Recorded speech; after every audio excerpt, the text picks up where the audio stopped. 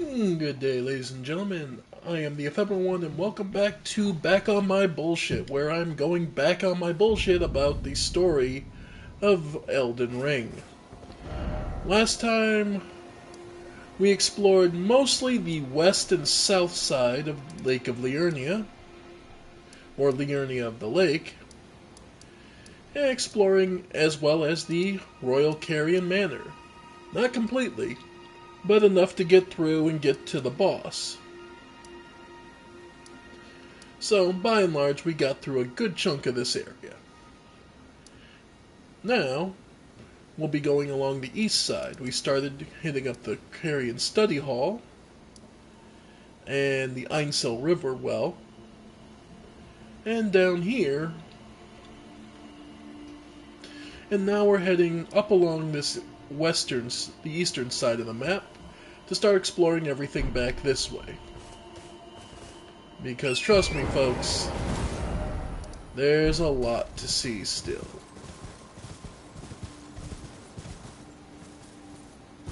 There's some guys exploring the... Oh. Yeah, some undead headed that way. And for these guys,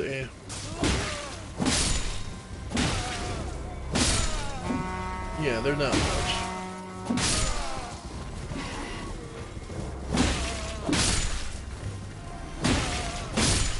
Yeah.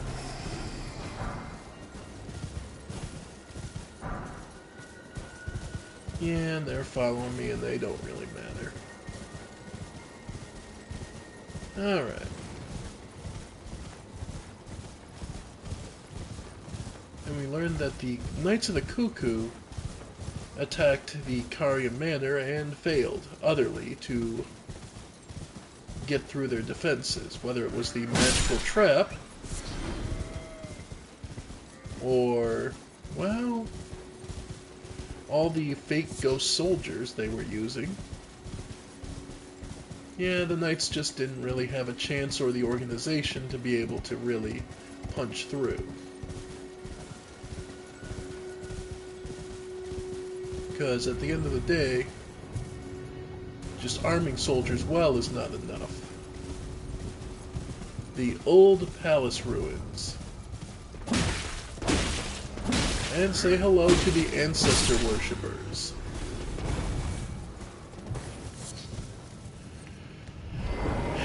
And you're going to say hello to one of the most annoying enemy types in the game.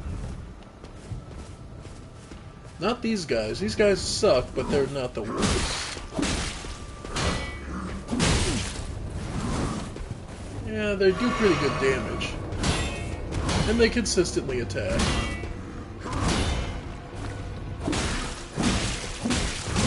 And they don't flinch too much. Yeah. So they can drain your stamina pretty good. Ow. Ow.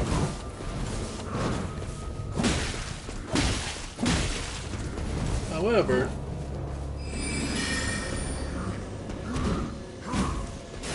they don't bother defending themselves, and honestly, magic is pretty good. Pretty much any magic is good at just slicing through. So that's not the issue here. If it was just these guys, it'd be rough, but it wouldn't be unmanageable. But then, it also wouldn't be a Souls game if it was that simple.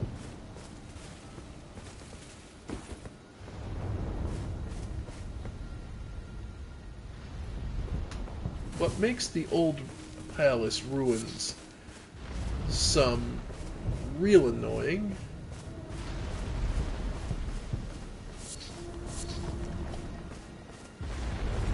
is the other enemies around.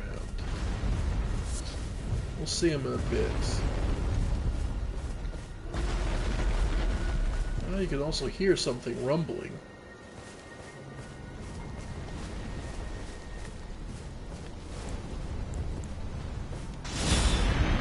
There it is. See that? That's an arrow.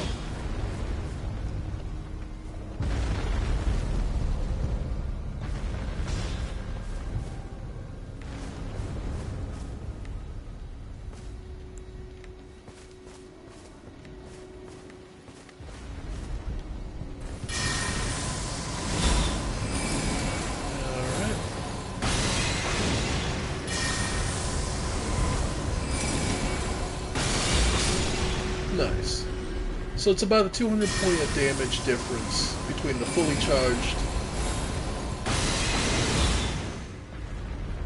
Alright. And yeah. Nice. Dwelling arrow.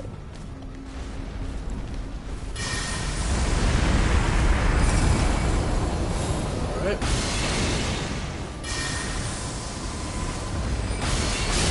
Ow. That kinda sucked, but that wasn't the worst. Well, you'll see. That's not the archer you needed to worry about. That is. That right there is either a one-shot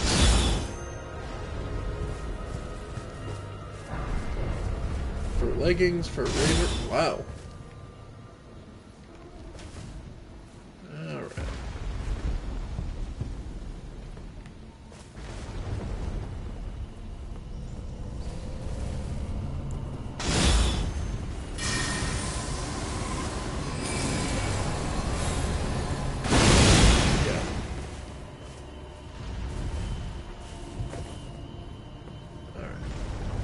Go.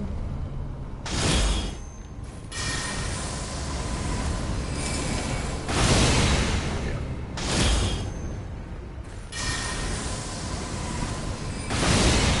Yeah. I'll get it. It's one of those cases of I'm waiting for him to go. Okay, now I go. And then I roll away.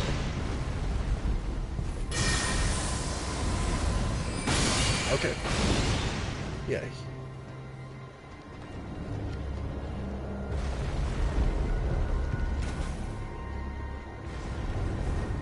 Yeah, these guys suck. There we go. That should be about all I need. Okay, that sniper's gone.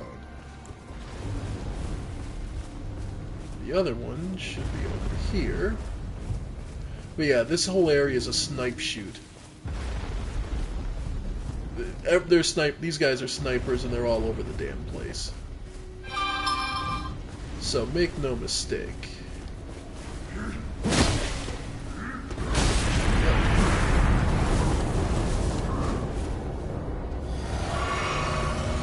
This can suck.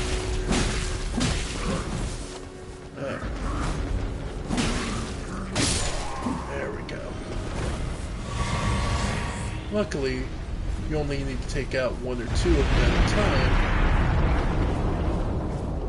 to be able to get through. And you'll see what's all that noise about, all the noise is about, pretty soon. So, let me just check that real quick. Yeah, it's nothing. Pretty sure.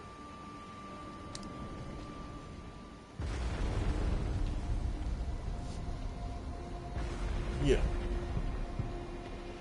Okay. So, here, let me do one other thing, make sure everything's going good.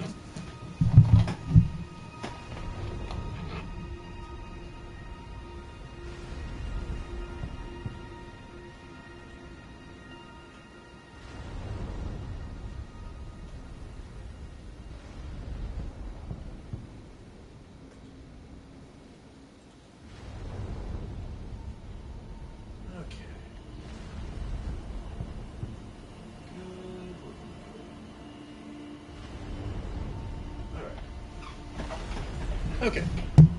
Had to make sure everything was streaming right. Just check the settings and all that. Okay. Now, this guy...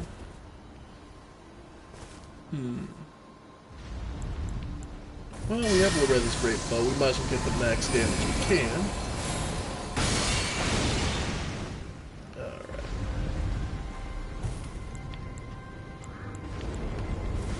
Yep.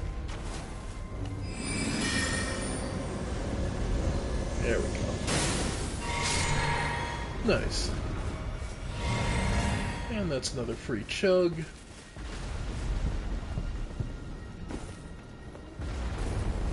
make no mistake, that wasn't the only sniper.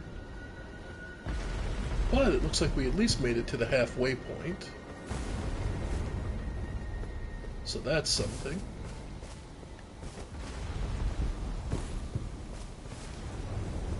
Now, do you think this is a head knocked off a statue, or is this statue just been here so long it got buried? I don't have an answer for that, but it is just one of those interesting things. Old codger, likely friend. Didn't expect head. Head, yeah. Pretty much. Well, these are old palace ruins.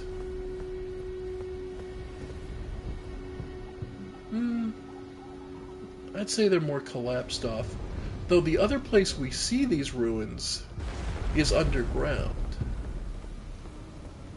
We'll go there later, but yeah, in one of the underground areas. In the underground areas, it's common enough to see these statues. Note that the statues have these tentacle-like limbs along the right side. And in this case, there's one clutching a tablet. And more specifically, Frenzy Flamestone.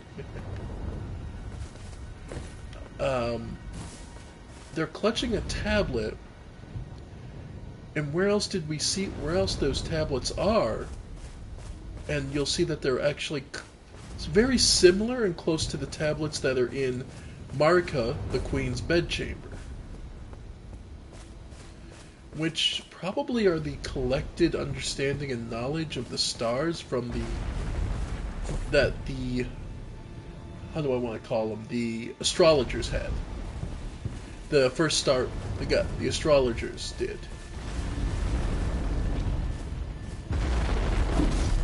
So, we're getting close.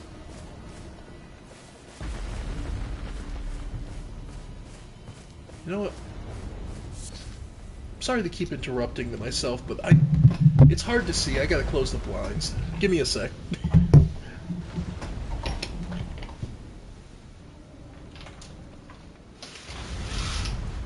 There. Much better. Much, much better. Okay. Now I can see better. Like I said, I don't have a studio, so I'm recording in just my apartment. A little studio. Well, it's a studio apartment at the very least. But yeah. Note that all these statues have tentacle arms clutching tablets. And this whole area is an old palace that has just been forgotten and lost.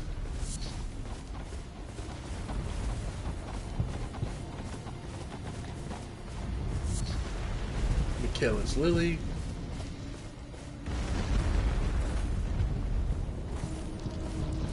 But yeah, all that crashing and noise, it's one of these walking mausoleums. Now, I believe popular theory holds that the bodies being held here are the demigods that were killed on the Night of Knives.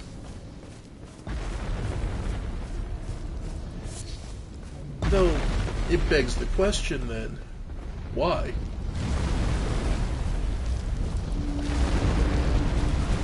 Why did they need to be held in mausoleums that move around?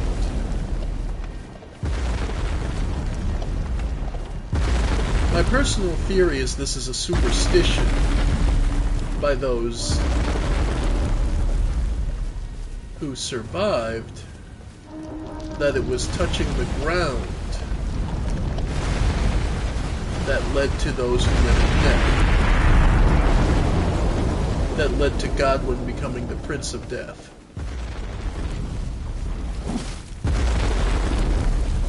So, they chose to create walking mausoleums to prevent them from ever coming in contact with Deathroot. That's at least a personal theory. That's just a superstition, and the gods have the freedom of power to let their own superstitions run wild. Hey Ollie, how's it going?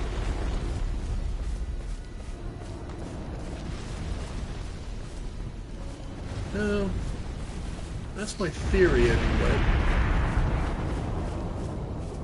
Because no matter how you look at it, that is expensive in any way and shape to have a walking mausoleum to hold a single corpse.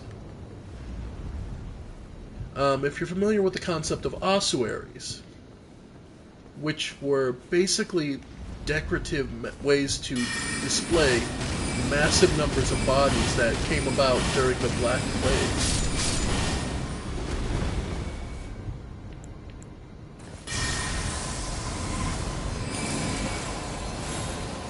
I mean, that's the kind of treatment you would expect for,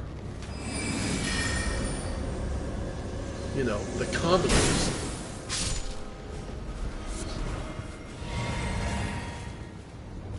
So to see something so luxurious, these bodies have to belong to fairly rich people.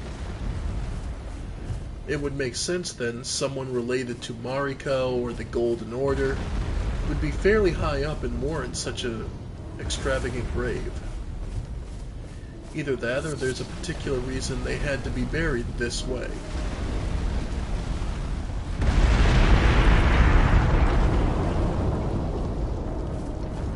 Oh, I'm fine. I'm challenging myself by going as far as I can before I kill any of the major demigods or any of the major players. So I can do a lot of research, I can do a lot of studying, and see what NPC interactions I can get before I reach there.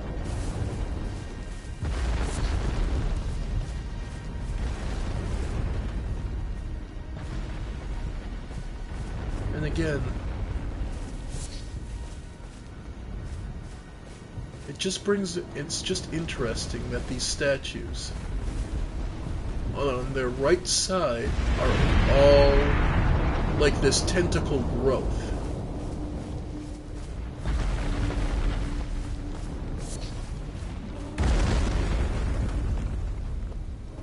Which would believe that there's some form of manipulation for those bodies.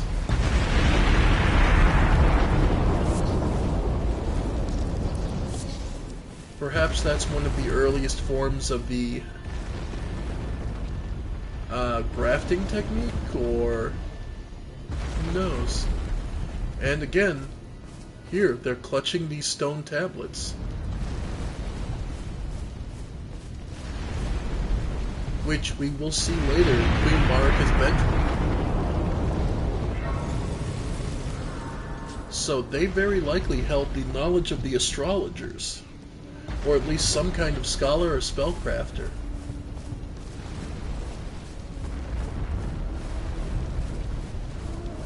So, and there's the jumper over there, and there's this one, another walking mausoleum. Oh no, this one jumps too.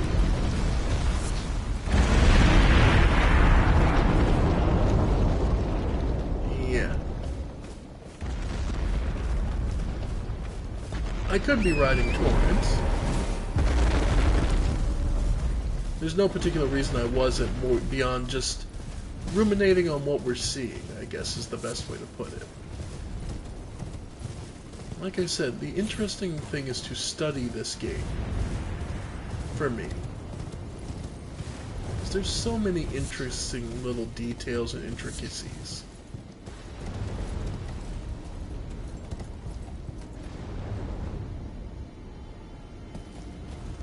Oop.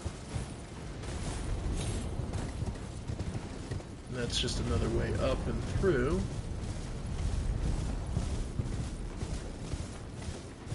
And this is just...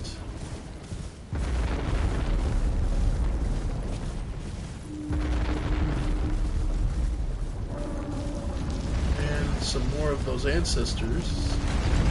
By the way, the equipment we got from them.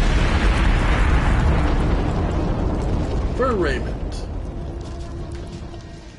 Raiment fashioned from bristly pelt, worn by ancestral follower warriors. The ancestral followers keep their distance from the Erd Tree, awaiting new buds. They are certain to sprout from the very flesh, and indeed their souls. And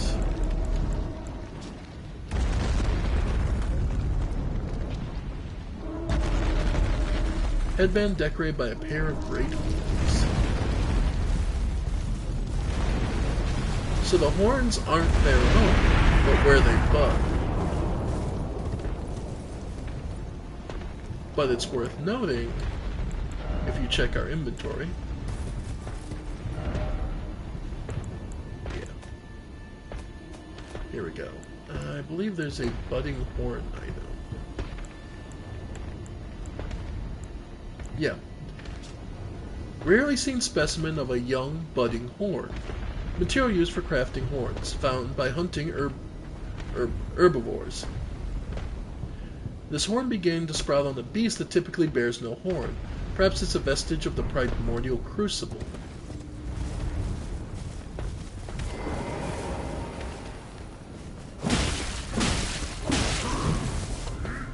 Yep.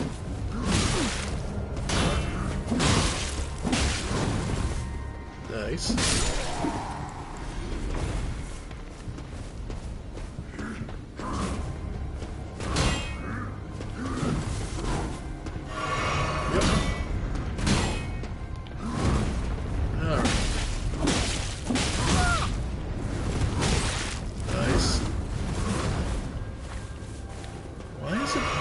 Yeah, just all of a sudden, it's starting to feel like this controller's kind of sluggish on me. Okay.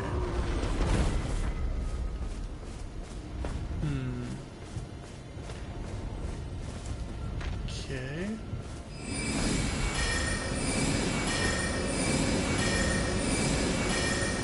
Do 4 shots. Nice.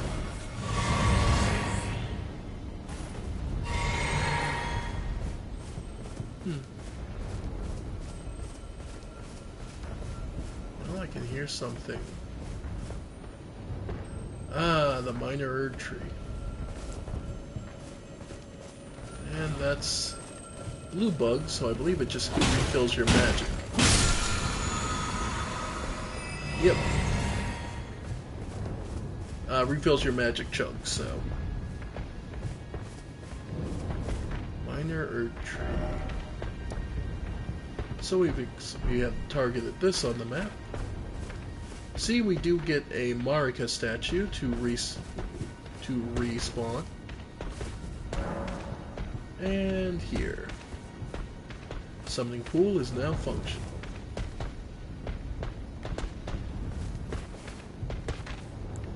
So, we'll summon Engball. Now a +2.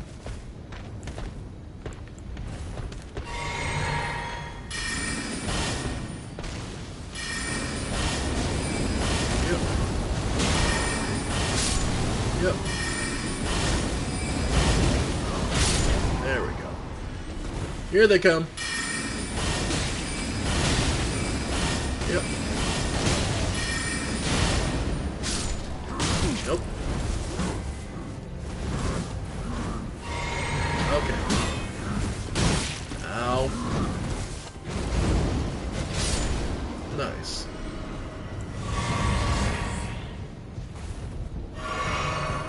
Alright. And we do have 2 blasts. Oh, sweet. Okay, well. Might as well use Loretta's great bow. Get as much damage right off the bat.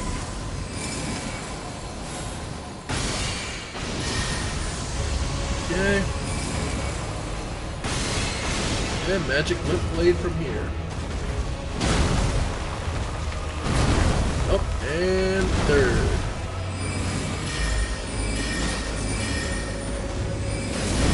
Nice.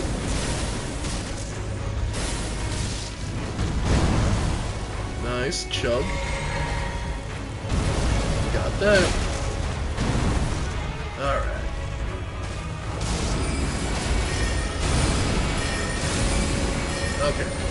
run. Oh, wow.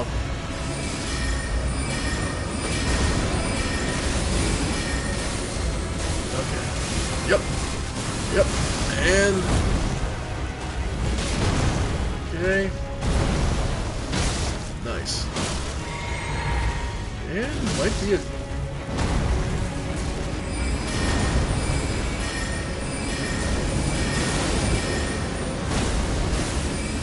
nice. And we got it. Took every last bit of my magic, but I got it. Magic shrouding cracked here. Lightning. Holy shrouding. Nice.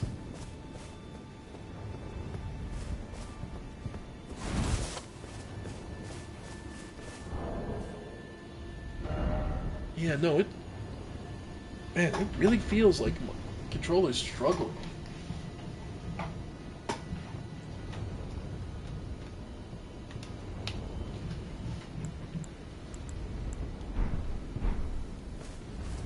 Isn't that funny? Huh. Okay. Either way. So now... by the way, dwelling arrows. Arrows in which spirits of small animals are thought to dwell. Deals magic damage, used by master hunters of the ancestral followers. So, yeah. They're holy arrows powered up by little spirits of animals.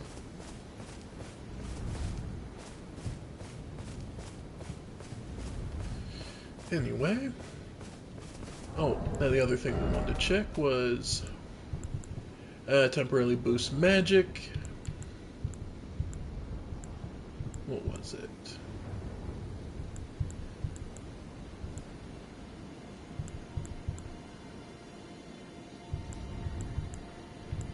Oh, spiked crack tier enhances charged attacks.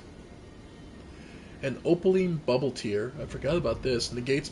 okay, yeah, we'll have to mix that in. Opaline basically gives you a free hit. Which, in some cases, is more than you could ever ask for. But yeah.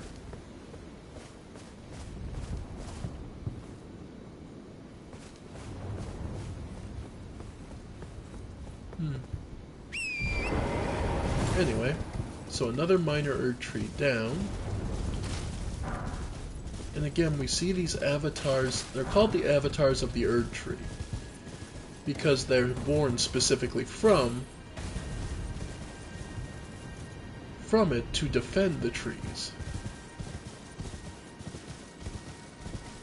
Which seems to be an actually specifically targeted ability that the Erd tree recognizes that it can be attacked and will defend itself in its spawn. Which speaks of a higher intelligence than one would expect from a tree.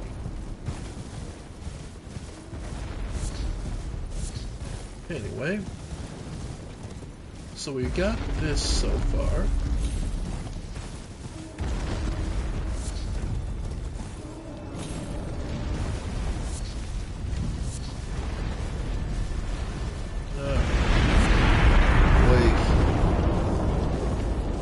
So we've seen everywhere around here, and then we can come up with this way, I believe.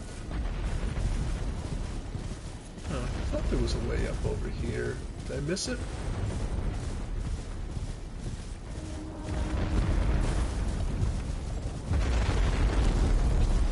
Huh. I thought there was a way back up this way. Is it just a solid cliff and you gotta go around? Okay.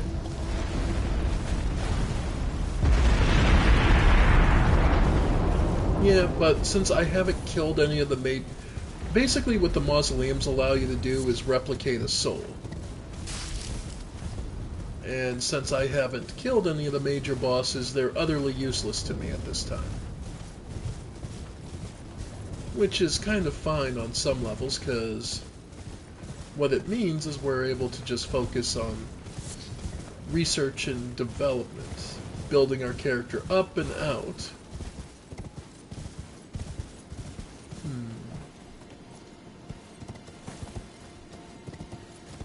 Let's see. Yeah. I think this is a way to go.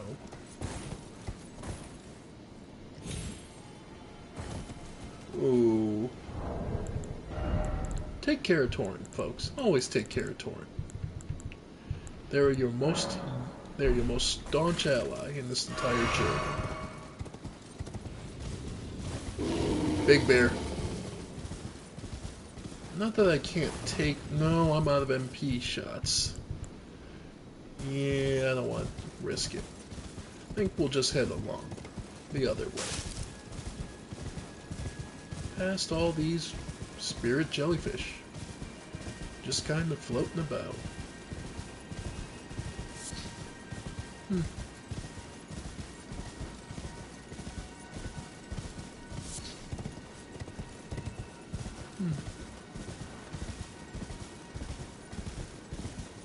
All over the place.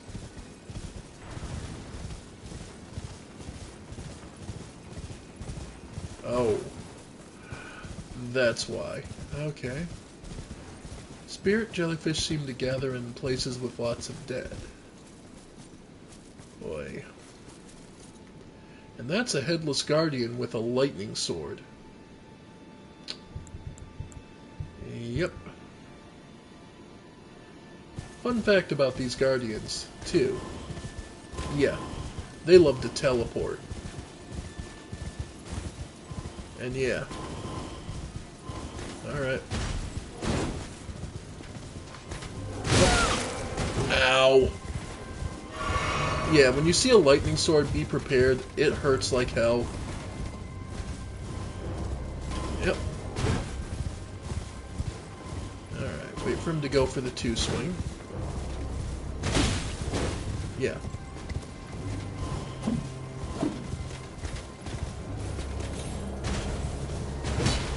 Yep. Okay. You can outmaneuver him. But it's still not simple.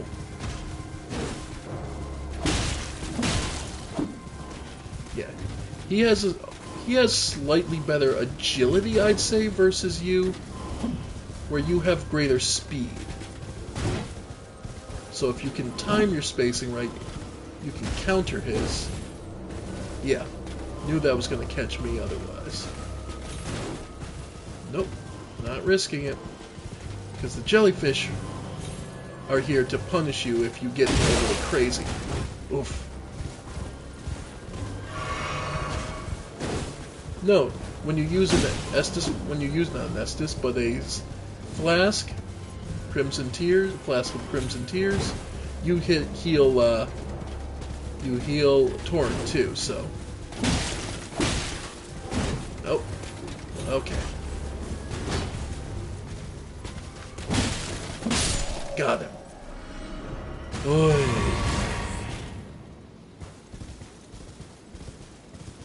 Yeah, those guys are rough. But this brings us to the Bellum Island and the Black Knife Catacombs.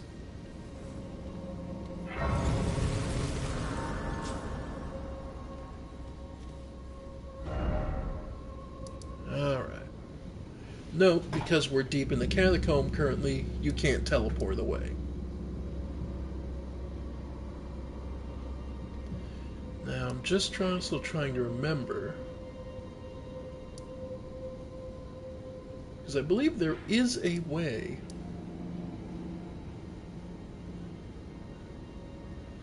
to get up on the upper side. I'm legitimately just trying to remember where. But we do have 20,000 souls, runes, sorry. So, let's level up. Alright, so we have enough intelligence to use Loretta's bow, so we're good for now. So for now, get some more HP.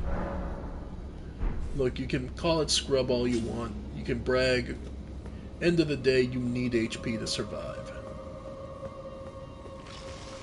Alright. As I've said before, in the catacombs underground, use a blunt weapon. Just use a hammer.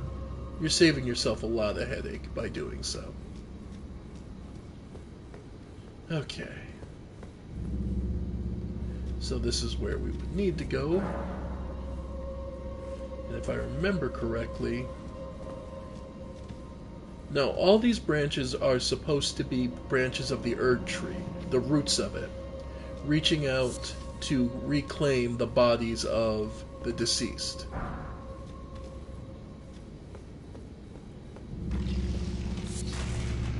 So, now, here's the first time we'll encounter this.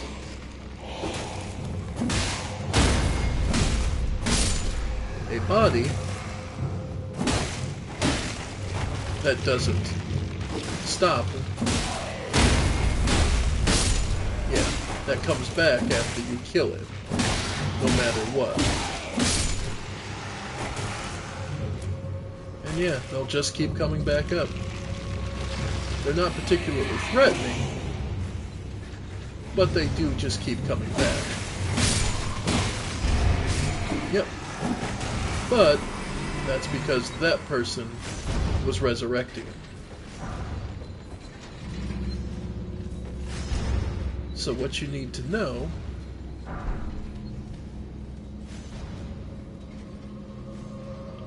is that that is a thing. Only other thing, I don't think... Well, let's try it. Will holy water stop that? Don't think it does, but it's worth a shot. Yeah, this would require a stone sword key, and there's an item in there. Yeah, what the hell.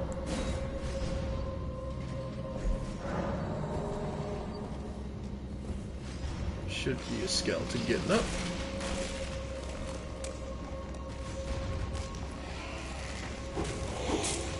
And boing. There we go. There we go. Heal up.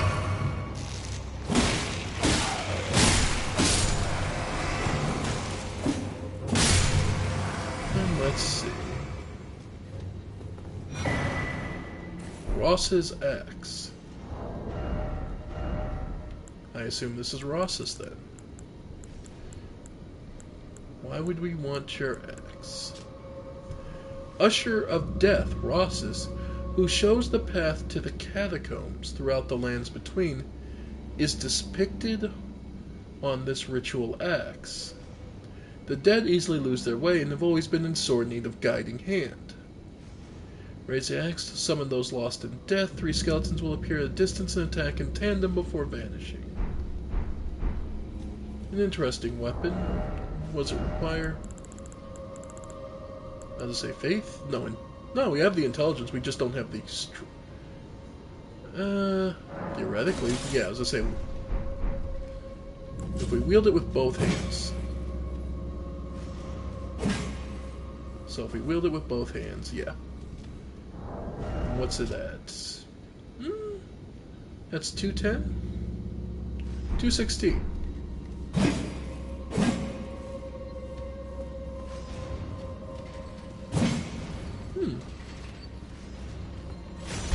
And it is, it's not strike damage, it's standard, so.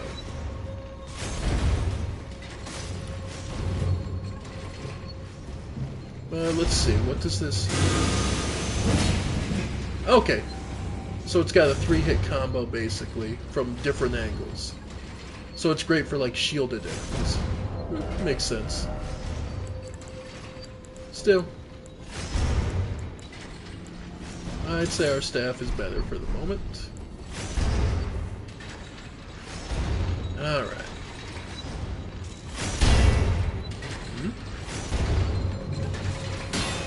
Oh, okay, the arrow. I'm like, what the hell hit me? Okay.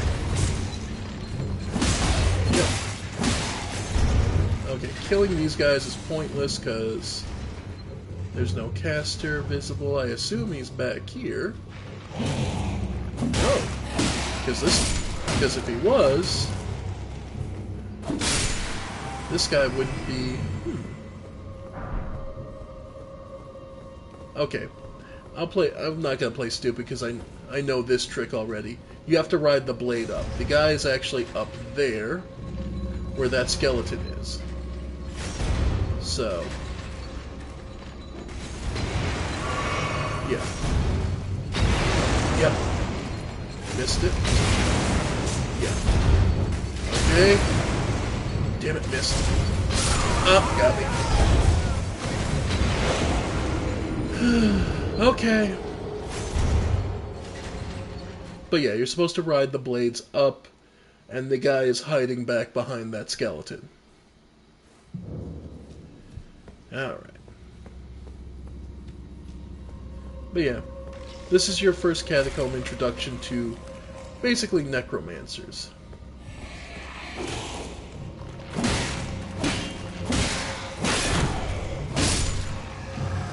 Again,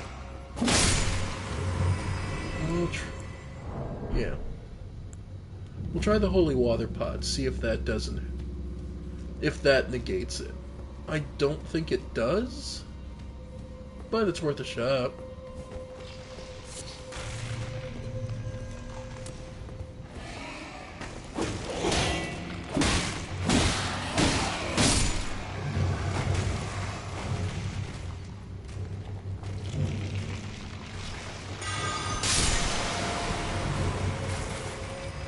Okay, yeah, it does. Okay.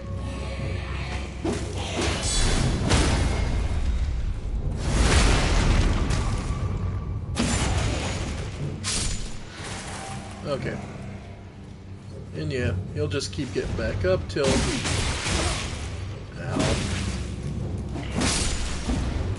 Okay. But yeah.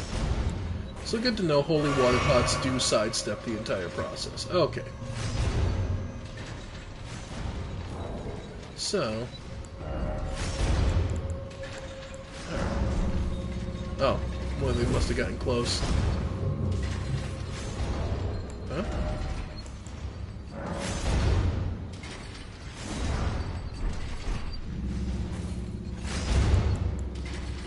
Alright.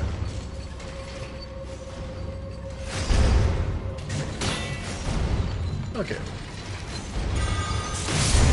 Got you.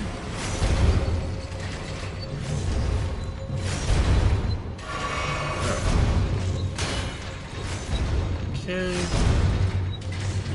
Should be able to drop and ride this one up. Ah.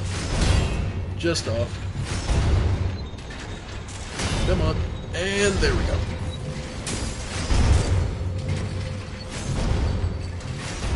Okay. Come on. Get up there.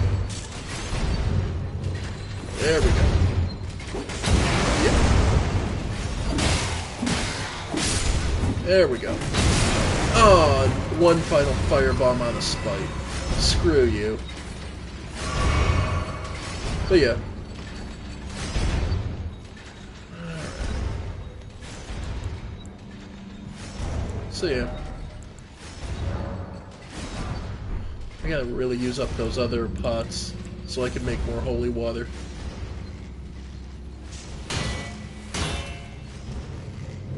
Alright, wait for it. Got that.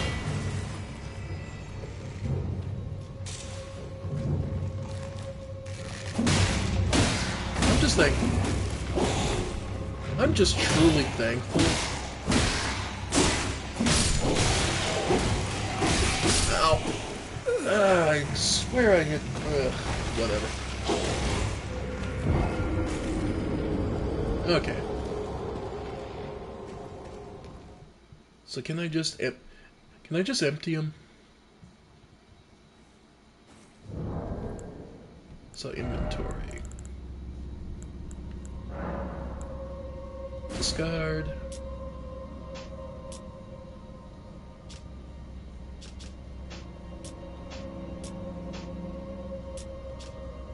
Alright.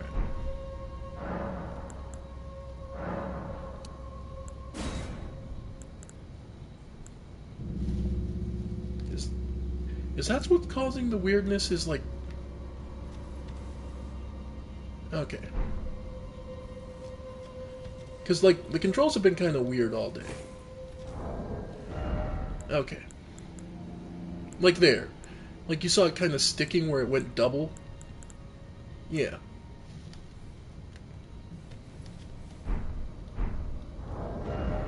Alright. Anyway. So now I should be able to make... Yep. Alright, so now we have 8 holy water pots. So that should make this whole process a little easier.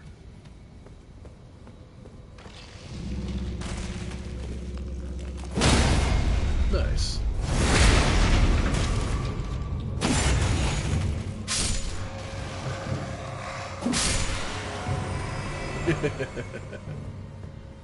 Okay. Yeah, this works. So, having holy water...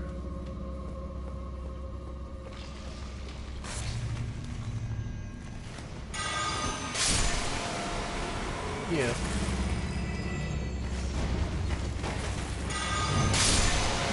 Just makes the whole process simpler.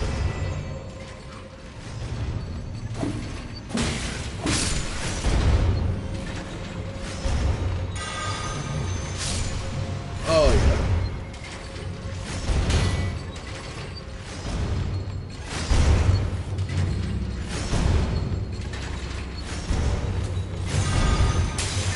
Oh. Love it. Okay. That drops down. Stand over here. There we go. I really hate that you get that last spite hit on me. Oh well.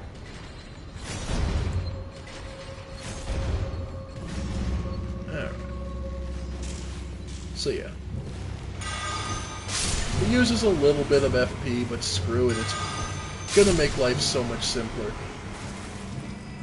Like, my gods.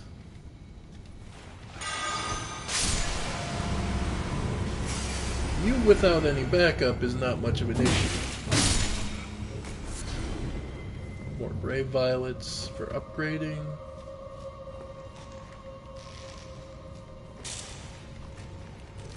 And naturally you have an ally sitting over there about to get up.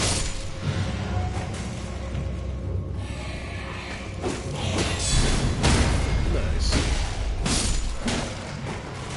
And by the time he gets back on his feet, I'll have finished off the other one, and then you're not a big deal. Sweet. Oh.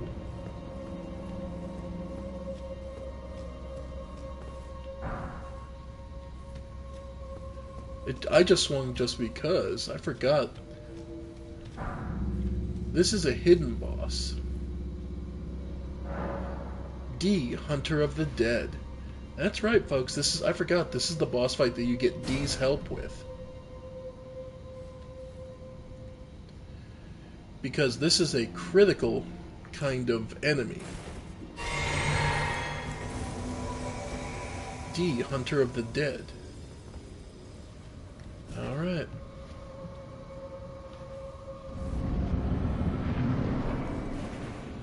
Alright. Yep. Because here we find a Black Knife Assassin. One of the women responsible for killing Godwin. Makes sense why. And it makes sense now why they be behind a hidden fake wall. Ah. Yeah. Goblin and D being one of the fundamentalists of the Golden Order would obviously be very interested in exacting revenge for their acts.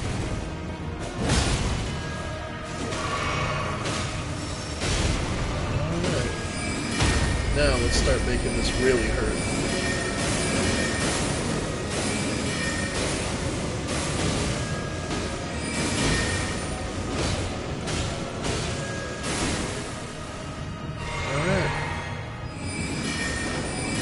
That should be enough damage. He's in relatively good condition, all things considered, so... I mean, they're fast, they're agile. But... you know, they're still a single person.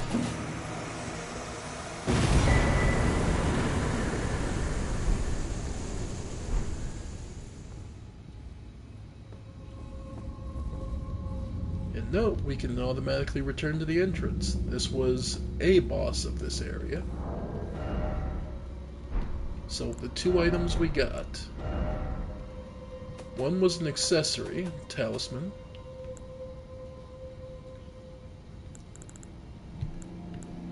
Critical hits restore FP, so when you stun them. This charm is modeled after the darkly gleaming blades used in the Night of the Black Knives, those which gave the demigods their first taste of death. So yeah, the other one...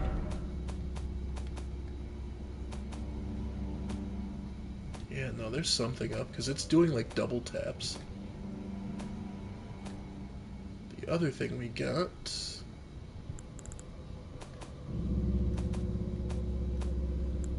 Black knife print. One on the Night of the Black Knives, someone stole a fragment of a death from Malekith, the Black Blade, and imbued its power onto the assassin's daggers. This marks evidence of the ritual and hides the truth of the conspiracy. So this isn't the Catacombs boss. This was an optional one I stumbled into. You get told about them later, but...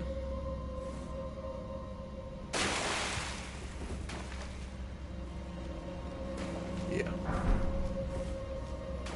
And this was how you get to open the boss.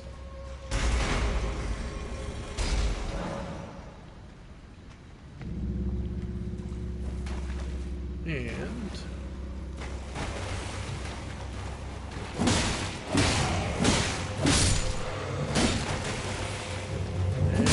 finish him. But yeah. So we've got that. We got... yeah, we got some runes for it. Not a whole hell of a lot.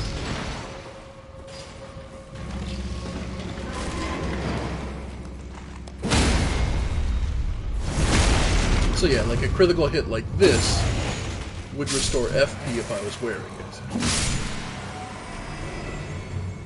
Which, if you're in the certain areas to get that, yeah, it can be quite useful. By the way, there's just giant crabs down here. I don't bother. Just go. Yep. Oh, damn it. Yeah, I was hoping to be able to just get away. Though, this does give us a shot that there is something about those crabs that they themselves don't notice, which is the fact that they're dead. Like, you saw that open, gaping hole. Most of the crabs, and in fact, a good chunk of everything here in the lands between is dead.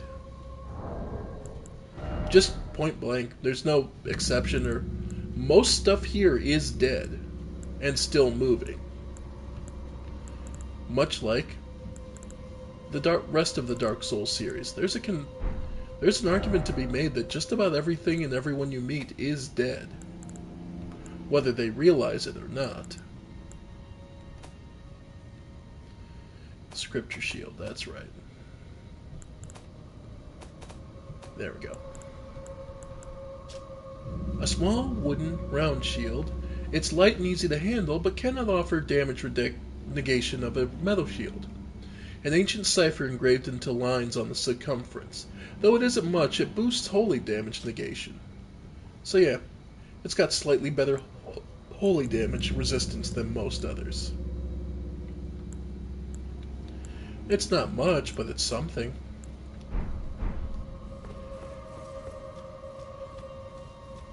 Now the question is, did someone do that to protect the skeletons from the holy hunters?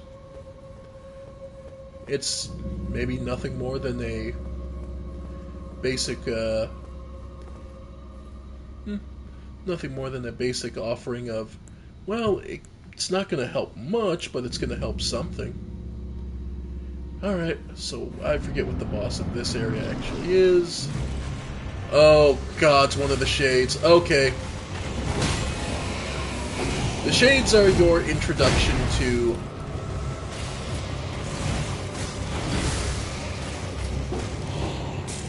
enemies that have like a frenzy attack. Yep. Yeah. Traditional knowledge in the Dark Souls series would tell you that is a nightmare to deal with. And they're not wrong. Because that frenzy, that blind flailing towards you, is a pain in the neck. Alright.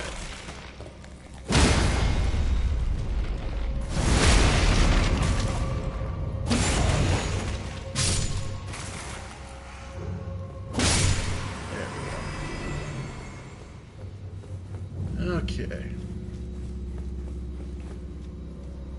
So, we'll try again. This is not one of those... The shades... These shades are one of the interesting enemies that kind of just are here. Alright. Note the way they're built.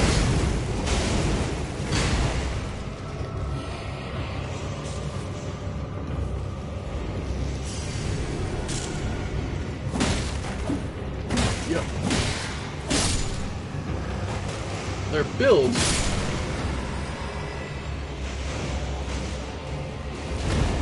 yeah. Oh. Nice.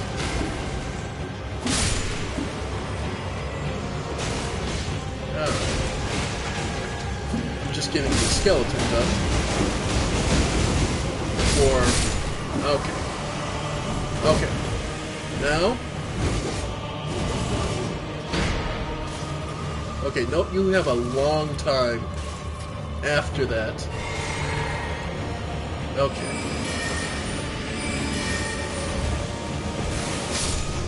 Okay. Whew, I was hoping to... Half the time they teleport away.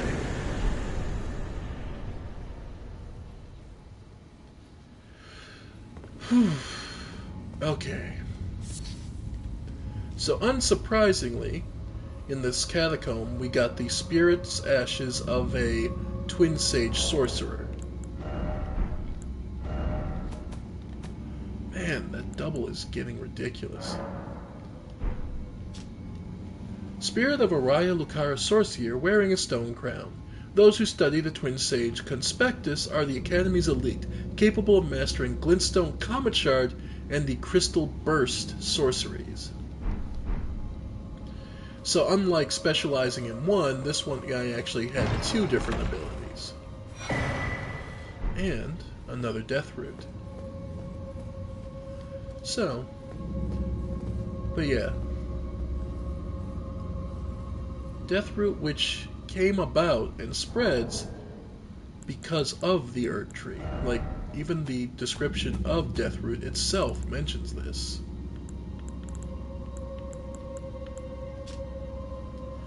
On the first night of the dire plot of the stolen Rune of Death enabled the first death of a demigod.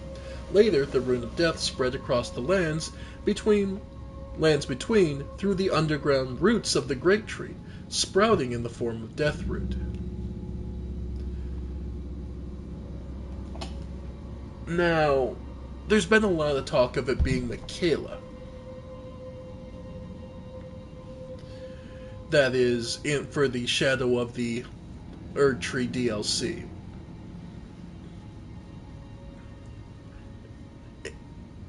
I will point out, take a look at Deathroot. Doesn't it resemble Michaela, if that's to believe, to be Michaela's arm that's sprouting through the egg that Moog has? Take a look at the way this looks. There's no crease in it, but it represents the egg. Even the roots sprouting from it look somewhat like the collarbone, the hip bone that A put it in. Just saying, there's certain motifs going on in the game, and we'll have to see where they all come. Oh yay, you respawn. Okay, but we can teleport out of here. Let's see, where do we want to go? So yeah, we have, you know what? Let's give Garank some, let's give Garank some Deathroot. This Bestial Sanctum.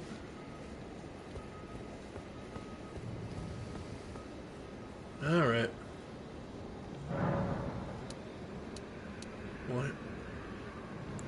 We'll hand over fork. Strange. There's something else. But the death yet quenches. Bring more. So we got Beast's Roar, Beast Vitality, Sling, the Clawmark Seal, and the Beast Eye. I believe the Beast Eye just quivers when you're near one of the places that gives you. Yeah, it trembles near Deathroot, the murky violet iris rises if alive. I am not sated, feed me more death. More. Feed. So I assume it's his own eye.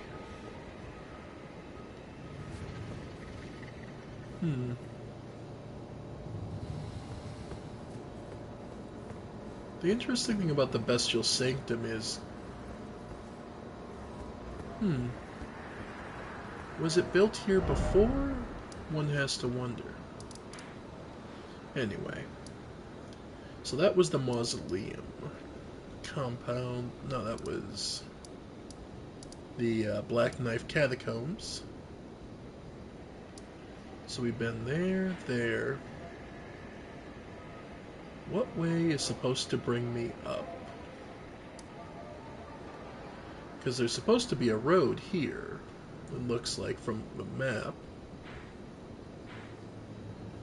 But doesn't look like there's any way.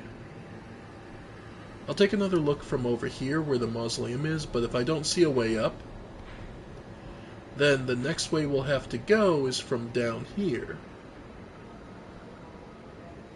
Just trying to remember, because there is a way up here. Somewhere. Probably here. If I'm not mistaken, it's here. But we'll see. So I'll take a quick look here. See if I see a path up to the top. If I don't, then we'll take the other way around. Okay. So this comes up.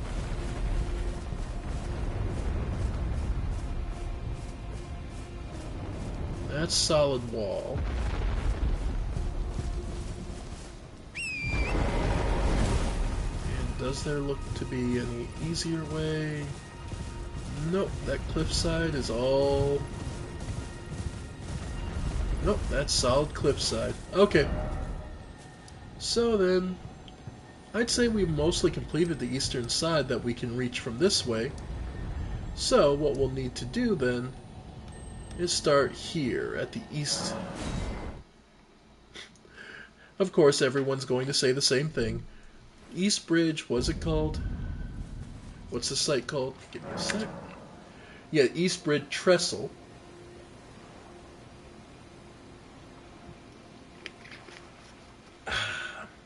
But naturally, everyone's going to say, East bred testicle! Ha ha ha ha. Add flask. Increase the amount. Okay. Allocate charges. I think 4. 5 to 2. Yeah. I think we're good. Next one's gonna go to. I want to have at least half. Let's see. Memorize spells. Oh, that's right. One of the ones. Okay. So Glintstone Arc is good. Okay. So the longbow is definitely good. I'm gonna say Frozen Armament. Well, problem is Frozen Armament, yeah, only is supposed to enchant the right hand, and I can't really justify that. So, at this point, yeah, no. Those 3 are pretty much the good ones. Magic Glint Blade, Glint Arcstone, and Loretta's Great Bow. I'd say those are about our best shots for the moment.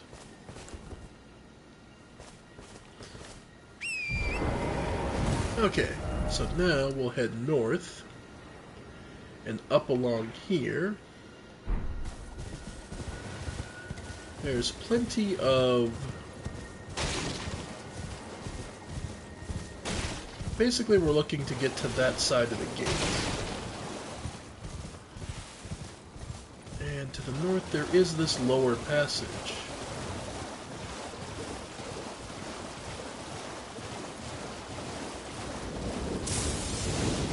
Yeah. Steer clear of those, it's just Fulgur Blooms. There's no actual enemy there. It's just a pain to deal with. So, Fulgur Blooms that are in the water, especially because they cover an area. Oh. Well, some sorcerer was camped out here at some point. All he's left is a lump of flesh. Well, wonder if it was the Albinarchs who got him, or wonder what else.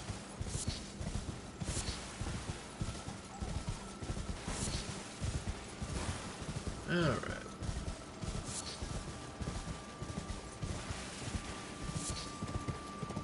Not too much more to see. And yeah. But there is a path up here. And we're gonna come across something... We're gonna come across something kinda awkward. You saw it there for a moment. Yep. Giant squirts!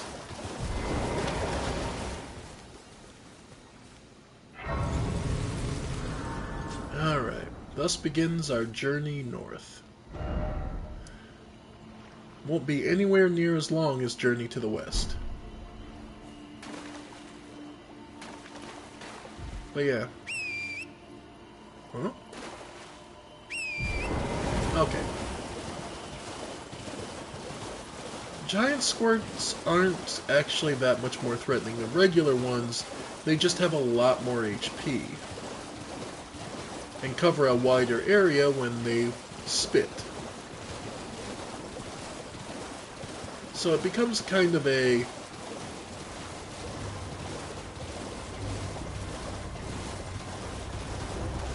like, there's danger, but only as much as you allow yourself.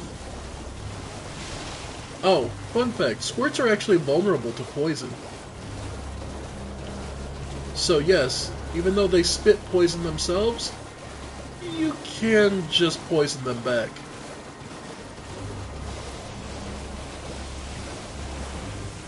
It's really one of those awkward little funny things. But it's not really worth it. I'm perfectly honest, you just ride past them. Squirts are pretty... unless there's something specific you want or need, just ride past them. And another Knight of the Cuckoo.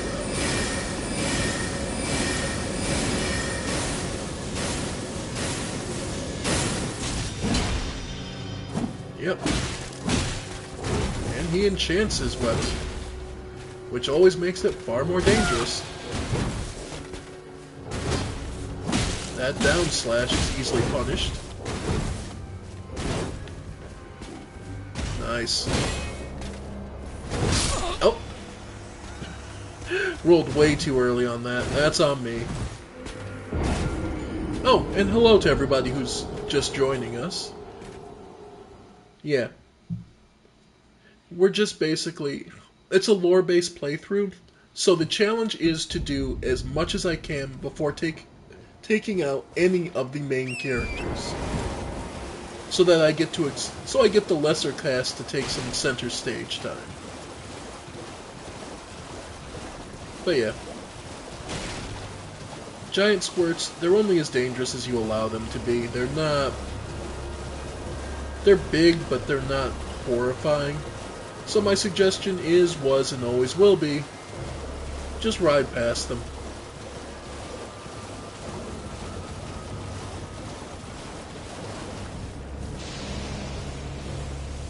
Alright. Going to get my runes back. How much do I honestly care about killing this guy? Not especially.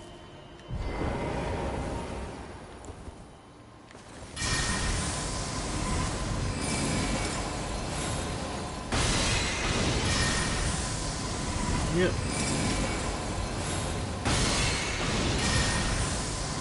I don't know. I mean, he's a magic knight, so of course he's not going to take much. I'm just checking. Can you... Yeah, you can cast Loretta's Great Bow from horseback. Alright. Goes for the thrust. Yep. Yeah. Big long great sword like that, being able to one-hand it. Oh, wow! Huh.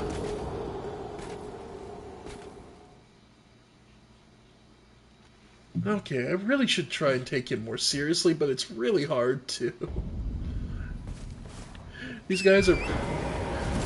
I'm sorry, I know I keep dying to a chump, and it's mostly just me not dedicating any real mental effort to him. He's... I guess I really should start focusing on my physical stats more.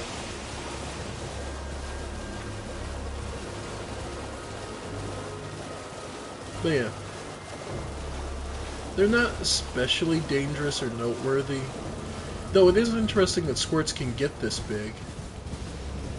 Which does beg the question, the hell does squirts eat? Like, I'm legitimately not sure.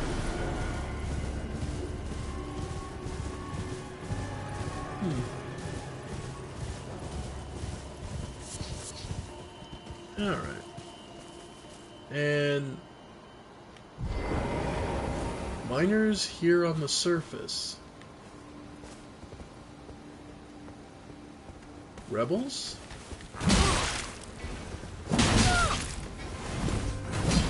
Okay.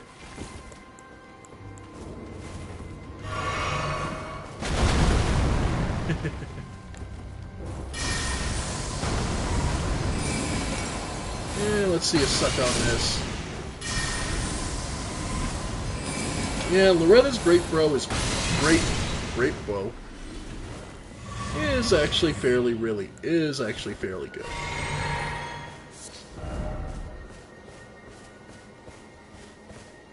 Oh, you could throw a firebomb and blow those up too. Oh boy. I was trying out Scars Above, a new game that came out recently. I'll put it this way, it's about a good $30 game. Problem is, it's about $40. It's not great. I may play it sometime later just to show it off. Ah. But a merchant. What do you need? I don't want any trouble. Won't get none for me. So he's got a composite bow. Nice. Bow composite of a mix of materials, demands high attributes, and is tricky to wield, but is a fearsome tool when mastered. Nomadic Warrior's Cookbook gets us the Bone Great Arrow, Fletched, and Ballista Bolt. Temporarily boosts your resistances. Cured white meat is usually fairly decent. I don't really need them, but might as well for completion's sake. FP to charm pierced enemy and turn them against enemies. Nothing major at the moment. All done? Well, be on your way then. Yep. Nothing more to say to us, I take it. Well then, we'll do as he asks and be on our way. Brings us to the Bellum Church.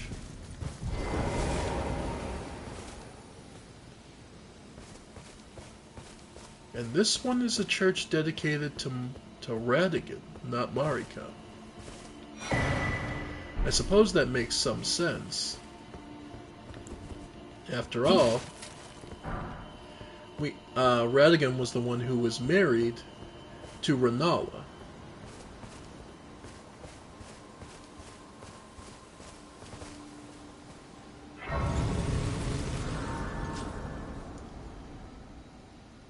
Okay. And here's, again, interesting bits. The guidance. Where is it aiming us? Because once we entered the manor, it vanished. But even then, once we were outside of the manor, there's no direction. It just wanted us to the manor. Then, here, you would think it would be pointing us back towards Raya Lucaria. After all, that's where we would need to go for the next major story beat. Only, no. Where it's directing us is further north. Towards the gate. Well, we were headed that way anyway.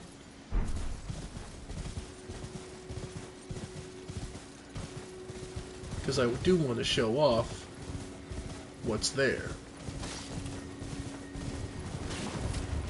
First off, lots of artillery. Lots and lots of artillery. Then, more of these soldiers, the Cuckoo soldiers. A Cuckoo Knight. And even a giant's head.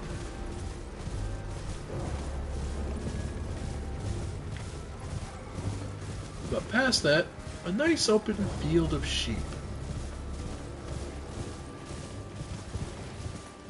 But yeah. Here we go. Dragon Womb Grease. Kind of an odd item to have here of all places, but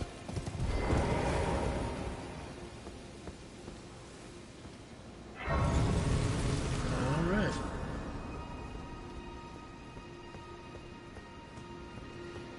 So, what does the ghost have to say? Another path leading back to the foot of the Erd Tree, an ancient tunnel. Yeah, there's two ways to get to the Atlas Plateau.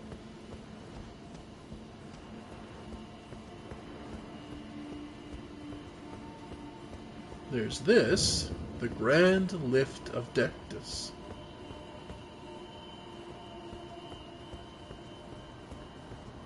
But we don't have what we need.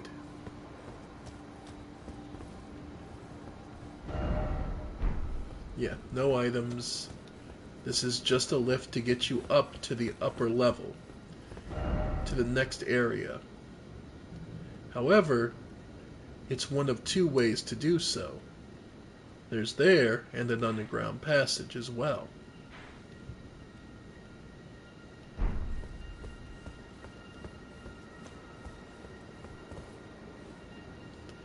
again, we see roots of the Erd tree. Just spreading and crawling over everything. As if it's trying to slowly consume everything, both living, dead, and otherwise. And for what purpose does this tree have so much greed? But for now...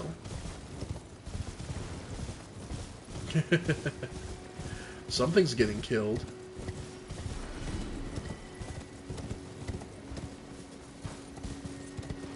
Alright. Well, we know about...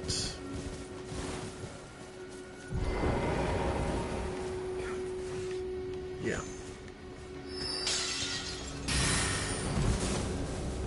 There we go. Nice.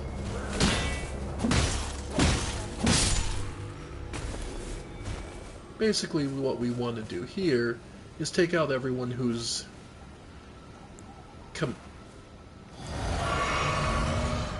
basically everyone who's dealing with those nice.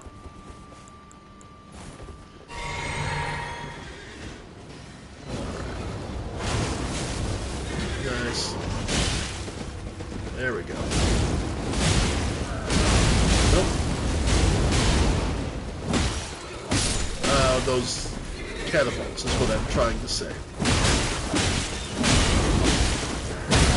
Nice.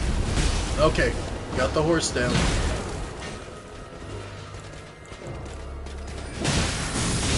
Yep. Okay.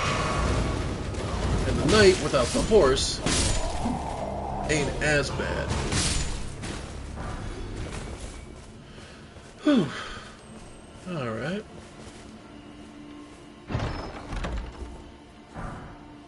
The Great Mace. A bigger version of what we have.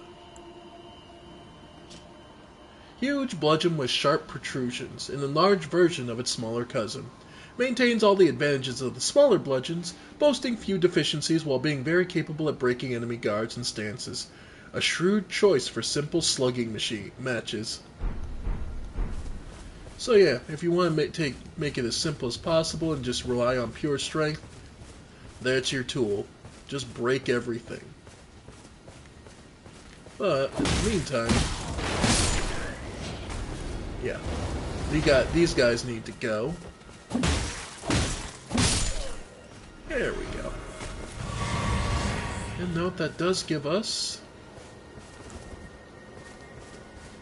an advantage. So one of them gone. So now let's see about taking out the other knight. Alright. No, it looks like we can sneak past, so we'll do just that. Yeah. And then, note these giants said, the real weakness is that person sitting there riding it. However, that thing is fairly fast and, well, it charges you like a bull, so be aware. Alright. Yep. Before he gets to call on you of his buddies. Alright. Get rid of the grunts. Okay. Well, I have Engball here by my side, so this'll at least help. And when Engball gets... Alright. There we go. Engball distracted. Yep. Nice.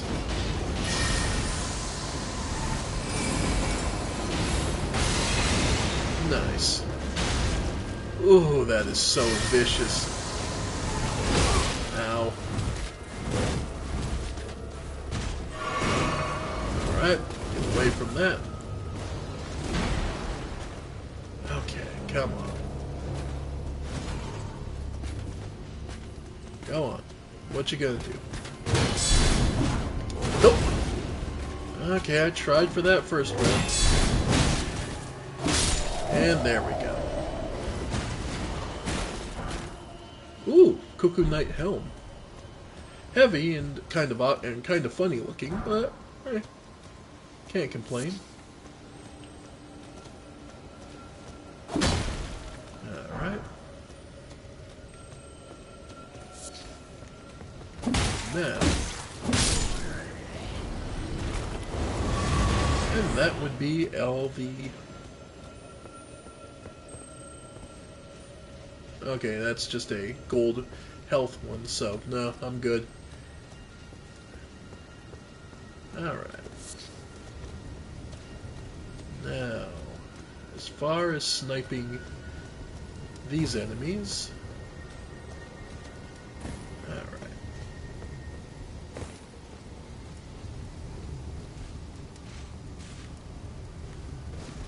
Can I get... Oh! Like, I was thinking, like, where did the knight go? Yep. Yep. Now. Yeah. Oh! Nope! Nope! The giant's here! Giant head's here! This sucks. Fuck!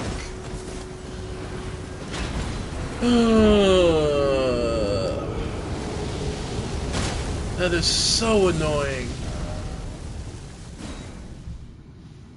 Oh, that is so annoying.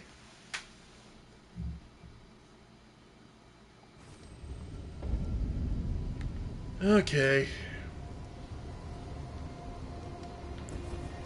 Well, let's get Engball back out.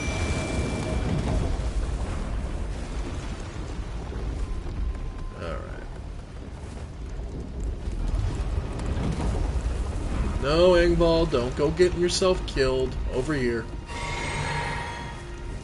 Okay. Let's do this. Fine, we'll get the friggin' head out of the way first. Over here. Yeah, because the weakness is it's in the back. The downside is those hooks mean you take damage. But man, yeah.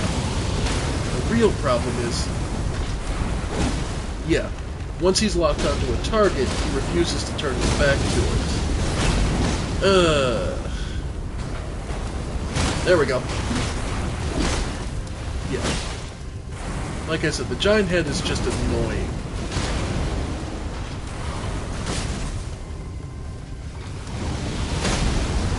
There we go. Thankfully, you can stun the guy in the back.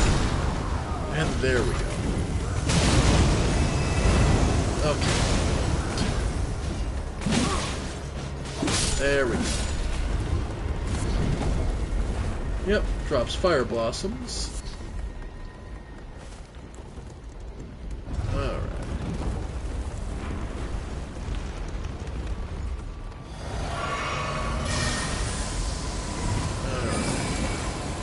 Because you can't block.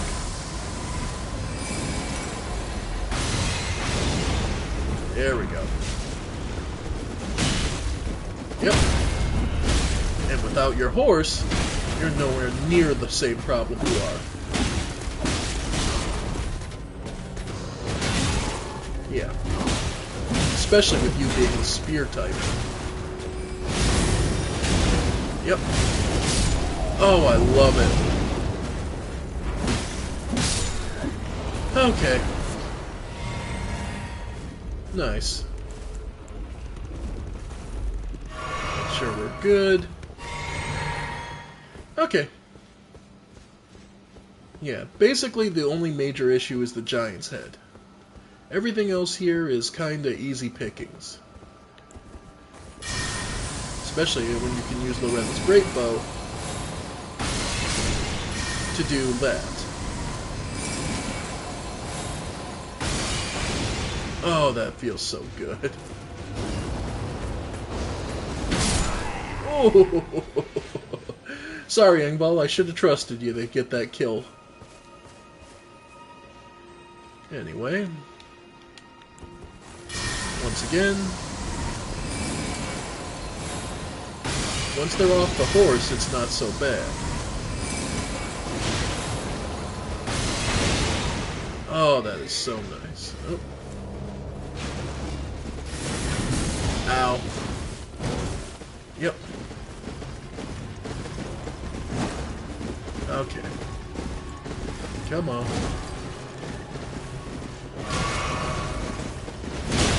There it is. Yep.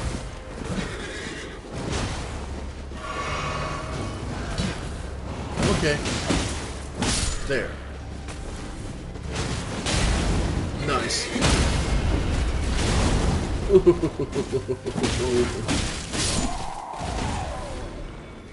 Alright.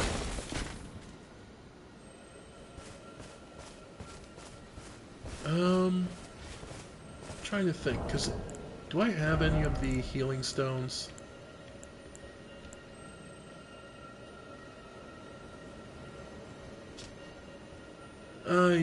Warm continue restoring HP of those who host the Frenzy Flame.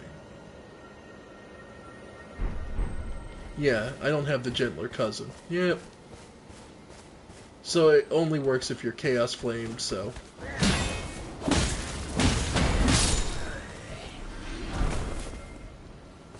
There we go. And at the very least, this allows us to basically... Because I'm effectively doing this to check the Warp's Monument that's leading up to this. Because if you haven't noticed, those things tend to be traps.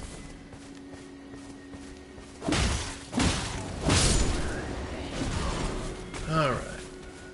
I'm just doing this to check the war monument that we passed on the way in, believe it or not, folks. That is entirely my motivation. And it's just kind of funny that it's like that. Oh, that sucks for you, buddy.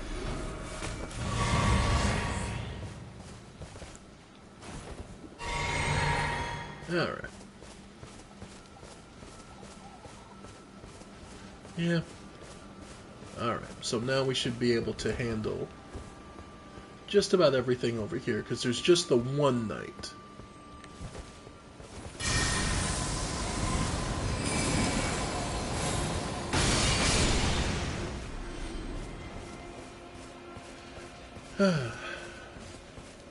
Yeah, he's starting to fade, but not quite yet. Might as well use him to the bitter end.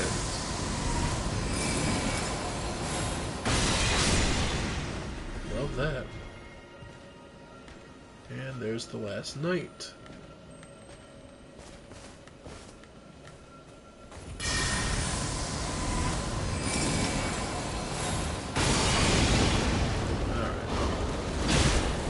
Oof. Oh, that is nice. Oh, that is nice. Yep, there we go.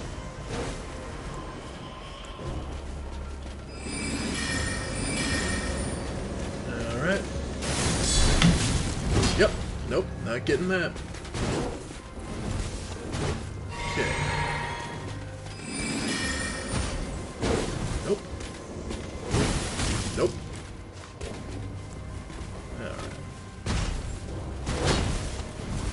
Nah. Okay. Yeah. There. That step in is... You have to get the right swing for him to get that step in to work, because he does just have a straight range advantage on you. There's no way around that. More Cuckoo Glimmer. And finally, the last guy manning the frigging post. So there. After all that's said and done, now we can check the memorial. That is literally, I did this all just to be able to check that sword memorial. for the grand lift of Dectus. Huh.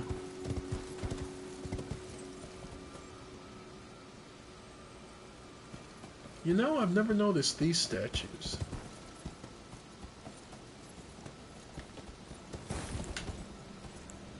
Literally. Oh. Might as well get you out of my problems.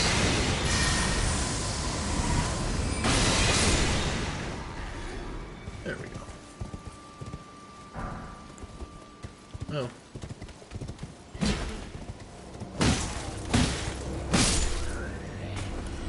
Anyway.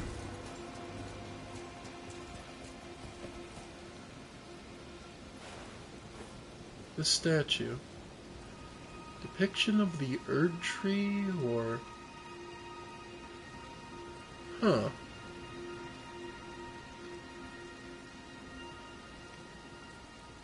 Funny. The face looks... I wish I could get a better angle, but... The face looks, to me... elderly. Like those creases are either like a motif or they're wrinkles indicating age. You know, it'd have to be because the arms are wrinkled as well. So this person is either aged or decaying and is being slowly consumed or taken into the tree, into a tree.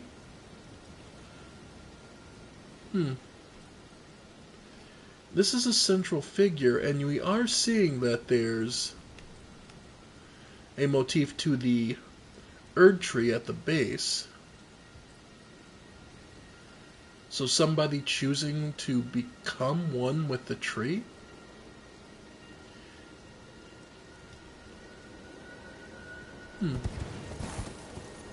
There's not really enough context to this.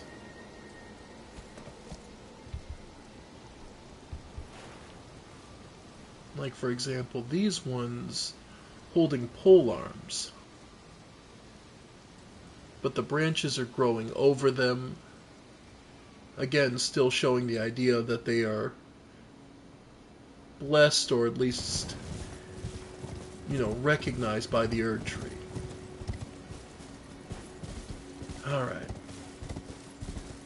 Now, after all that, let's get to what we came here for, which is this.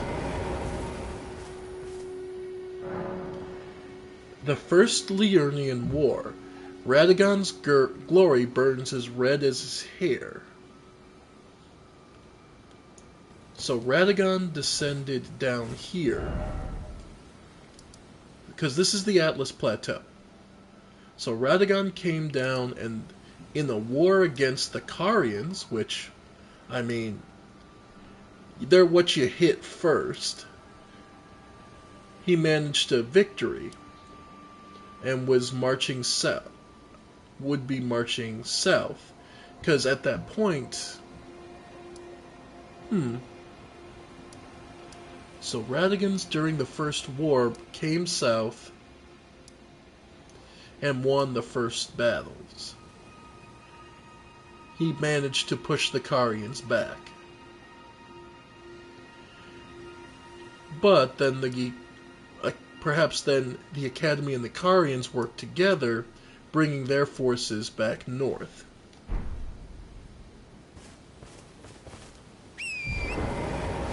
And that's when Radagon, seeing that he couldn't win against their sorcery, decided to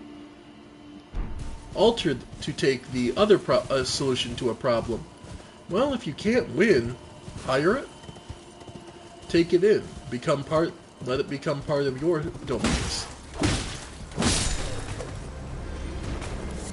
It's one of the more common solutions. If you look in history, if you can't beat them, hire them. Money goes a long way. So yeah. Now this road at one point was a single continuous thing, but then a big chunk of the the flying capital of Fazula came crashing down. Because the road rocks pavement is there. So Fazula basically came down after this path was... So what we can tell is that that means that the path was already existed and was then just being, you know, got crushed by all these shards of it.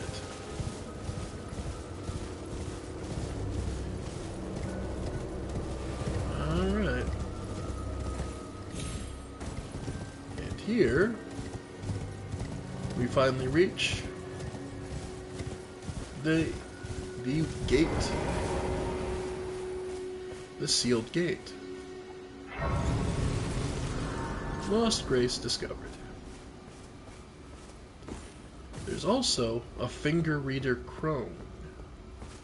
These are your general guideposts. They give you a list of, basically, they give you an idea of what you would be looking for. You, please, I can read them.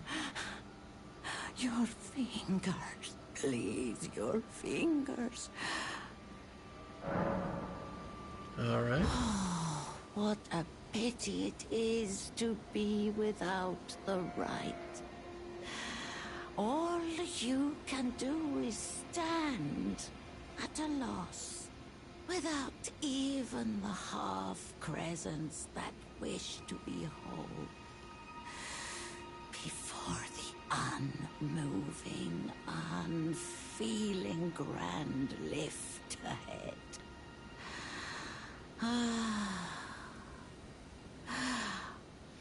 Or are you planning to throw yourself to the waters? To find the coward's passage through the dim cavern?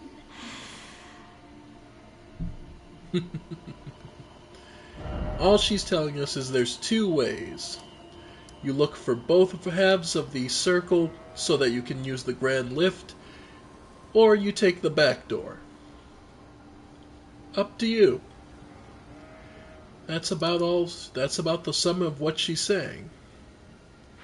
However, note that there's this whole chunk over here we haven't explored. That's where we're actually heading next. Though, pain and suffering await us.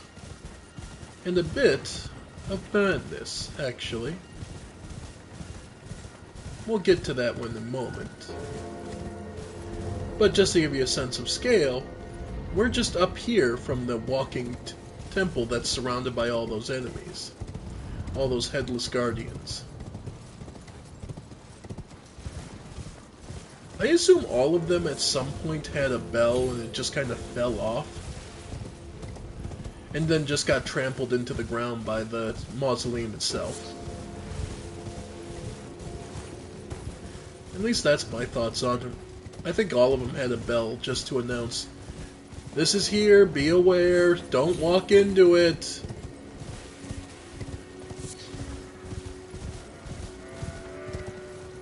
At least that's my theory. Anyway. More foot soldiers. Oh, wow. I don't think I've ever taken that full force before. Man, that does more damage than you expect. Like these guys, no.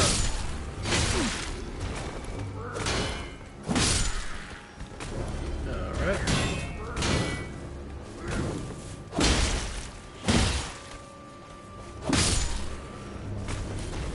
Alright.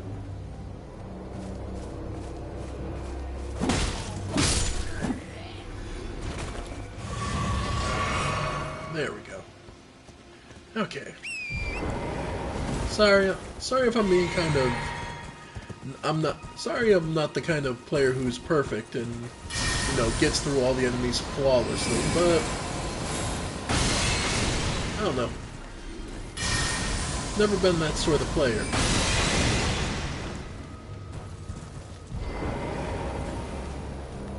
I'll tank hits. Yep, foot soldier helm. Alright.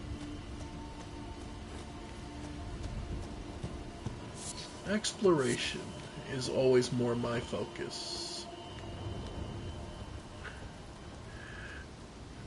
Alright. Here we go. Let's see. You know what? Yep. Yeah, I think I'm gonna start using... I'm gonna rely on Gravitas to throw this guy off balance. Yep. There we go. And Wally's back. Yeah, get my stamina up. Okay. Yep. Nice. Oh! Huh? Okay, I'm not gonna say I call bullshit, but I'm not entirely sure how I rolled too late for that. Because I was fairly certain I was in the roll animation. Oh well. It is what it is.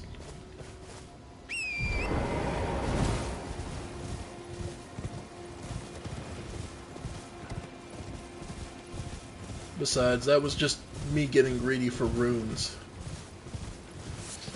That's about the sum total of that. Just getting greedy for runes because I want to be as strong as possible for what lies ahead.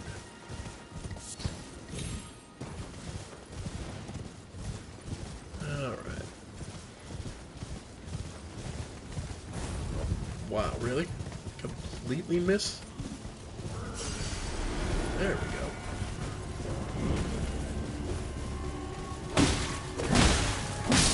There we go.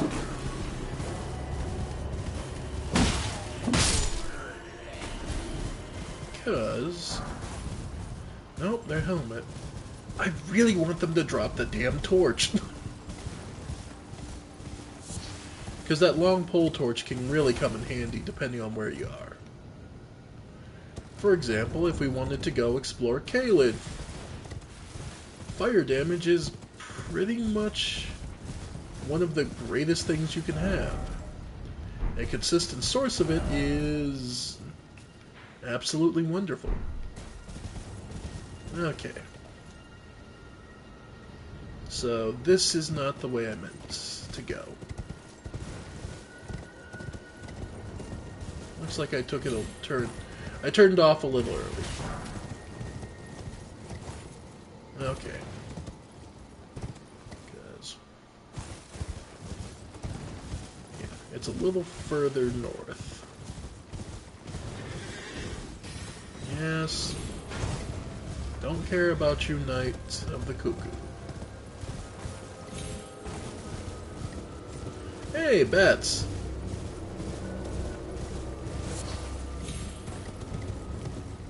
I wonder if... it's interesting, because the bats are obviously sentient, or at least the older ones are.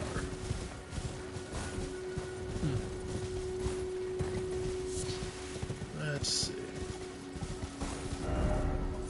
Yeah, we should be good here. Okay. Yeah. Here we go. Because now we're going to confront something annoying.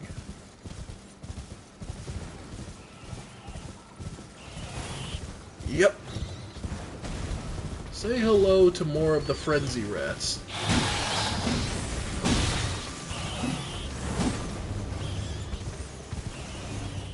Yeah. Yeah, it's just gonna be easier. Let's just go like this. Nope. Not getting caught in that. Alright.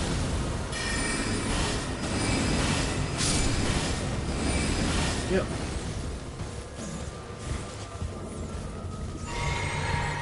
Alright.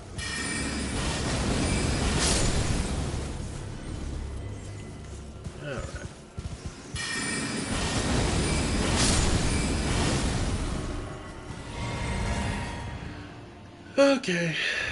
Let me check real quick. What am I looking at? Explanation. Immunity. Which one is it? Resistance to various poisons and rot. Blood loss and frostbite. Yeah, sleep and there it is. Okay, focus. Do I have anything else that increases focus?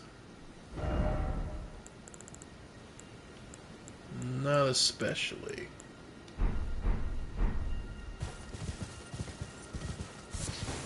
Or anything I can make. Robustness, yeah. No, okay.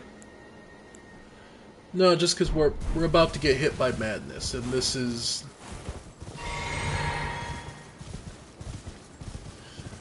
anything to help with it goes a long way. Another rat.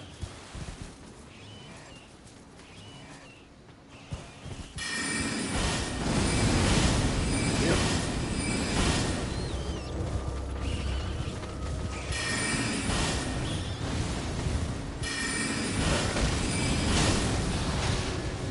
Yep.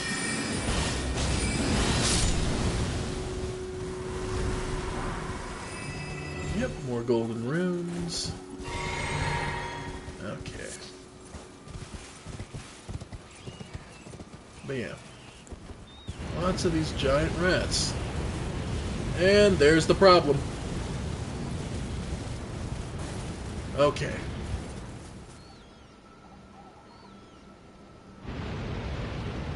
So long as that eye can see you, you are going to be hit by frenzy.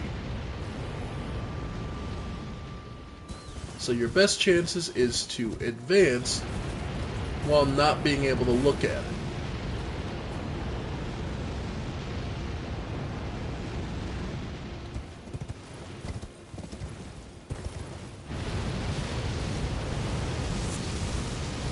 Alright. If you can't see it, it can't see you.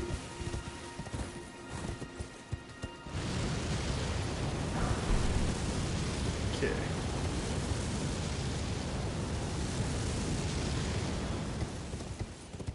Alright. Alright, we're close enough, but... damn it, nope, nope. Okay.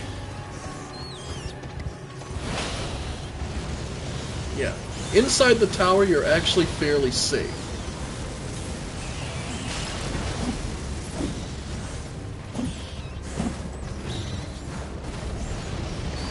I'm just waiting to get it low enough, so if I take a hit, it's not a big deal. Yeah. Okay. Yep. Okay. Yep. Okay.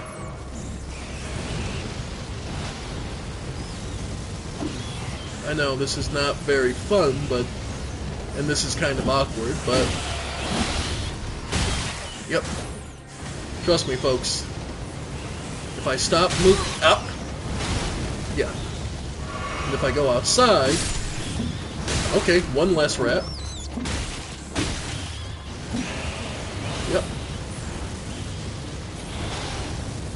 Alright. Yep. This is so... ow! That's the big one got me. Okay. Yep. Okay. Other little one down. Now the big one I can just bait. Yeah. Yep. There we go. Alright.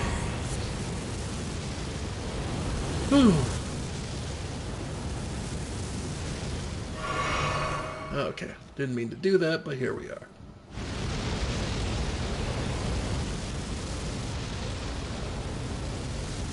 Alright. Note, we are relatively safe here, so what we're going to want to do is start climbing while it's about to end.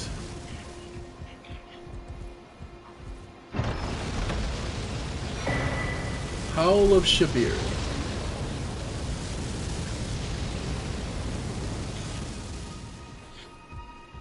Alright. Yep. Yep. Nope. They got me.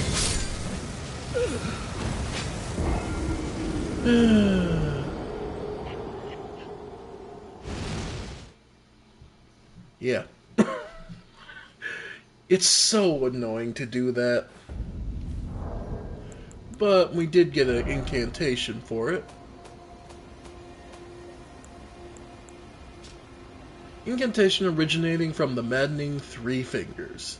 Releases a maddening shriek that causes madness buildup in foes nearby. This incantation also causes madness buildup in the caster and makes the enemy more likely to target them. It is said that the sickness of the Flame of Frenzy began with Shabiri, the most reviled man in all history. But yeah.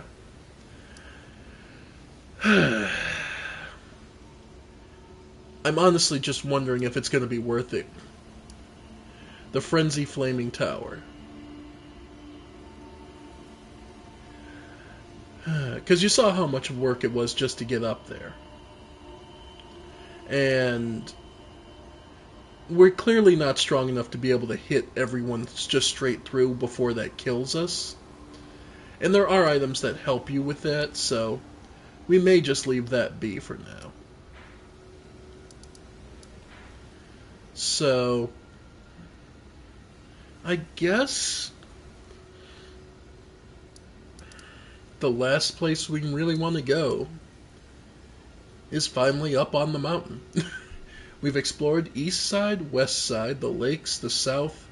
The only thing, we know that there's a tunnel here that will lead us to the Atlas Plateau, but that's not the area we were really interested in.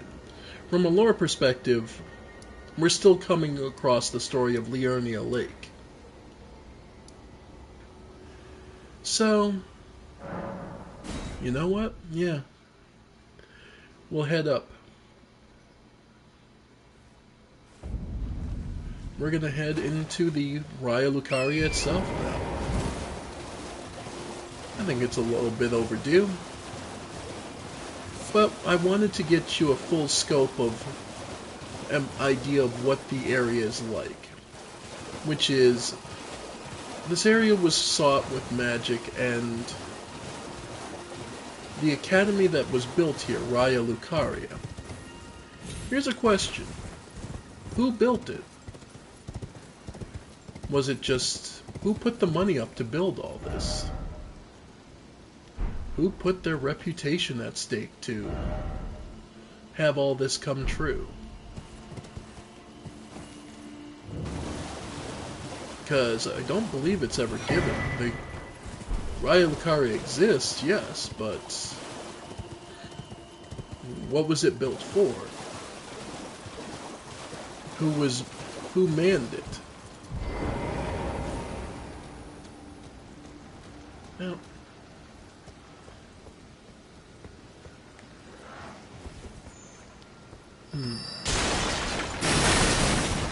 alright.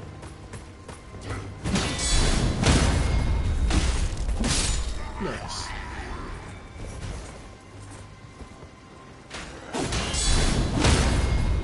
Love getting through these guys relatively easy.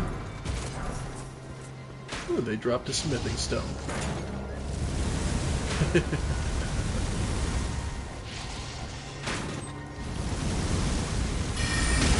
Ooh, there we go.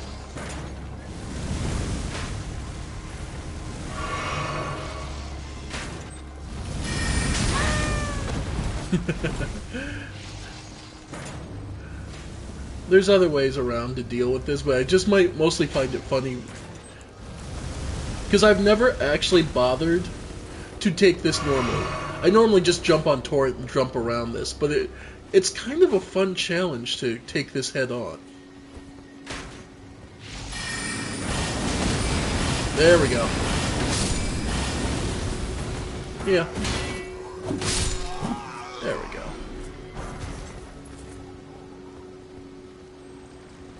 Yeah. It's just kind of a fun challenge, because I don't usually do it. I usually just take Torrent and jump along the sides and cheap it out. But taking it all heads up, it's actually kind of fun.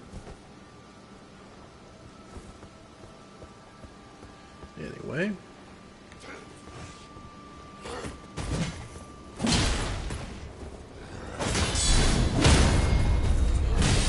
Yep. That's not bad. Well. And then there's you. Might as well just give the great bow a shot. Yeah, that'll work.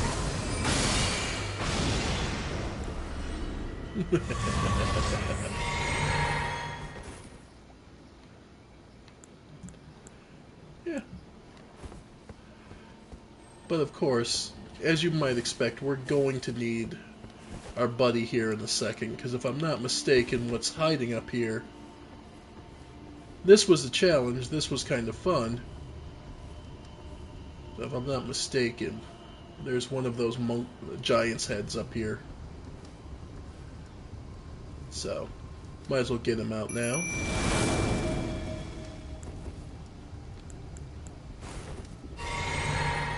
Alright.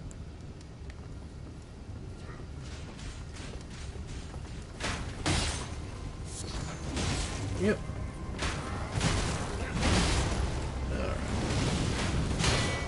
Yep. Giant's head just saw him, so now we're gonna have to deal with that! Nope, nope, nope, nope, nope, nope, nope, nope, nope, nope. Okay. Okay. Yeah.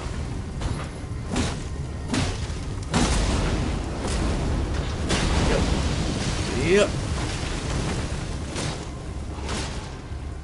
Yeah. He'll attack it from one way if I can get a shot in from another. Gods. The drifting on this thing. Got him. There we go.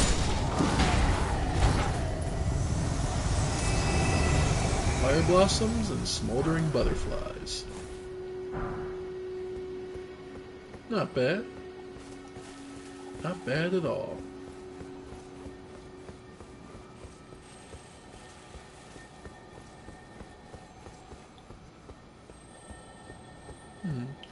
I can hear one of those bugs. It's probably just one of the blue ones. From over the north where it's, okay. Anyway, well, this is another one of the finger crones.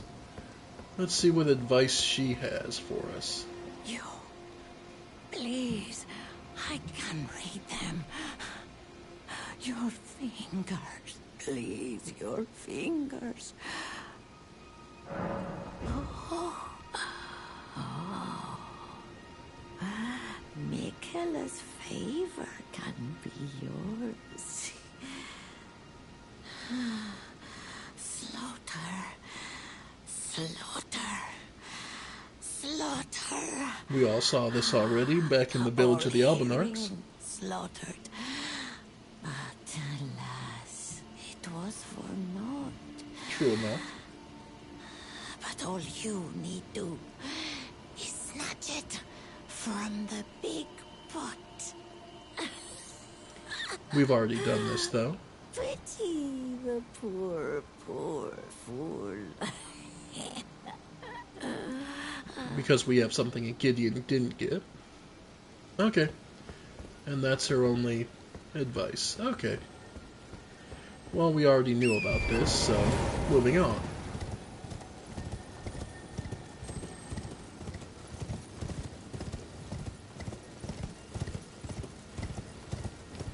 So, The Cuckoo Knights managed to get in good with the fire giants, with the fire monk worshippers, which is why they're present all over this place.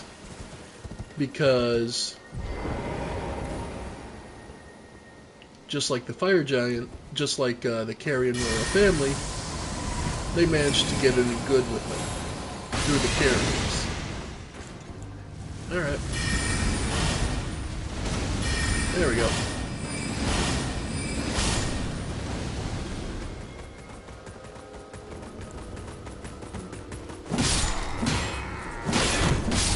Yep, we're good.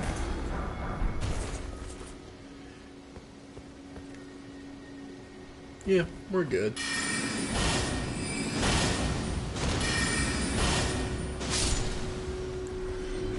Man, that 15 arcane is paying off. Look at all this random crap. Yeah, because it's obviously... The fire monks are the obvious source for this stuff. Alright. For fire weapons like this.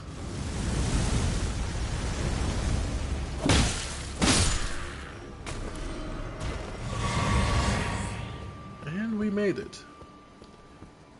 Something I didn't have to do, but I wanted to prove a point. And that point is simply that this is what you have to go through to get up here. To get into Raya Lucaria. There is a shortcut out on the water, but this is another way. Alright. So, let's head in. The secret academy that...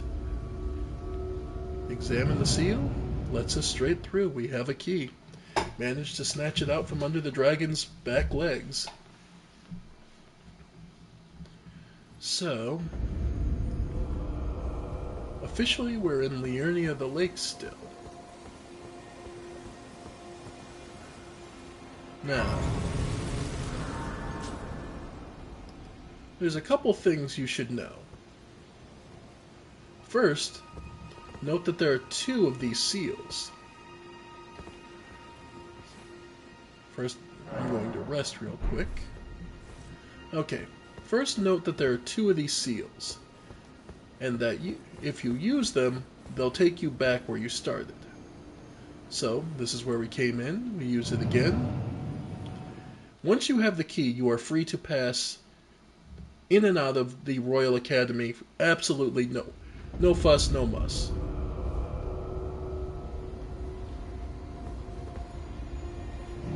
So, just be aware. Second, note that there are 2 seals that bring you to 2 different places.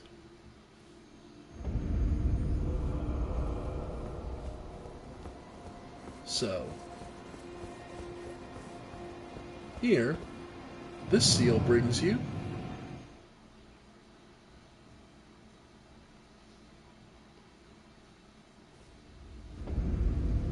to the other side of Bellum Highway. It's one of the reasons I took the long way around to show you. It's a shortcut.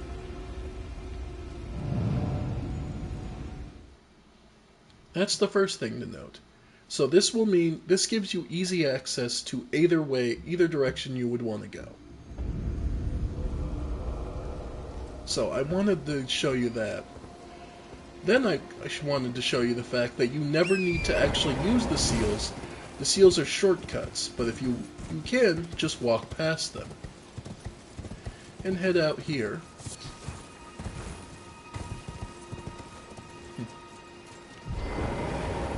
I assume this is just someone.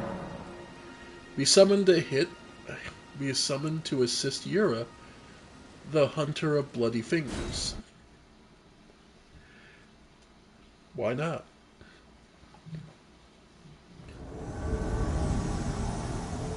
I've never done this fight, so I don't know. The Bloody Finger Assassin, okay. Well, in that case...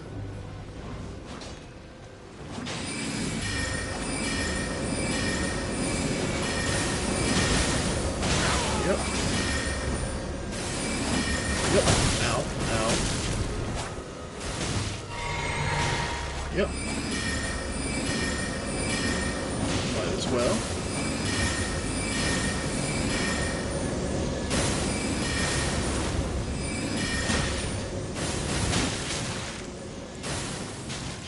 Alright. Oh, that's the end of my magic. So now, let's get it. Yep. Ow, that hurt. But it got us through. Runark. And we helped Yuria. Well, we returned the favor.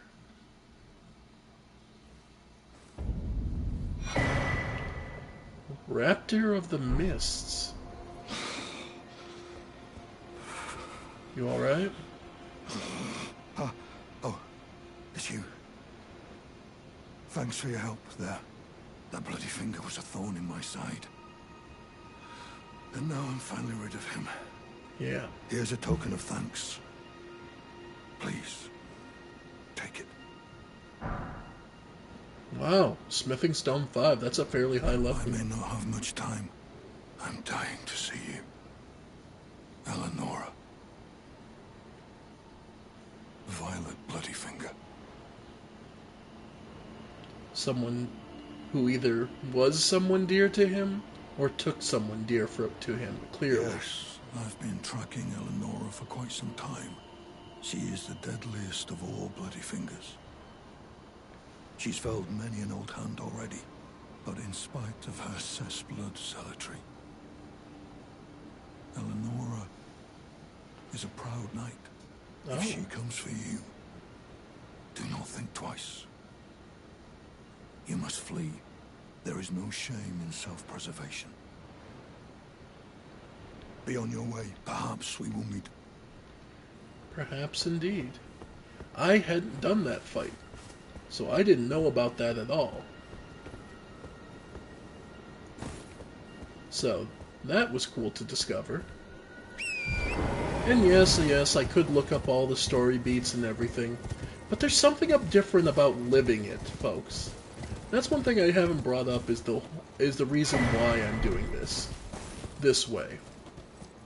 It's because for me the lore exists to be explored. It's not just something to read on a wiki page and go, oh, wow, that's kind of cool.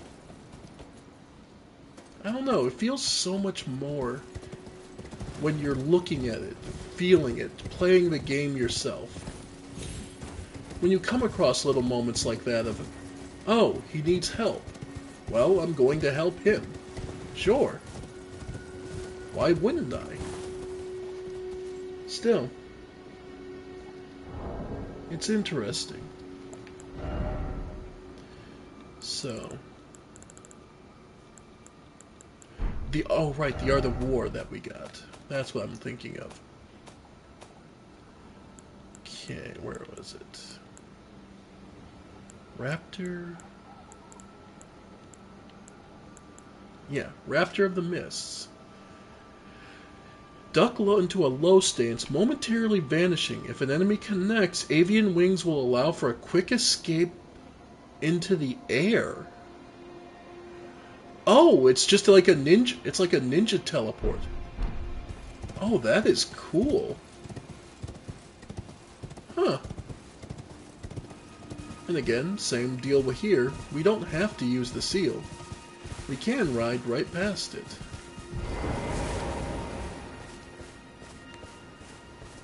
And down here are some wolves.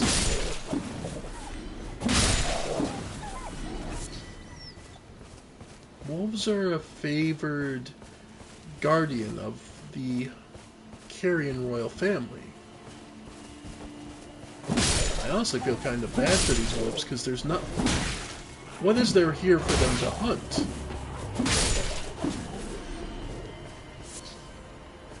I'm legitimately asking because I imagine maybe some of these sorcerers let them out to go hunt and eat. Either that or they're all dead. Okay. And they're just being used as undead guard dogs? Don't know.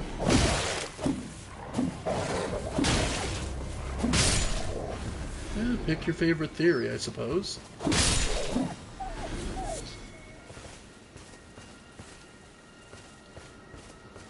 You know, if they're already dead, then it kind of negates for a lot of people's... Yep, nope. There we go. Okay. Alright. Alright. That should be 3 of them left.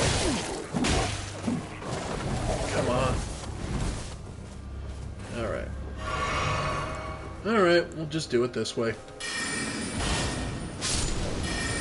Oh, wow. I'm actually strong enough to one-shot them with the wave?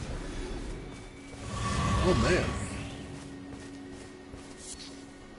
Okay. Well, I'll take that.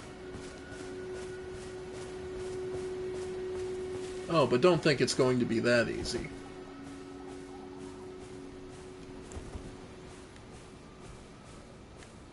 Oh. A merchant.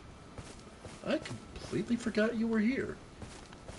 Well, there's been an age since I've seen a customer. How can I help here at the end of the earth? Well, let's see. Festering bloody fingers. Ah, the fanged imp ashes. So he just sells straight ashes to you. Fervor's cookbook. Oh, all the sleep stuff.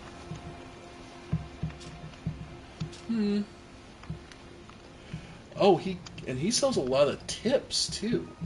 So this guy is one of the people who really learned a lot. And where they were. This is about the Preceptor's secret, Revenants, and the Frenzied Flame Village.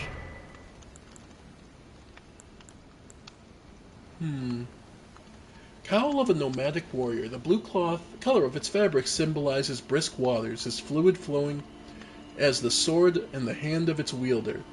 Just as the waters turn foul, stagnation leads to decay. Warriors must remain ever drifting.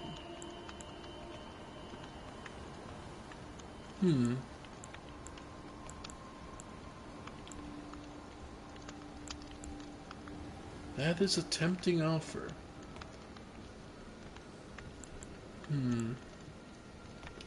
Instead, though...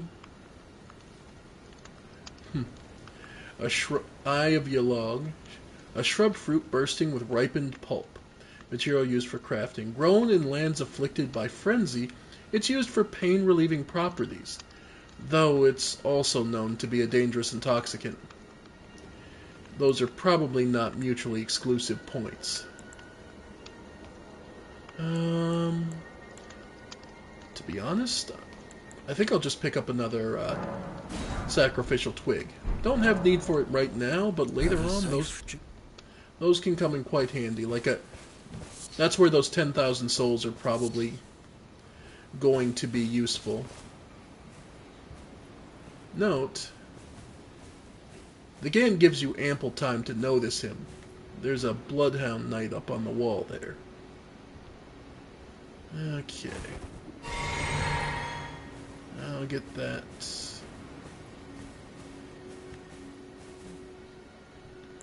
Yeah. You know what? Let's just snipe him. Man.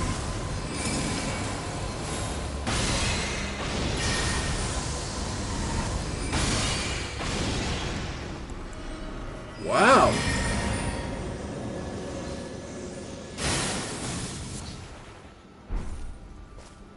Okay. Legitimately the first time I've ever had that easy of a time with one of these guys. Loretta's Great Bow. Hell of an item.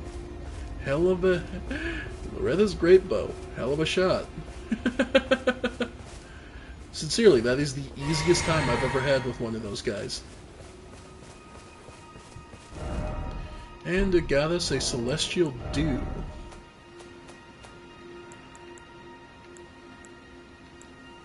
Carry out absolution at the Church of Vows. A hidden tear found in the Eternal City, also known as a night tear, allows one to carry out an absolution at the Church of Vows, reversing all antagonizations. Once upon a time, the stars of the night sky guided fate, and this is a recollection of those times.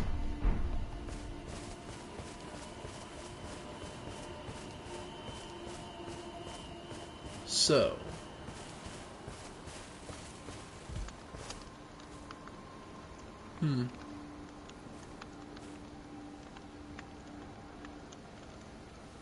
Scrawny steed. Sorry, I just had the thought of, well, that kind of explains where General Radagon gets it, but we'll deal with him when we get to him. Still, it's interesting. Celestial dew. Dew being usually the water that's built up in condensation and builds up over time. Celestial means it would come from the stars. But it's kind of an odd power to basically reverse time on specific events and connections. That's quite a very specific use of this stuff, isn't it? And it can only be done at the Church of Vows. Again, kind of an interesting little limitation. Regardless. Welcome, ladies and gentlemen, to the Academy of Raya Lucaria.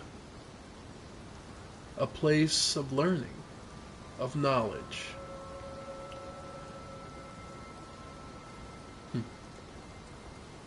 Also a place of scorn for anyone who is less than themselves, where knowledge is locked away and ignorance can grow.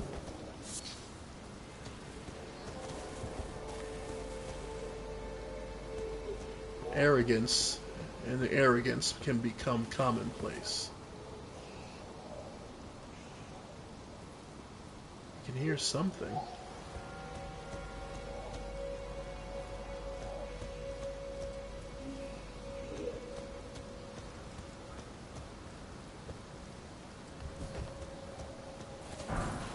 Magic crease from a corpse that's just hidden in the garden. So, do you think that kind of thing happened often here? Somebody just being killed? No. One of the reasons I went to the Caria Manor first to get Loretta's bow first is because it makes this so much easier to deal with.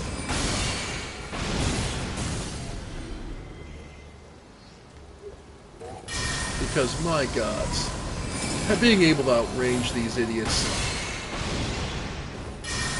makes this so much more passable.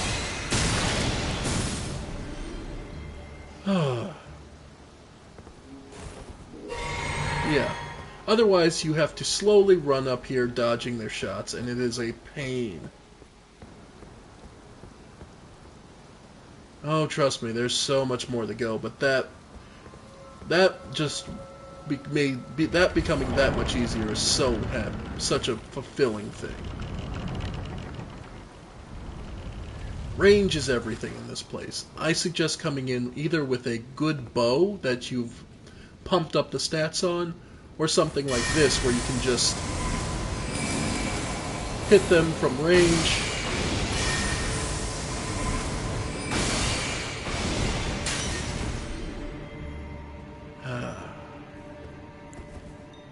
Yeah. Without them peppering shots at you, a lot of what the other threats in this place aren't that bad.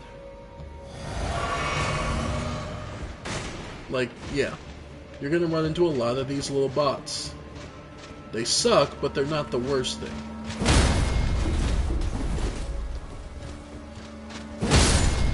Yep. And there we go. we would not be able to take this as calmly and easily as we do if we had to keep rolling out of the way of shots.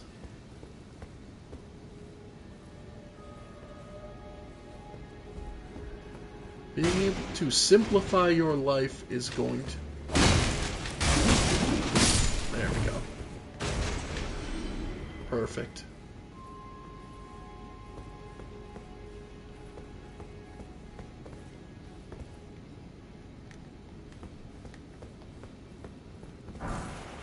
Golden runes. Oh. And we're in a relatively dark place, so yeah, throwing my lantern on is probably going to help.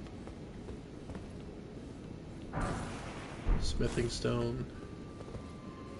Though this is a place of learning, there's plenty of entitlement, arrogance, ignorance even. There's all sorts of things that grow here.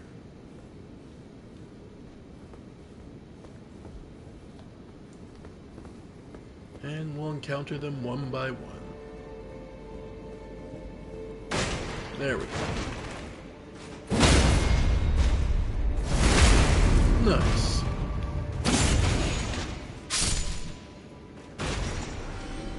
Alright. And we've hit our first lost grace of Raya Lucaria. In a dusty corner with some discarded paintings. Cages for birds.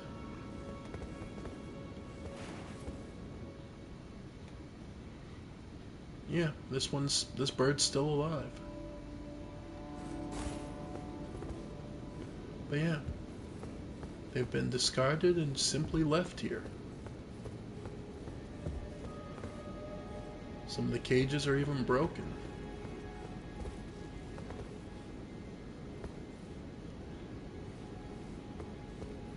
Still, now we get to start exploring Raya Lucaria proper. And there are countless death pits. This place is fairly high up, so watch your footing. Alright, and welcome to... Yeah. Say hello to one of the more common enemies, these ghouls that just rise out of the ground. They're slow, they're not especially dangerous, but they also don't flinch.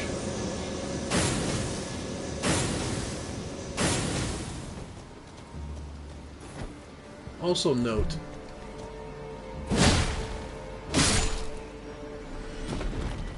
how hollow they are on the inside.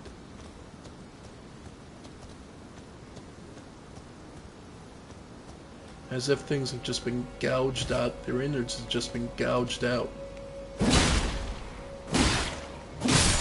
There we go. But they still bleed somehow, so not exactly going to worry about it too much. But yeah. They're all over the place, and they only become more and more plentiful as you go. Grace mimic.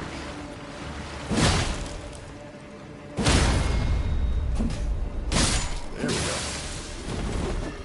go. Okay. So we'll just come around this way. I believe if they grab you, they take your FP rather than your HP. Which is both good and bad depending on which way you look at it. It's good that it ain't gonna kill you outright, but man... Yeah.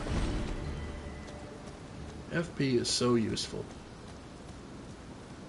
Even if you're doing a melee build, the techniques on some of the stuff that uses FP is absolutely critical. Alright. But think about the studies that had to go into raising these zombies. Nope, damn it. There it goes. Yep. So, okay, I was wrong. No, once it goes through FP, it just...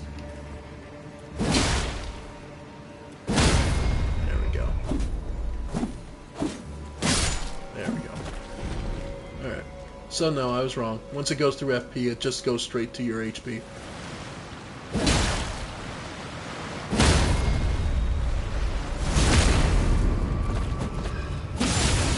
Okay. Nope. Going to back off. Okay, don't have any FP to do this with, so... Yeah, can't use the holy water pot. Can't... I can run away and make some fire bombs real quick.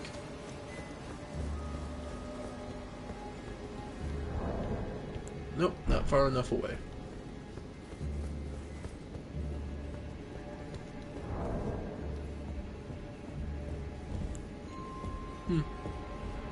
That's funny. How far away do I have to get before they'll let me start making items?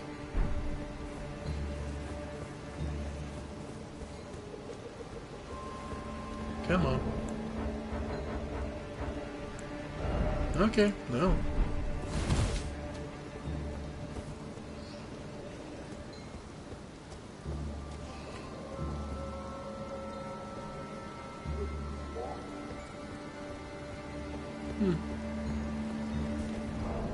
It's kind of funny how... So no, I have to kill them before they will let me. Okay.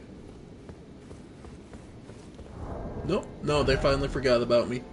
Okay. Well, I have... How many smoldering do I have? Oh, plenty. Okay. And since that doesn't require FP, and should still make them flinch, we should be fine.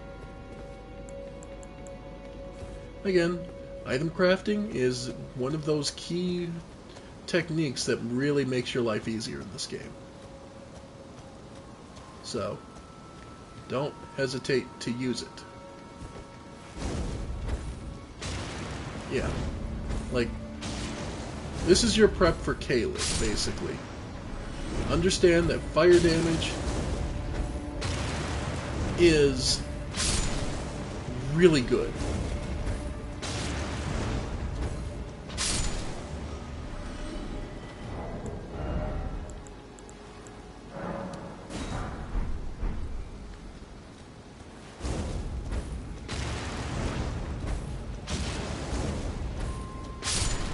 Nice. Because being able to take these guys out with very little trouble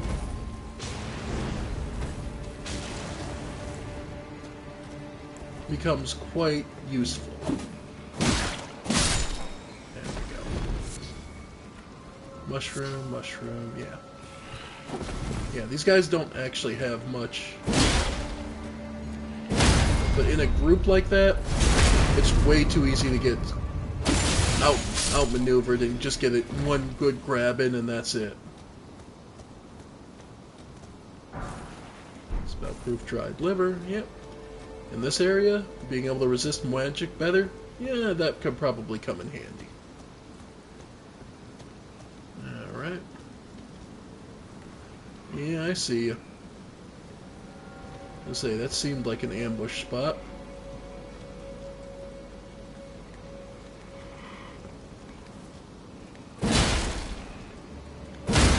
There we go.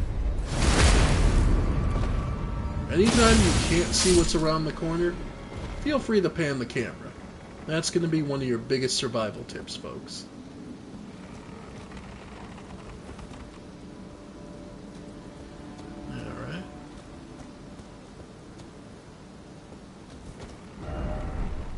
Tranquility, yeah. Item ahead. Yep, but you gotta make that jump and... Alright. And it brings you around. Because you could take the bridge, but that's an ambush. Like 90% of this game, if you take the obvious path, it's an ambush. Alright, that one fell off the cliff.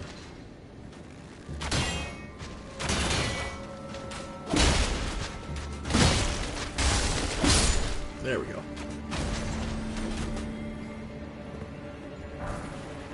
Marionette soldier ashes. These are ashes that will save you so much headache in the way of headaches.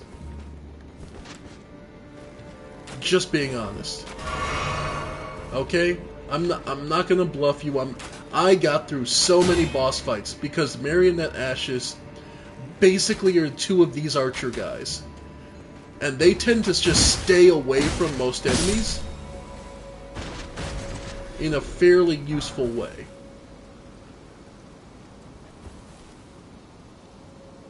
Yeah, so going across the bridge, you would have been sniped by these two, and everything else that's about to run this way. That being another zombie there. I think there's like a dog somewhere around here too.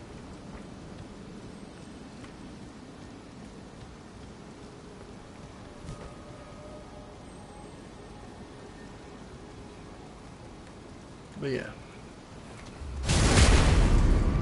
Yep. Nope. Nope. Yeah, I was gonna say, I don't think there's too much else. I think it's just picking these guys off one by one. Alright, you got your arm up. Go for it. Take your shot. There we go. There we go. There we go. Nice.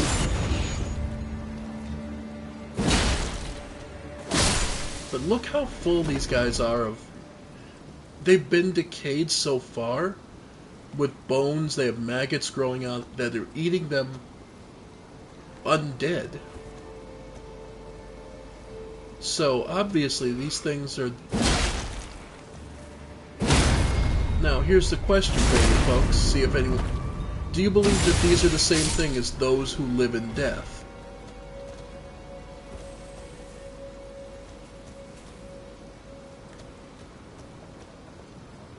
I'm not entirely sure which way I go on it, to be perfectly honest. Personally, no, I don't think they are. I think these are the results of an experiment.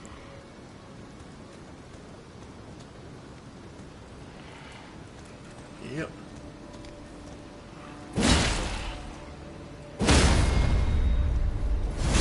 But that's just my interpretation. I can always be wrong. Well, I saw this. Now I can't unsee it, so let's go. They're worshipping something, or at least the formalities of worship. Yeah, no surprise they have mushrooms growing. Yeah, note that they're so absorbed in their. This big one even. The Carrion Knight set. So I assume this is the burial site of a Carrion Knight.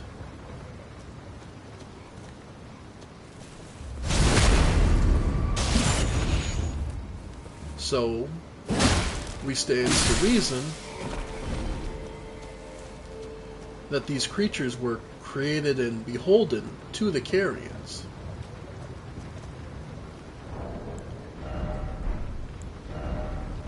Let's see, what does the Carrion Knight set have to say? Helm of the enchanted knights that once served the Carrion royal family. The enchanted knights, anointed by the Lunar Queen, were all heroes of the highest honors, but fell into disarray with the decline of the royal family. This is because Rennala basically gave up when Radagon left her. Or at least that's the popular story. Again, there's a lesson to always be remembered in parsing this game. There's an old saying that history is written by the winners.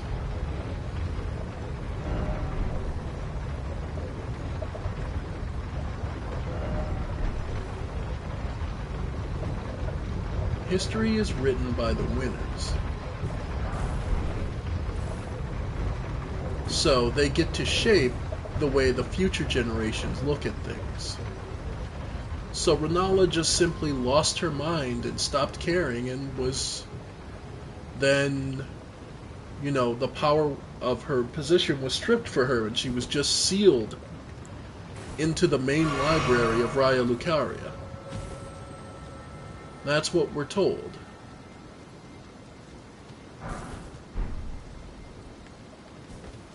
But what if there's more to it? Yeah. What if... Well, here's a question. Why did they seal her in the... Why did they seal her in the library instead of just executing her if it was to the best benefit of everyone else? Wouldn't just killing her have been simpler? More possible? We don't know. Oh, you're the dog.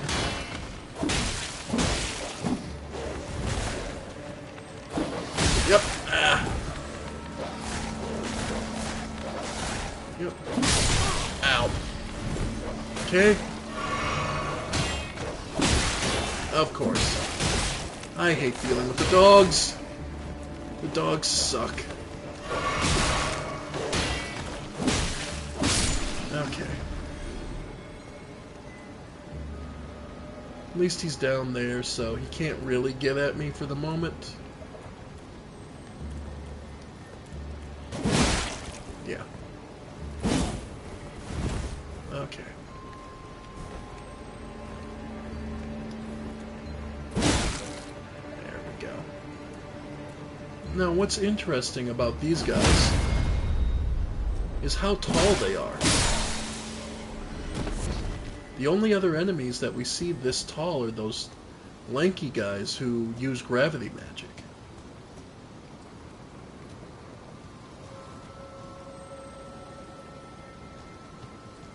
Which is kind of a specific generic use, but I don't remember what they're... I don't know if they're supposed to be a specific species or race.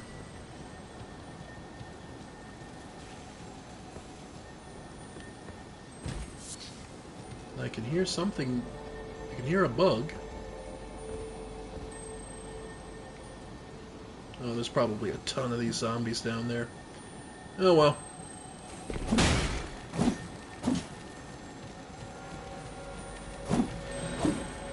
Yep. Got it. Spectral Lance. Nice.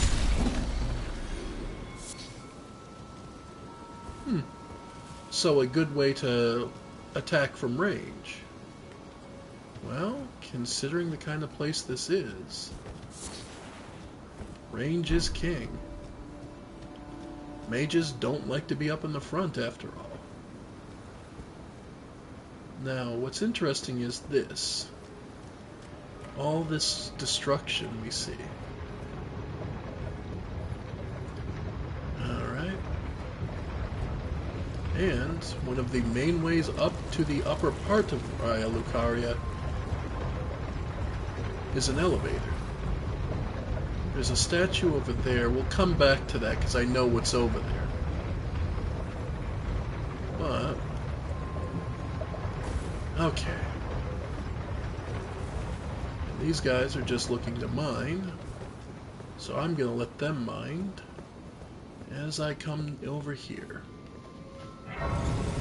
Okay.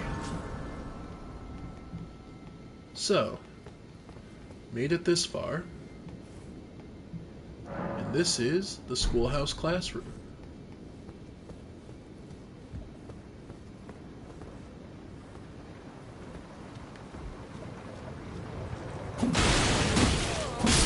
Now, there's a couple different things we can do here.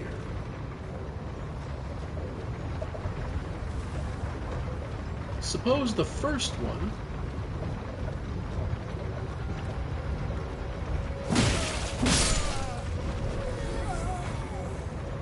is check this immediate area where they're checking for this little mining area. Because, yeah. There's a bunch of these guys. They're obviously not actual members of Raya Lucaria so much as they're people who were hired to dig out the crystals here.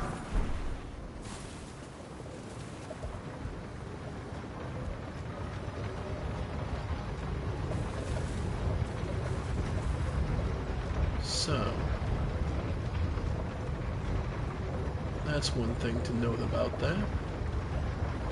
Another would be this giant water wheel. Quite an extravagant piece of machinery. Oh. Yeah. Okay.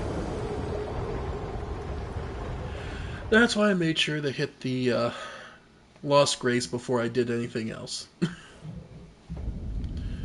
Because we'll be here for a little bit. Alright. Raya Lucaria has quite a few little secret hidey holes. Up here. Alright. This is the easiest way to get onto it. Because, yep.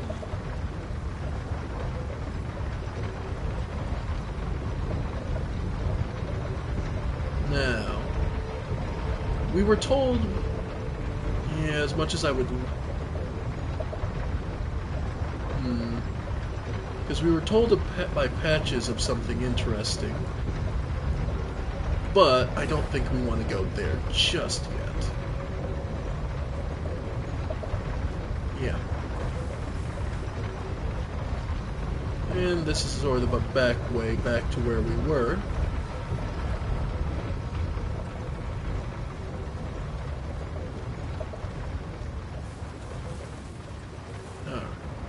Because first I think I want to try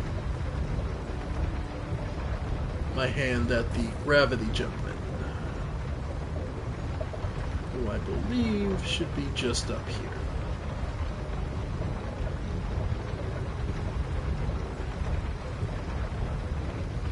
Alright. Yes. Yep. Another one of these type. These are what I was talking about. These guys... Remember how I asked who had built Raya Lucaria? Well, take a look at these guys. And the fact that all the zombies, a good chunk of the zombies, look very similar. They're tall, lanky. The difference is this guy's not decayed out.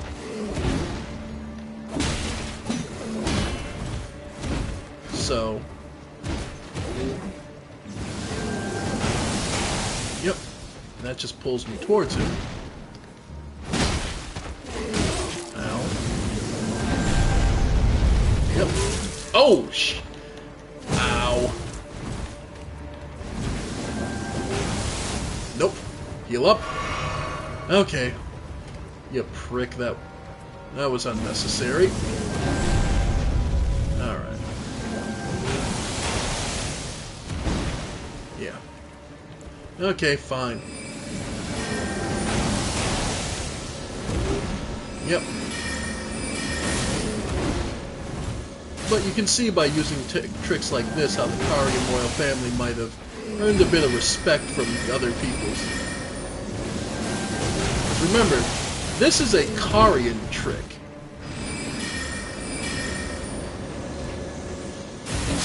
There we go. Gravity well. Yeah.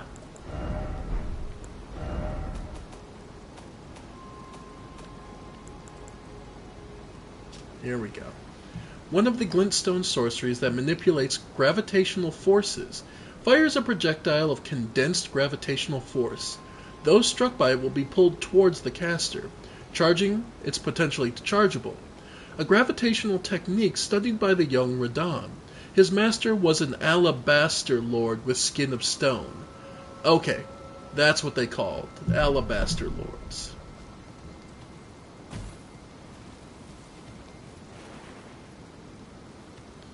There we go. And a somber smithing stone. Okay. Mostly I just wanted that gravity well technique, because that is actually a fairly useful one. So, that was the first thing we wanted. Now, we'll want to come up here, and then we're going to ride this the whole way down. Because as nice as it would be to go to the absolute heights of Raya Lucaria, its depths also hold some potential secrets for us as well. Alright. So, here we go. Alright, so now we just ride this till we fall off. There's a couple things down here we'd like to see. Remember, Patches gave us a tip about the Virgin here. Has its teleportational abilities fully intact, unlike the others that just kill you. Well, that's quite an interesting thing, isn't it? But, well, that and there's also a lot of interesting things down here in the first place. Yep. Note that Raya Lucaria was founded right on a mine automatically. Yep. Oh, she got us.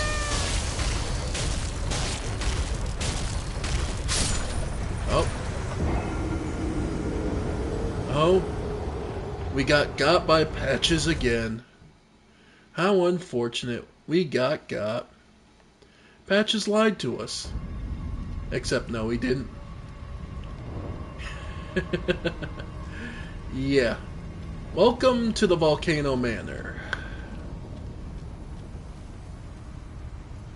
Yeah. This is not a happy place. But, if nothing else,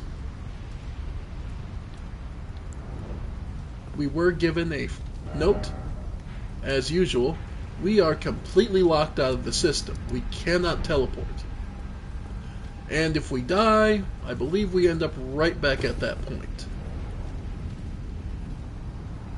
So,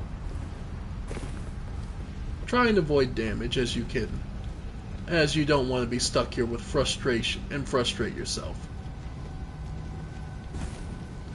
So, lots of bats here. Nice.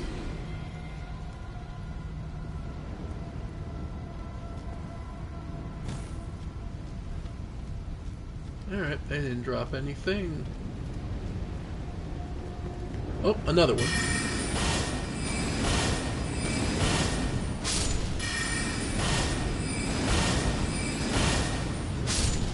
Alright. Not doing horrible. Oh, and yet another bat. Yep. Yep. I never noticed they click they have clicking in their mouth of, ooh, I'm gonna bite you, I'm gonna bite you. Never noticed that before. That's cute. By the way, yeah, lava isn't instant death, but it does hurt. So, try to avoid it when you can. The game is pretty generous with this. Though, trust me, there will be points.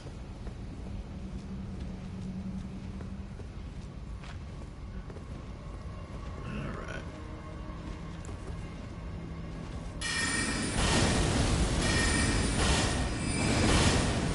Nice.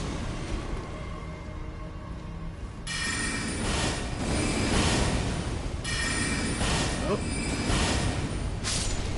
Nice. Nothing too horrible so far. But just be aware, We got transported here. So, Patches didn't lie. Everyone would assume, but no. Patches the Untethered told us the truth about this place.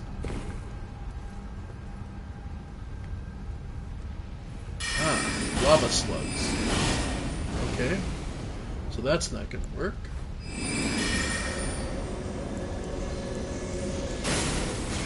Nice.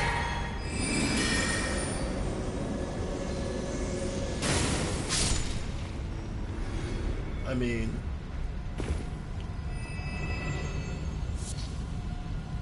yet they still give us strips of white flesh. As you might expect, smoldering butterflies are actually fairly common here.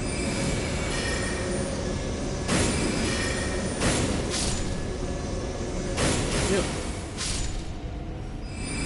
And the more...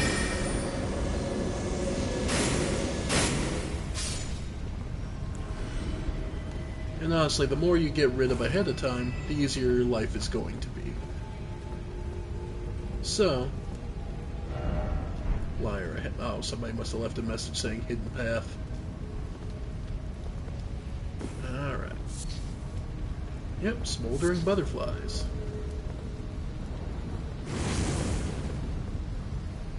Alright. So lots of people dying from fire damage, I imagine. I doubt it's... Yeah, it's mostly just fire damage because they're not being careful.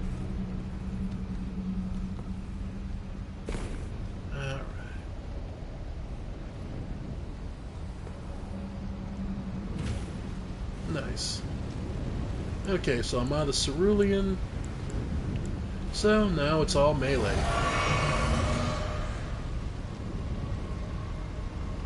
And there is... Oh, there is a Lost Grace, but... wow, that is so inconvenient. That's doing the double tap thing.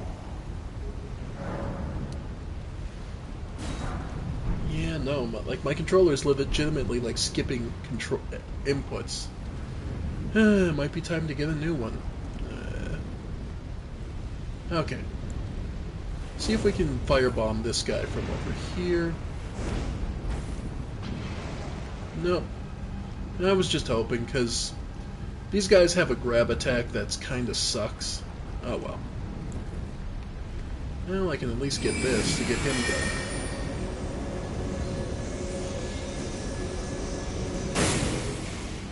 Yep, and now that'll start him moving towards me. Because his buddy up there isn't going to anytime. Oh, come on. No, no. Alright. So say hello to the Albinarics that are going to be a pain. They have giant heads and they will they're basically frenzied.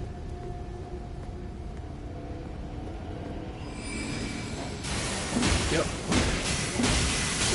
Ow, ow, ow, ow, ow, ow, ow, ow. Yeah.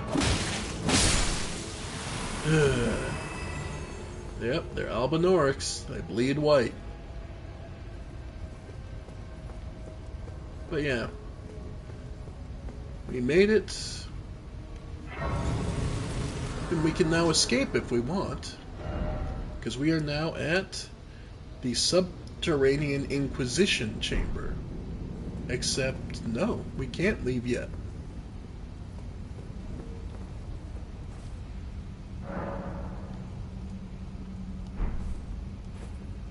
Even after resting. Oh no, now we can. Okay. Yeah, we just had to rest at it to rebuild. But why would you leave? There's so much more to see down here.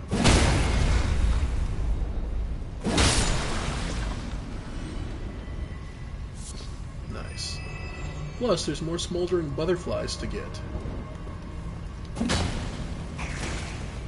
Yep. I don't know what you're expecting for combat out of slugs, but the reason I take them out from a range is just so I don't have to stop on the lava to deal with them. Just so you're aware. It's not any... They're not actually that lethal. They're not even that dangerous. The dangerous part is dealing with the constant issue of the lava. So...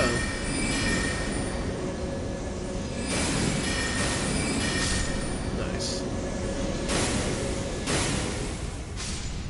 But yeah. Man, that 15 arcane is really putting in some work, getting me some good items. Alright. Yeah. Like I said, you can walk on this. Don't believe you can. Alright.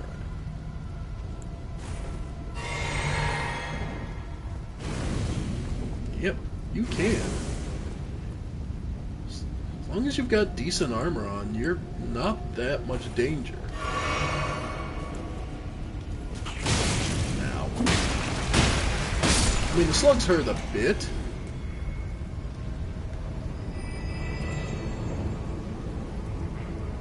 Yeah, and as you can see, Albinorix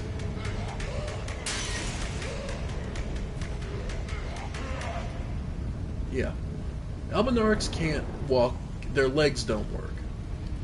They never can walk. It's one of the failings of the first generation of them. The second generation can walk, but they seem to be more fish-like. So whether that's a failing or a success, I'll leave up to your interpretation.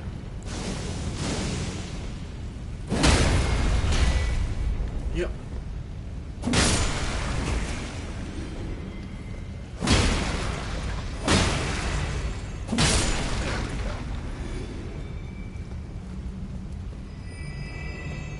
Alright.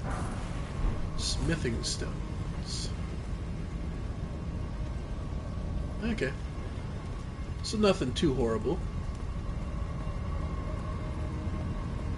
Just more resources, and remember, magma lava like this is not actually liquid.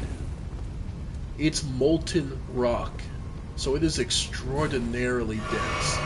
So yes, theoretically, if you could somehow physically withstand the heat, yes, you could walk on it like this. It's a scary bit of realism. But, yeah, you wouldn't be able to walk up this. You'd melt and fall apart. So, no, it's not entirely realistic in the slightest, but it's a funny concept. Decoy ahead, huh? Yeah, because there's... Oh. Well, you don't really have a choice. You have to fall through this hole. I believe this is the only way to advance. Yeah, because... Yep. If I'm not mistaken, it's boss time. Alright.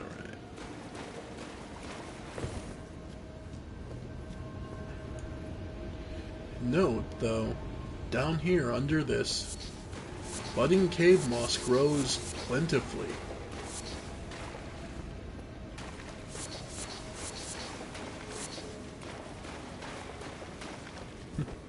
Let me guess. Supposedly there's a fake wall there. No. And here? Liar ahead, yeah. There's no fake wall. Fake walls are usually more telegraphed. What there can be are some secret doors, though. Alright. Try lightning. Why is it always bloodstains?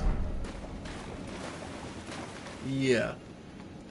Alright. Boss time.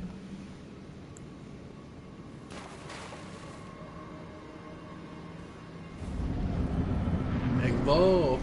Because it's a twofer. Ow. Yep. It's a twofer in that it's two of the maidens. Yep.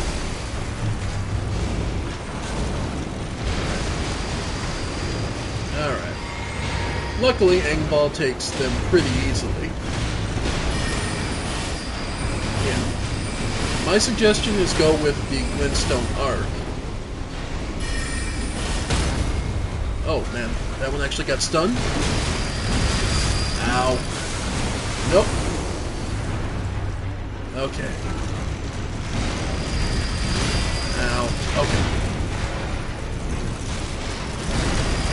Ow. Alright. Like I said, Glintstone Arc, because it tends to... Ow. Because it tends to pierce through them. Yeah. Yeah. And if you can get extra damage on both, the better off you are. Okay. So now we're in trouble because it's 2-on-1 and I didn't get as much damage as I wanted to on them. But here we are. Okay. Yep. Nope. And the other one's going. Yep. Okay. Typically speaking, the sickle one, the wheel one is the one you'll probably want to take out first. It's the more aggressive. Oh. Thought I'd spaced it better. Okay. Okay.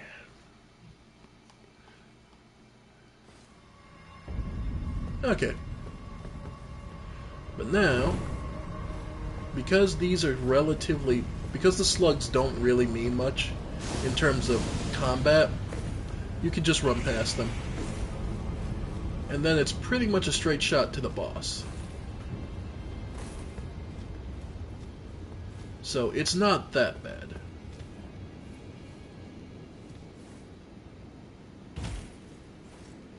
Yeah. If you see what I mean. Alright. So what we'll do...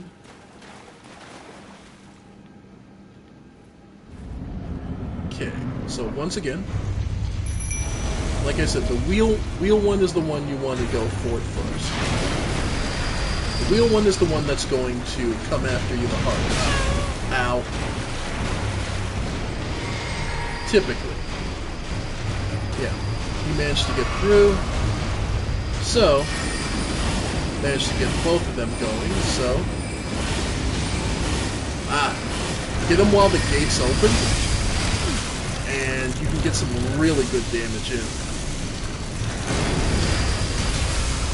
Nope, nope, damn it. I did it again. I was too busy playing with the menu.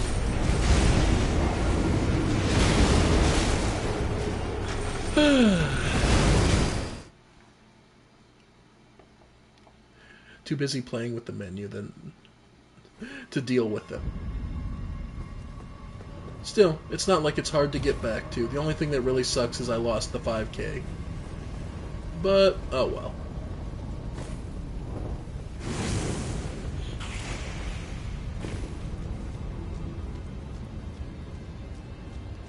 Alright. So, in we go.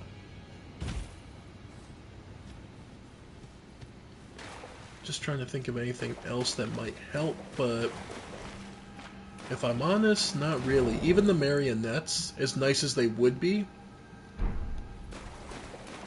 tend to end up getting grabbed and sliced up. So they don't tend to be too much of a better hit here. Okay, I'm just thinking... You know what?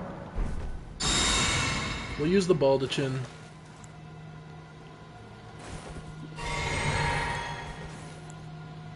Alright. So, we get Engball out. That always sucks that it homes that well. Okay. Alright. Yep. And then I can get some damage into both of them. It's really nice. Alright. Yep. Ow. Ow.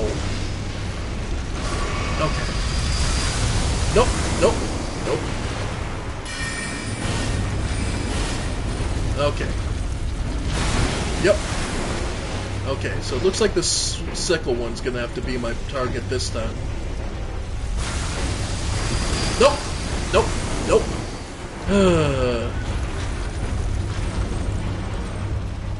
Alright. Yep. Yep. Nice. Ow. Okay. Yep. Yep, got through that. Okay.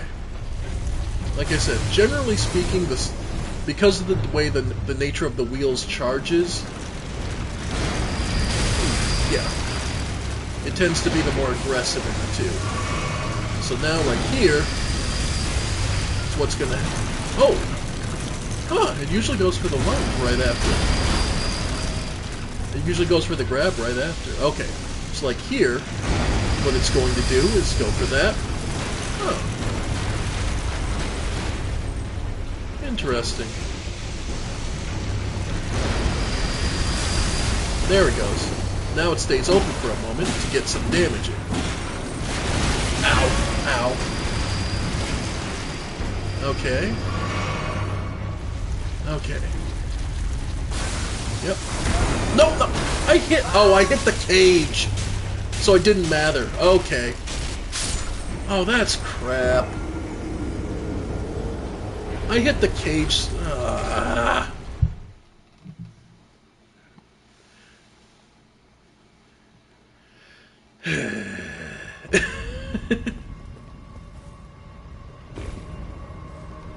Okay. I can't get that upset about it, but it is just one of those annoying things.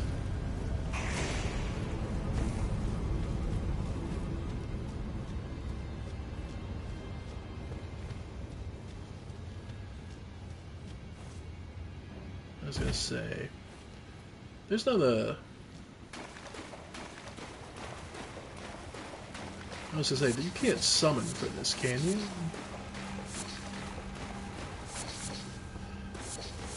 Because I've been playing all this time, and I was gonna say, I'm pretty sure you can't summon for this fight.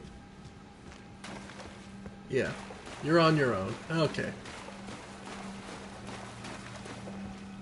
Alright.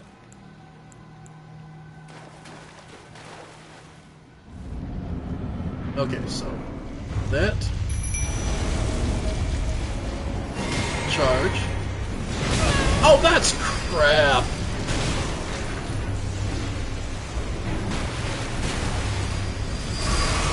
Come on. Okay. Yep. Nope. Nope. Oh, that. I was out of the way. Ah, that's crap. Okay. Alright. Yep, now that one's gonna... Yeah. Okay. Okay. Okay, you're going... So while you're spinning around like an idiot... Yeah. Nope. Nope. Okay. I can do this. Okay.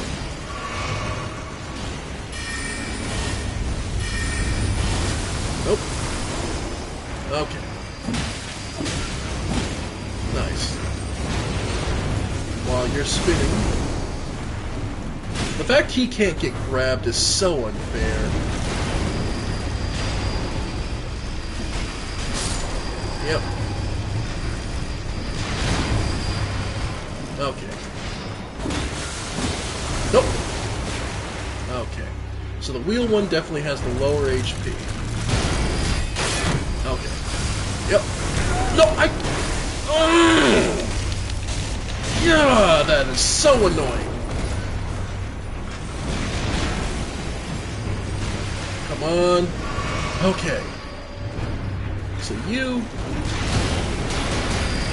Yeah. How... The hitboxes always feel so off for these two. Okay. Come on. No. Okay. We're down to just one. Okay, this has suddenly become a hell of a lot more manageable. Okay. So now... Yep. Ow.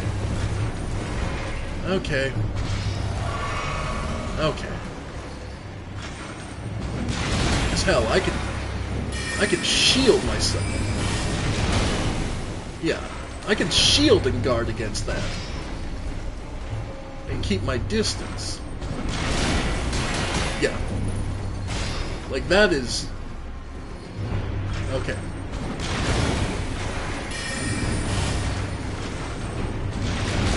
Yeah. Alright. Now, the grab, which leaves them open. Then they're going to go into the swings, which are only really dangerous if you're relatively close by.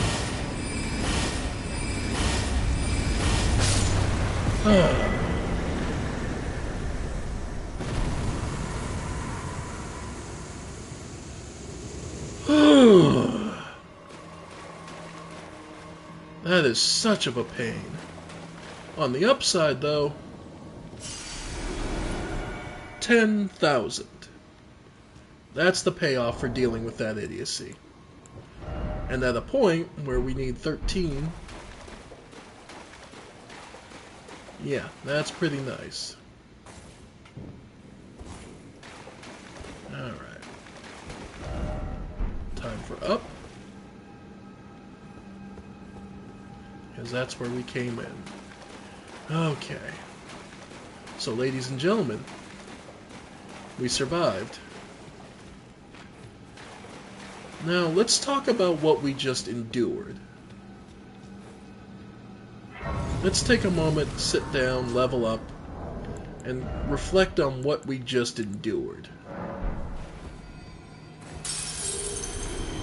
Because...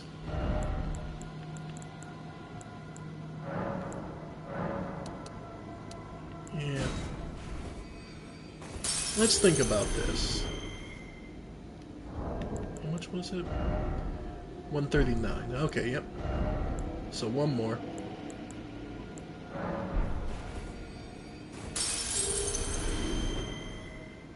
Alright. So leveling up. Yeah. We'll get more HP. We're gonna need it, as you've seen. Okay. So let's take a moment and reflect on what we just encountered. This is known as the Subterranean Inquisition Chamber and the Abductor Virgin. So, from what we understand, the Abductor Virgins are meant to take people and spirit them away to here, where they are then interrogated by Inquisitors, or at least that was the original intention. However, now let's see what the weapon of the Inquisitor had to say.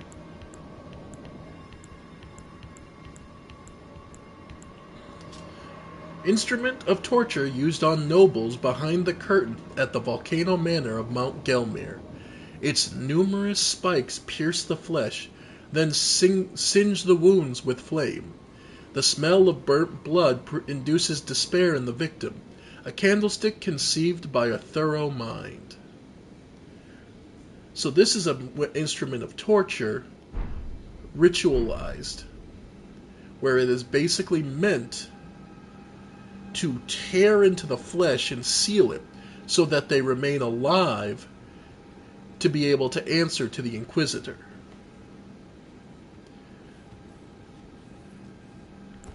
The Volcano Manor is looking for specific information, it seems, and doesn't care who gets hurt in the process.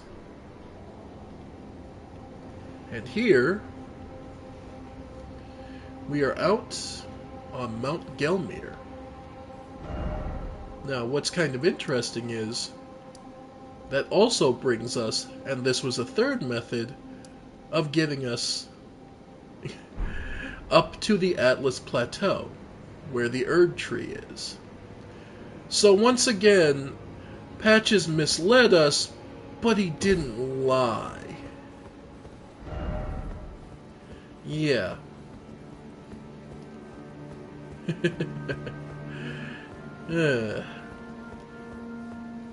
Patches never lies to you outright. But that doesn't mean it's going to be easy.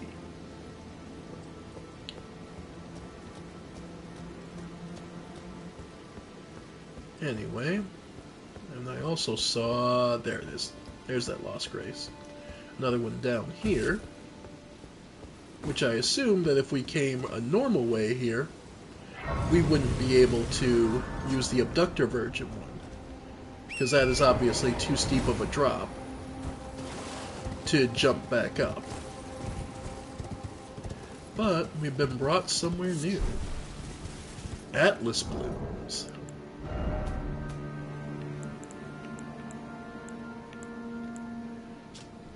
A golden-tinged flower from a succulent plant that blooms on the Atlas Plateau. Said to be a funereal flower in era long past, before the Erd Tree grew. But yes, we've reached the Atlas Plateau proper. And we see those who live in death, the Beast-Eye Quivers. In other words, we're close to somewhere that has Death Root. So, let's get to work. The Windham Ruins. Alright. Plenty of undead.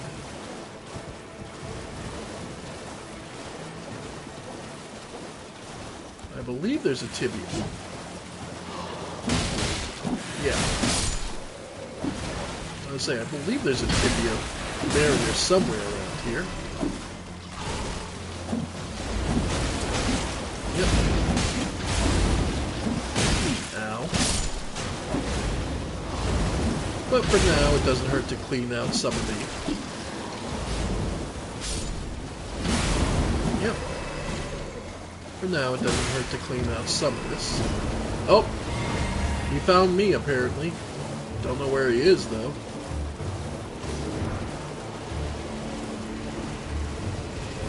No, there he is. Oh, teleported. Oh! That is a big skeleton.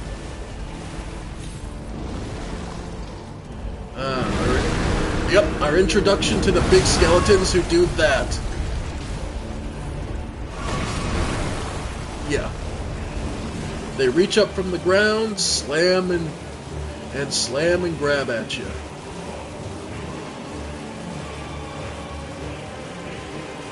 Alright. Where, oh where? There he is. I see him. Ah, it's a pain to find this guy sometimes. There we go. Oh, but he gets to summon that. One of the reasons I'm going to be staying on the horse for this one. But then I don't have to necessarily get close anymore. After all, Loretta's great bow is quite a useful item.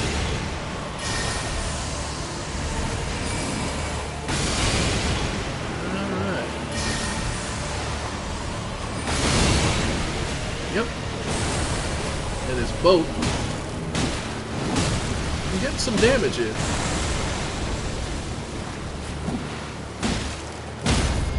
Oh. Stunned. Nope. Get away from this, because that's going to hurt.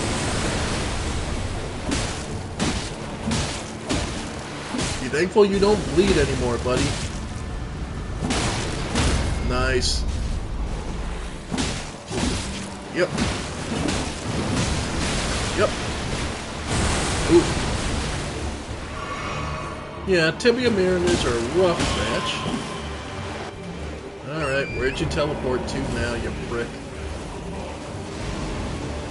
Yeah. The giant skeleton is just a trick he uses from the distance. The question is just, where is he? Alright. Hang in there, Angball. Won't be much longer now. But another source... Yeah. I don't see where he is. Oh! The laser beams. Concentrated energies of death. Alright. Is he up here somewhere? I truly don't see where this guy is. Tibia Mariner, where the hell is he? I don't see him anywhere up here. There he is!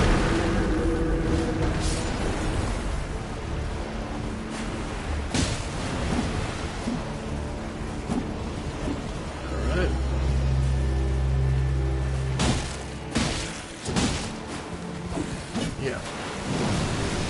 Wait for him to drop. Got it. Woo!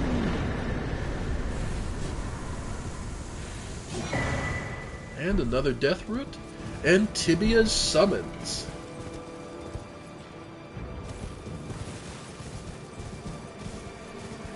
Alright. Though... interestingly enough, this place is so overrun that even the death of a Tibia Mariner doesn't clear out every undead here. So, with the boss gone, though, I think we've earned a level up.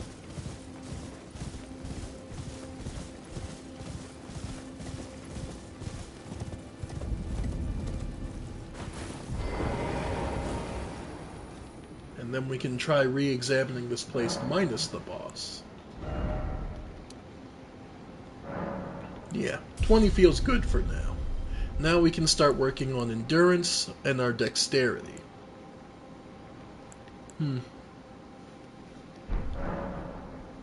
Alright.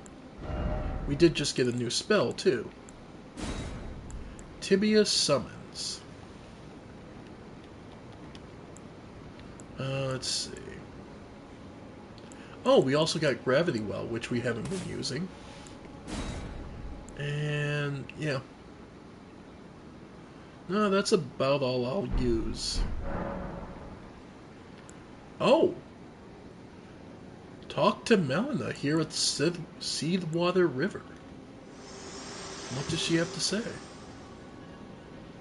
The Erd Tree is close. Indeed. Only a little further till the foot of the Erd Tree. And the accord is fulfilled. It takes me back. I was born at the foot of the Erd Tree, where Mother gave me my purpose. Though now, everything is lost to me. I have to ascertain for myself the reason for which I live, burned and bodiless.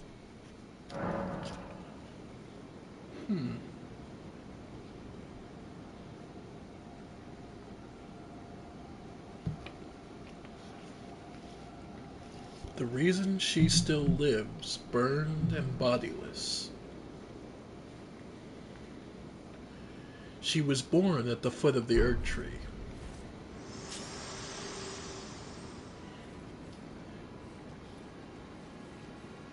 Melanie's story is told and untold in a lot of ways. She's clearly a child of Marika. She was born at the foot of the Erd Tree. And as many people say, the three butterflies in the game represent the three children of Marika by herself. I wish the game would stop. Ugh. Okay. Yeah, no, like, it isn't... Why is the game... Why is my controller... Okay, I'll deal with that later. Alright, so material used for crafting items, found near wildfires and elsewhere. An eternally burning butterfly found near wildfires and elsewhere. Serves as the kindling for a number of items.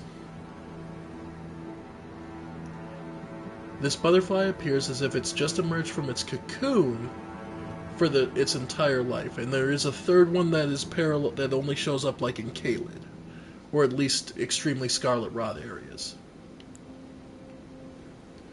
So if the smoldering one is hers, nascent.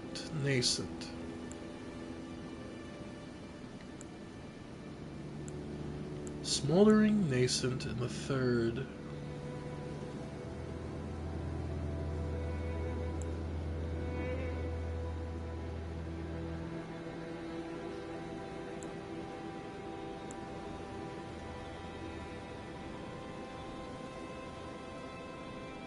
Huh.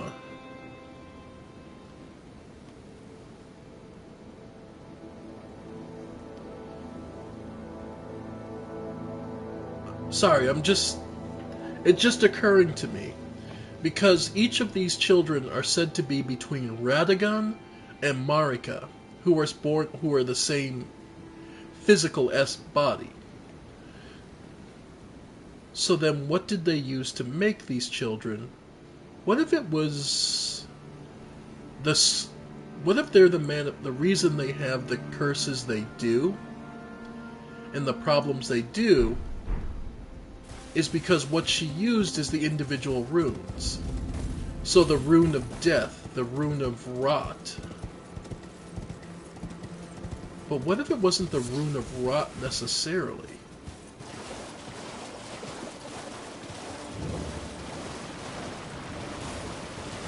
Alright. Now, without the Tibia Mariner, these guys should all be finite in source, so there's a lot of them, but they shouldn't be real annoying to deal with. Man. Yeah, no.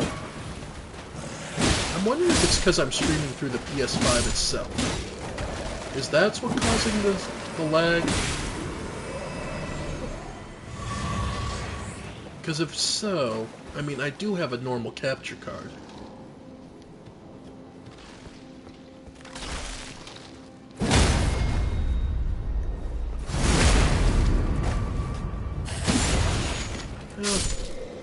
Basically, once I'm done streaming from this, I'll stop and check that.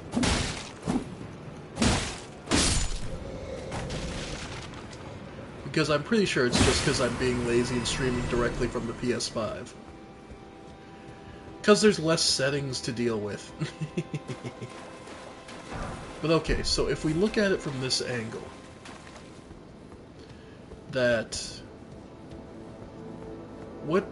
how she created the children with Radagon being of the same body is breaking off runes.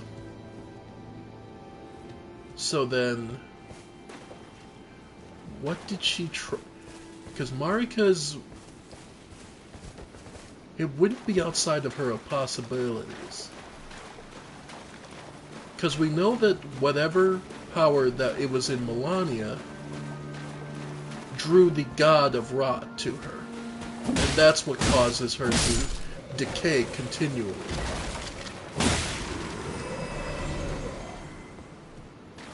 And each of the children born of her and Radagon are like that.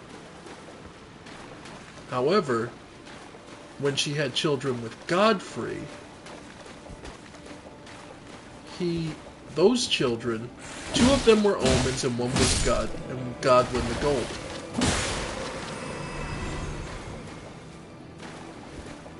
The twins, Moog, yeah, the twins with Moog. Yep.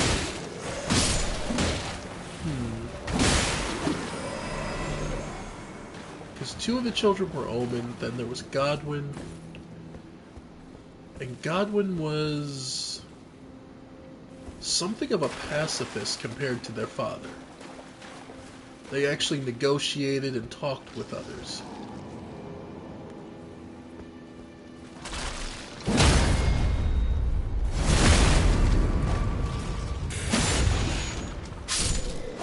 I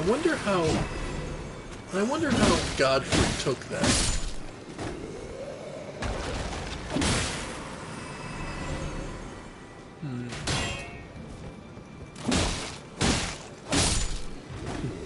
Are Ronnie's actions were Ronnie's actions for the Knight of Knives born of jealousy? Some people would like to think, I suppose.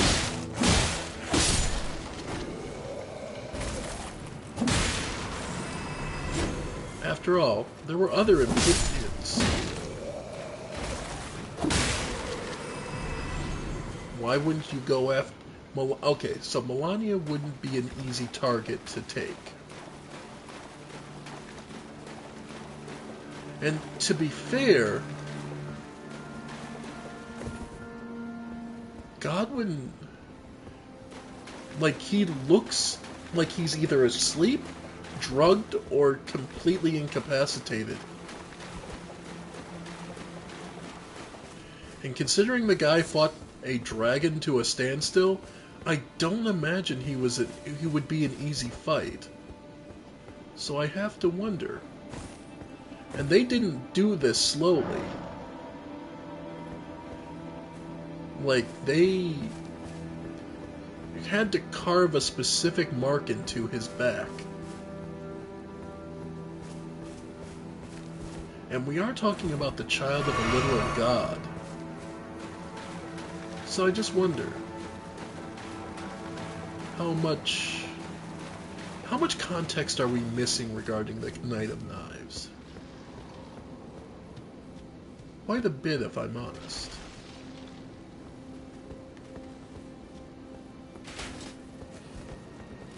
Yep.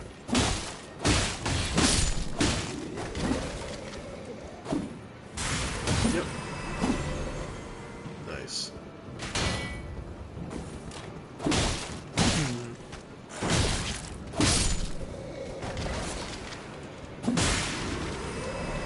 Stormhawk feathers of all things. Alright. The Knight of Knives... Was there a reason? Okay, so maybe there's a reason omens can't be used.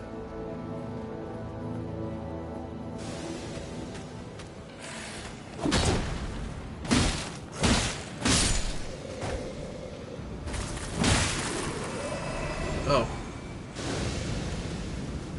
Yep.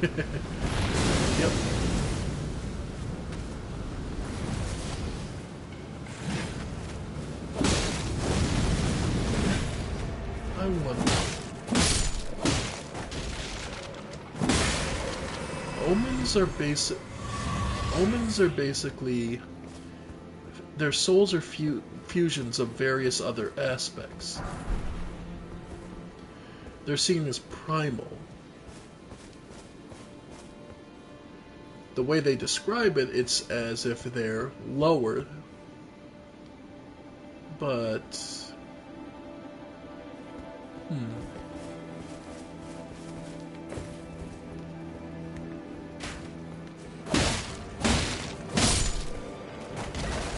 Oh, it's starting to rain.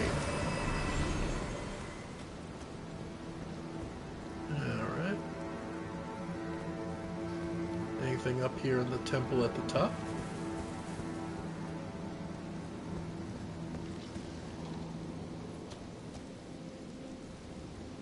Another one of the bandit types.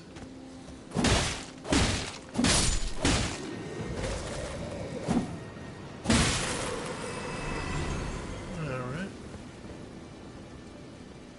As far as the Windham ruins themselves, it doesn't seem like there's too much here.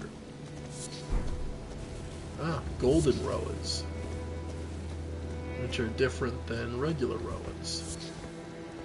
Ah. And this would be...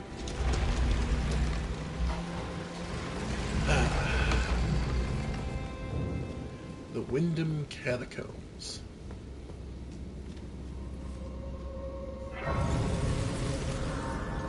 Which, considering the concentration of those who live in death outside, I imagine there's quite a bit out in here too.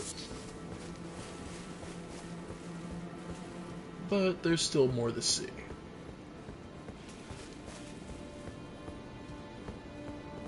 For example,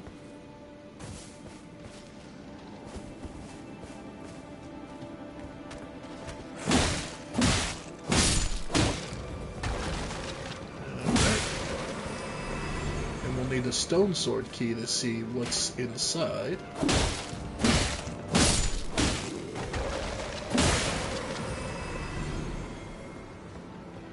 And you required a boss to get through to see this area.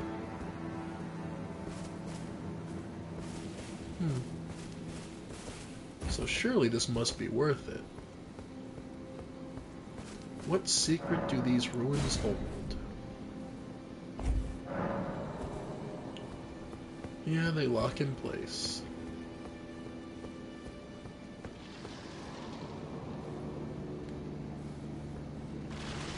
Yep.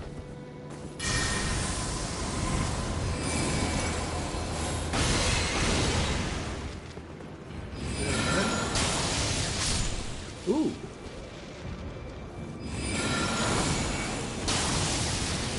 Nice. Alright.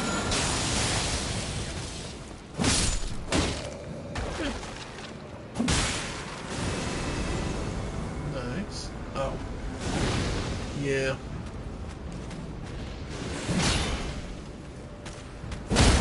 There we go.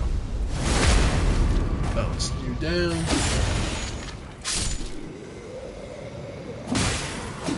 Nice. Alright. Yep. Nope. Yeah, once in melee, you guys really aren't much. Alright.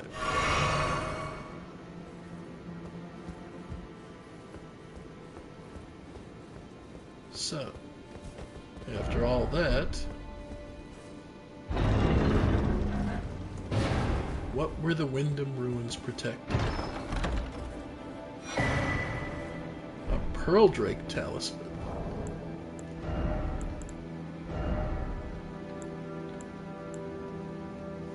Greatly boosts non-physical damage negation.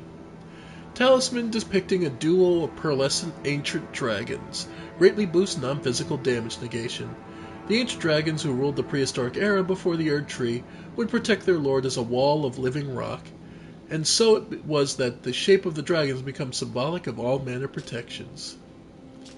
So, yeah, it's some points overall. So not as much as what a basic one of these will individually for the one, but this does boost all of your resistances, so you take a little less. So, that's relatively respectable.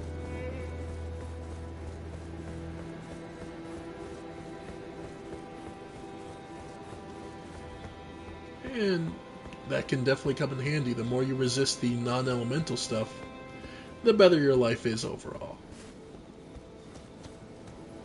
But yeah, and then there's a catacomb at the top there. The Windham Catacombs. But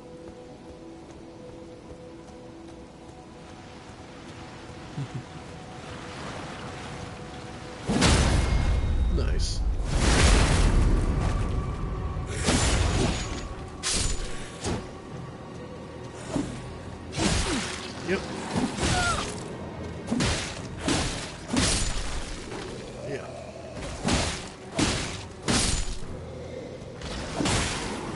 Yeah.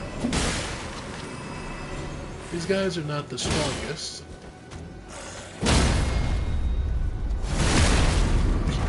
Knocked his head clean off. Yeah. Bone shards. But yeah.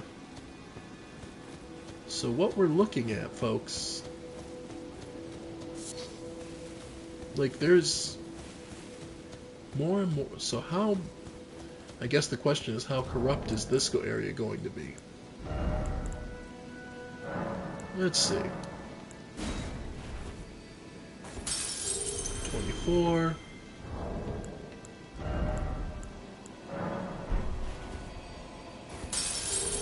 $800.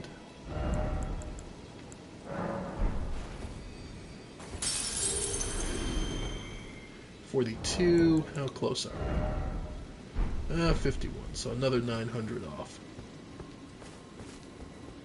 So, well, that should be simple enough, depending on how this catacomb goes. Alright. But yeah. So if each of the runes... So if they were the manifestation of runes given flesh... By the way, watch out for switches, because traps are everywhere.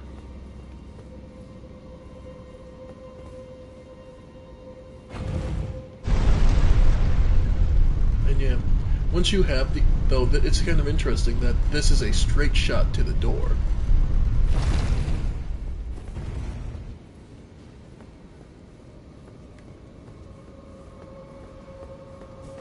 Once you're... But the reason for that is...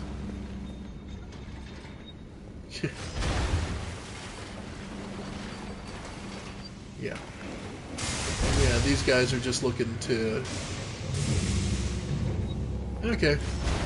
Well, this is why I went all of my way to make sure I had enough intelligence to use Loretta's great bow.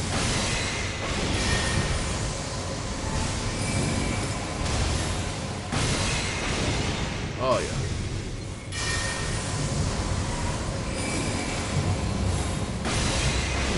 Because this just makes this so much easier. Being able to outrange these guys just sincerely makes everything easier. Nope, I didn't mean to do that.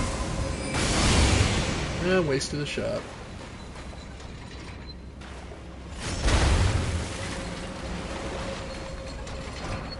Alright. Okay. Around the corner. Yep, yet another.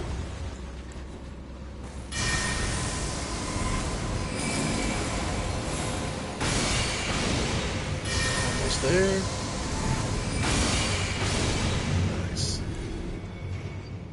Now, one thing a lot of people like to do is specialize specifically when they're building their, when they're getting their character built up.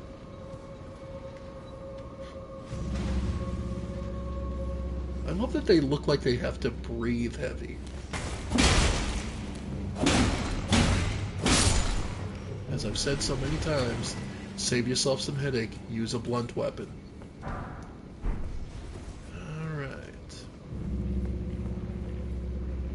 And what's down here? Oh, these hollowed out skeletons. And probably way too many of them. But you know what? I have a... I'm going to actually throw on the sacrificial twig. Okay. So I don't feel like I'm going to be risking much here. That's what I thought. Something felt wrong. Yeah. And that's how little physical damage they take.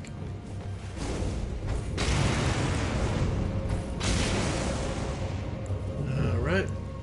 How about gravity well? 91.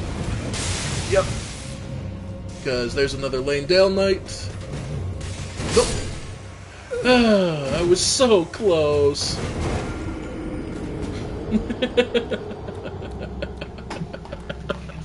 uh, yeah, this whole area sucks.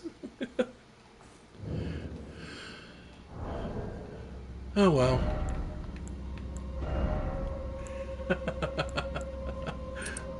Nope, not that. The turtle, thank you.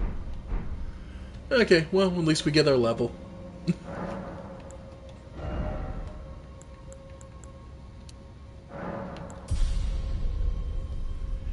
Alright.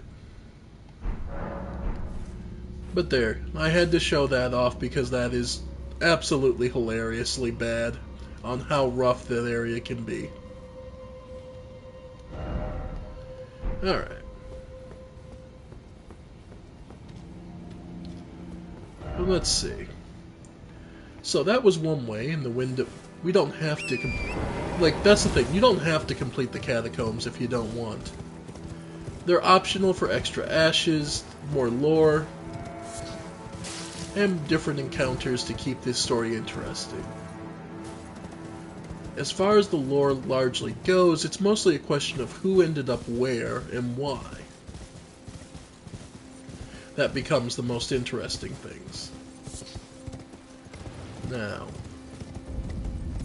here we'll head to Mount Gelmir and try to follow it.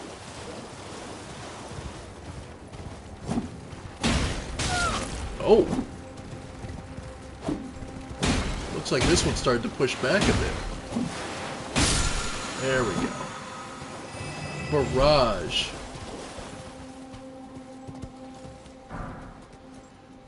Exactly what it sounds like, a barrage of arrows. But you need to have the resources. Mount Gelmir, an active volcano. And volcanic eruptions everywhere. An unstable place.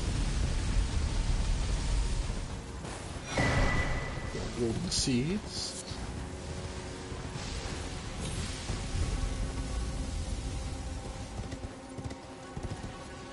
And...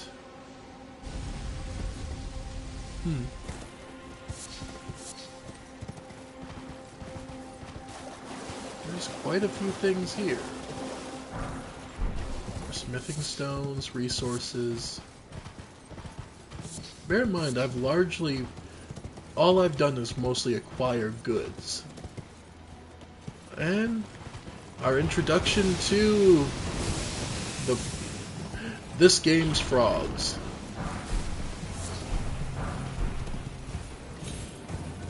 Which are exactly what they're officially they're called basilisks.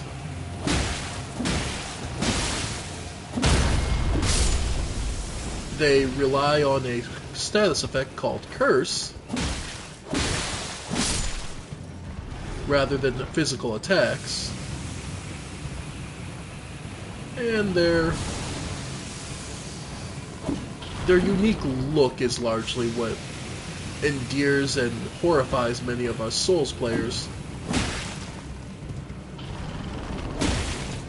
Yeah.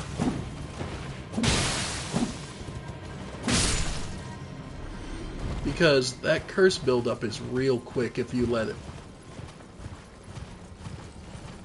And here we have... Yep, more of them. Because like you see, they're quick to deny you area to work in.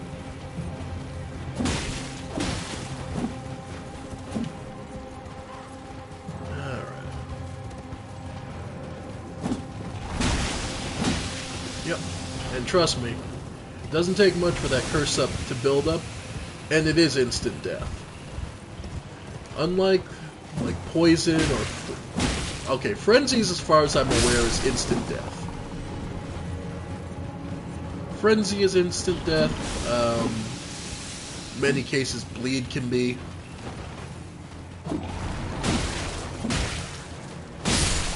There we go. Alright. So, the item that they were guarding, just another nascent butterfly. And wherever we are, the bridge is out. Yet again.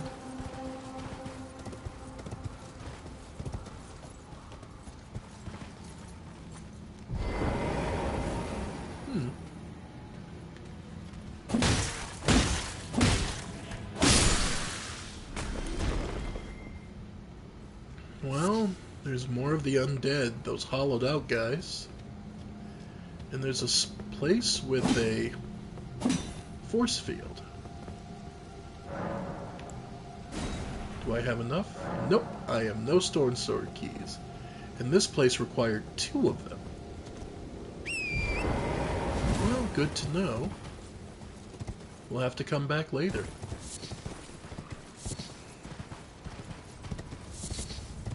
But yeah.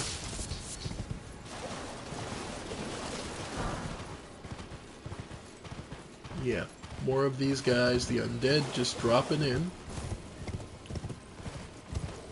I believe they were strung up to be paralyzed and unable to do anything, but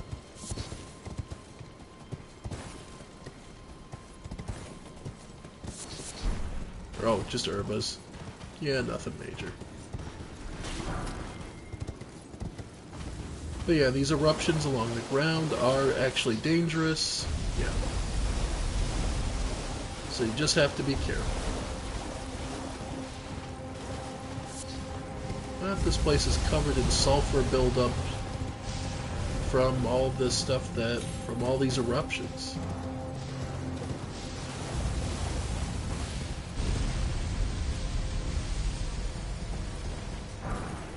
Yep, fireproof dried liver. Obviously helpful in a place like this. But this river path, wow, old rune size 6.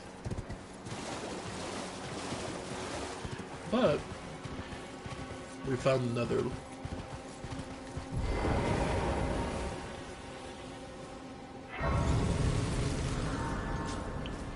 lost grace. Let's take a look at what we brought to. Another fort. Guarded by the Giant's Head and more of the fire monks. I'll be perfectly blunt, this is one of those this ain't worth fighting moments. At least not right now. But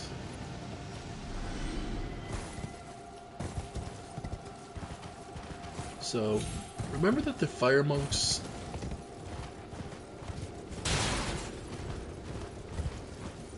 were accepted into the Golden Order. The giants weren't. But obviously the fire monks were given some leeway, let's say it, put it that way. Alright. And they have a whole fort to themselves, and several giant heads. Well, that's wonderful. And by the way, magma worm. Yep.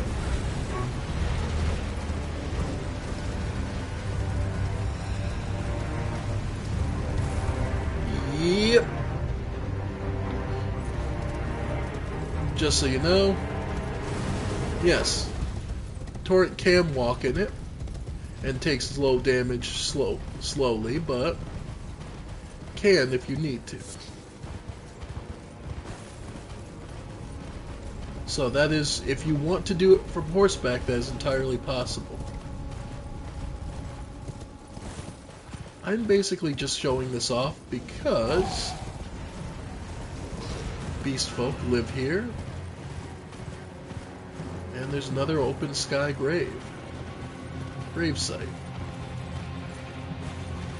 Effectively, I'm just showing this area off. I'm not planning on honestly going through and properly exploring this area. Because again, we weren't done with Raya Lucard. I'm just seeing how far I can get and what lost graces I can do, so I can, when we do get Mount Gelmir proper, I can at least say, I can at least save some time. Because, yeah.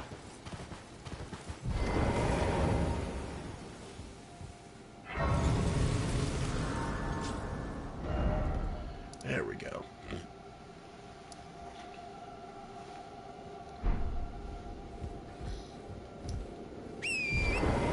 Because I think that's about as far as we can get.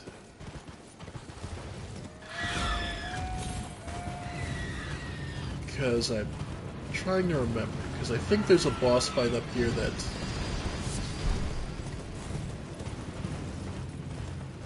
Because I know this is the hermit village that was overrun. That the beast folk basically got chased out to. Demi-human Queen Maggie.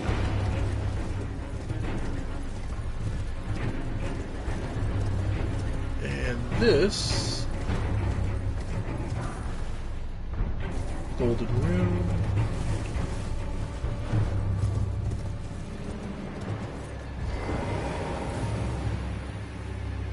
Yeah.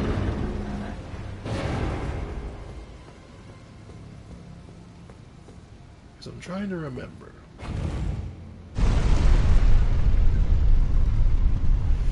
Because much like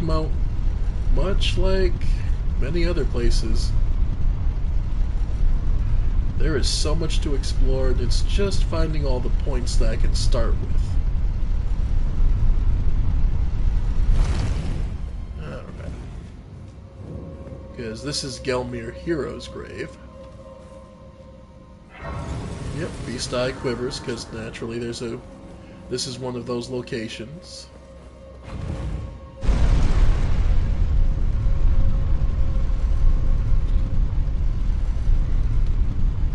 You have to forgive me for doing a bit of a trial run and putting the story on hold.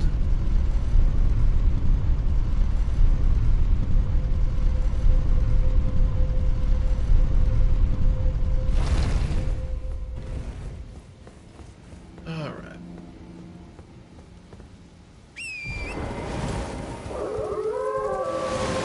Yeah, more storm moves. Yep.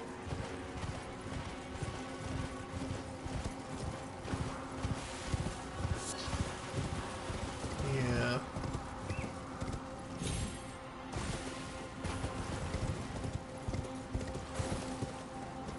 Okay.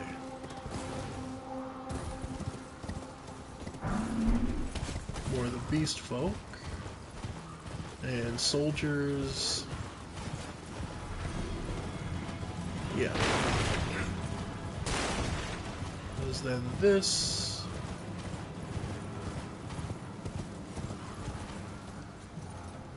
Yeah, because this is where the abductor virgins... Ah. Another lost grace.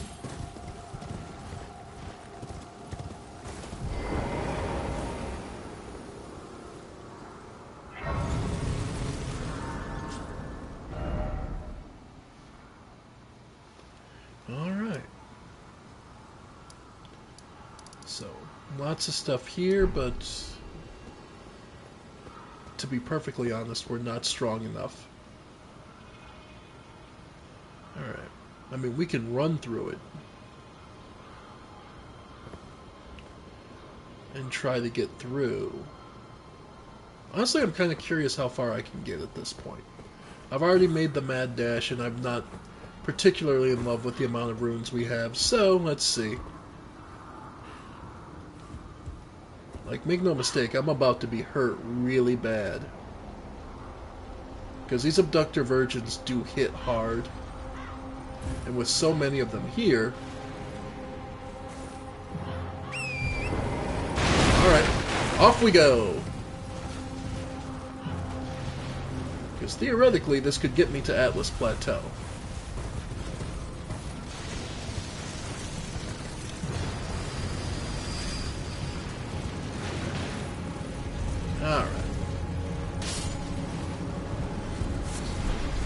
Yep, just Arteria. Okay. Alright. Got away from them far enough to get here.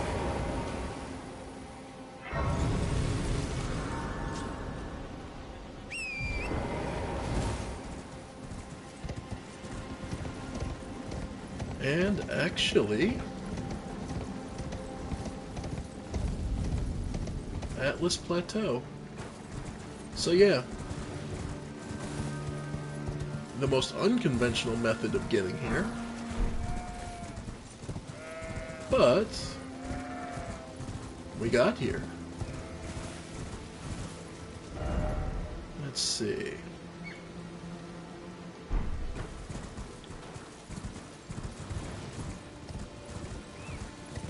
Once again, it's just the funniest thing.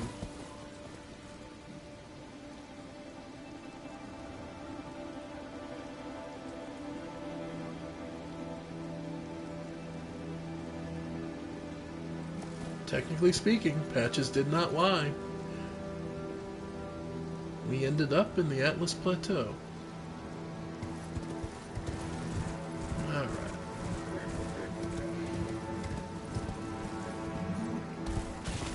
Oh. Okay. No, make no mistake, if we were having trouble with the Cuckoo Knights, these guys up here are a whole different level.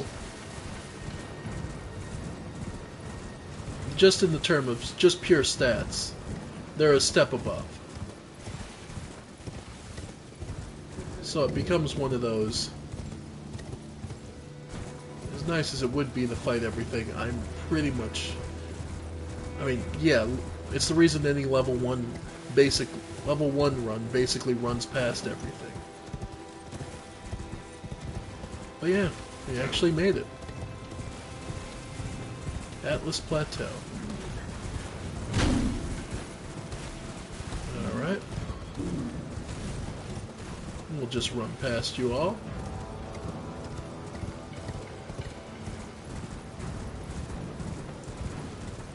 Alright.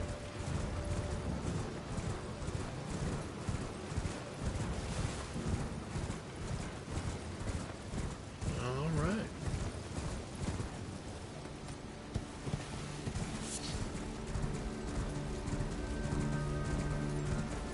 What was it they said? East past the windmills? Okay. Well, we've made it this far.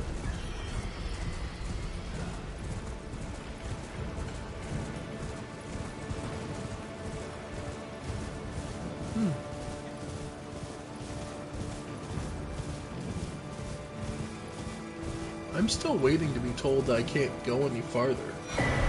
Basically, I'm going... There's a... Dark Souls 3, they had a barrier that you required a specific item to pass to get through a force field. I'm kind of waiting to hit that. The wormheads. Just... Even at the best of time, do not engage.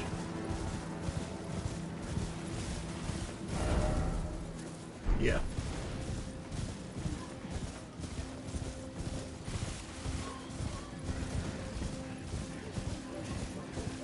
They're really not worth it. We will have to later, but... Oi.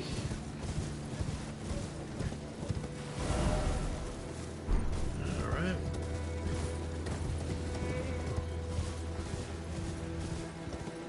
Engaging there.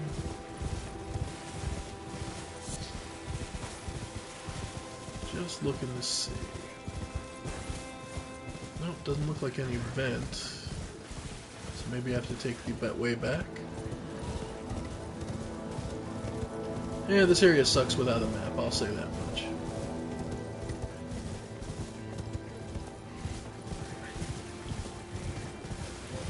Because I know there's something that's blocking you from going on without a Great Rune, which is you get from one of the major bosses.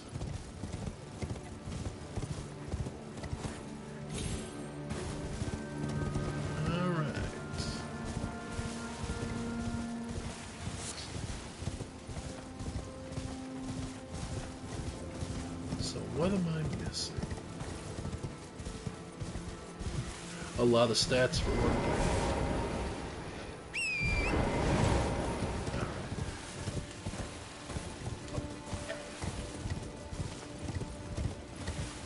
Okay, so I dropped down where I shouldn't have, more than likely.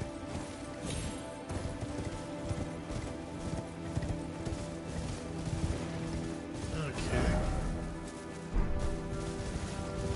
So I need to go... Okay, so I needed to go up and around.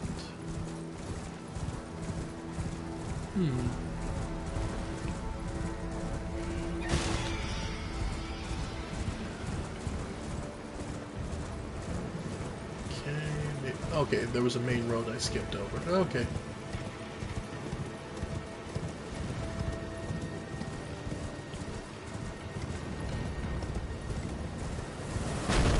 Oh, wow. Artillery fire, huh? Ow. Okay. Go ahead. Just have to be careful. Yeah, no. I can see the artillery fire. As long as you can get close enough, it's not as bad.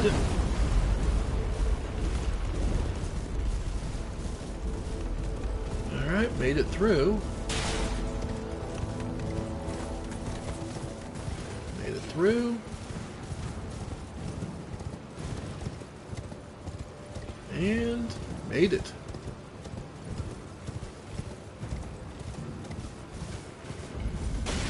Capital outskirts.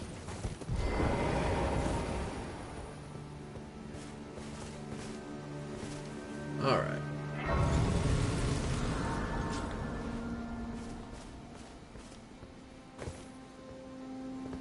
Yeah. We're close.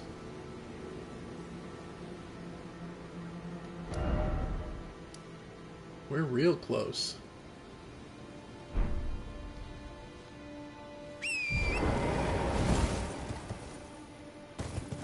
But I assume there's something that's going to stop me or tell me I can't. I see thee, tarnished, smoldering with that wretched flame. Oh, wow. Okay.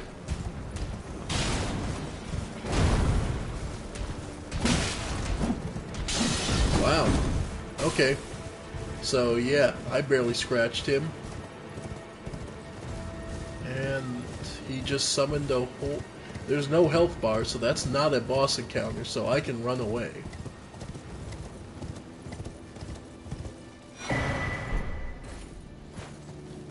Alright. Oh, there were multiple golden seeds. Alright. What does this crone have to say? You, please, I can read them. Your...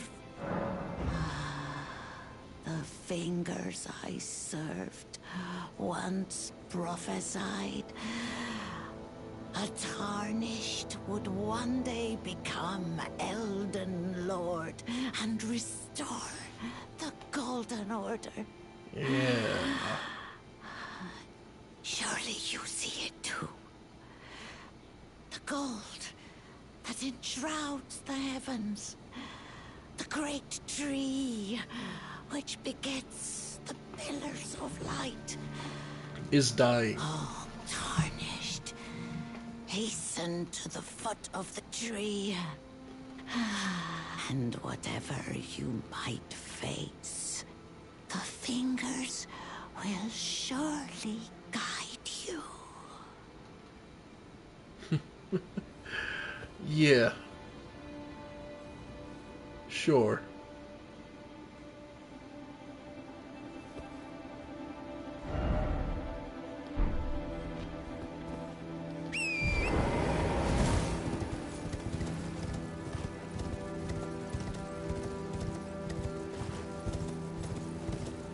But yeah, this is Atlas Plateau. The capital city of Langdale. We're on the outskirts of it, yep. Guarded by all sorts of anomalies.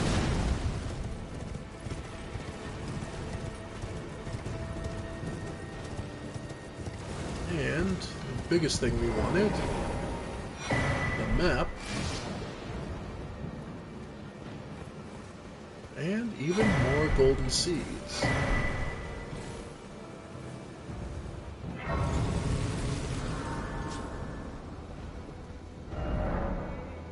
The royal capital, Langdale.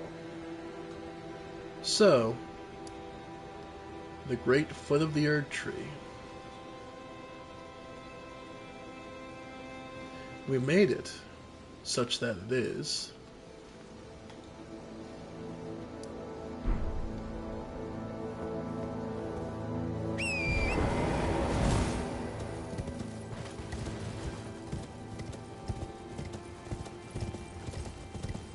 And let's see.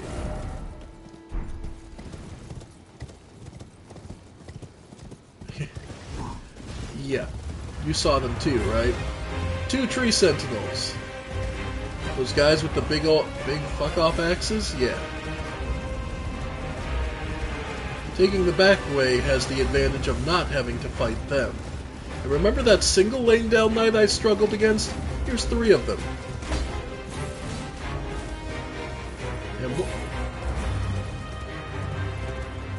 And then, even then, there's more of these. They're soldiers who are still a step above what we saw in Liurnia.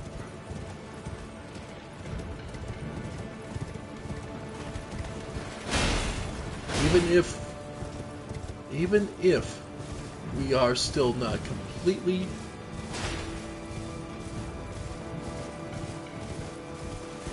we're nowhere near strong enough to be here. But well, let's see how rough is this. These are the grunts. Yep. Okay. Feel better, guys? You feel better?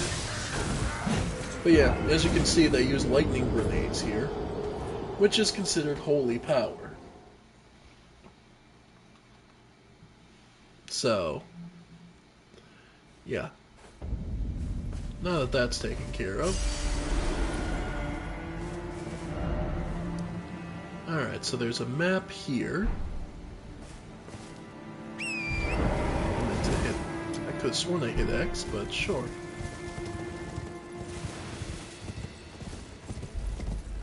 Alright. And yet more golden seeds. Unsurprising considering how close we are to the Erd Tree that is clearly dying. And map of the Atlas Plateau. So, there we go. We can't use the Grand Lift, but at the very least, we subverted it.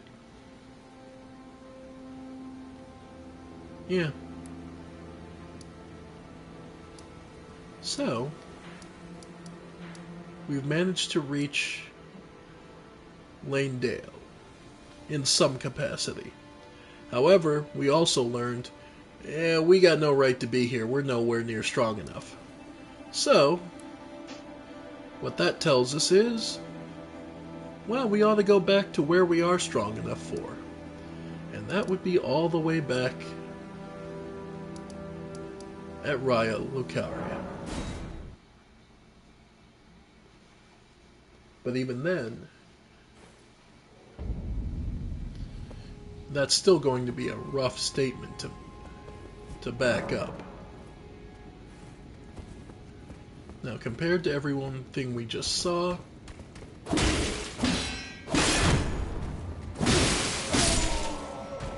yeah.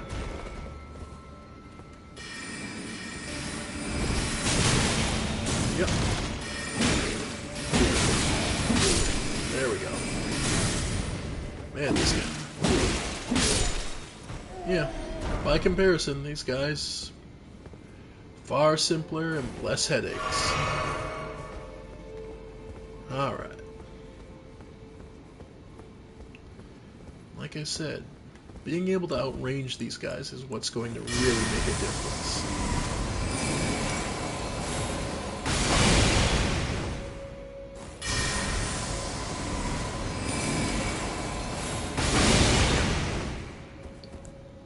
Alright.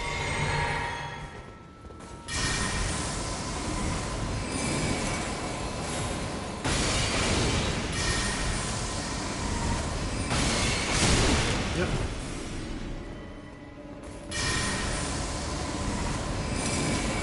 Nice.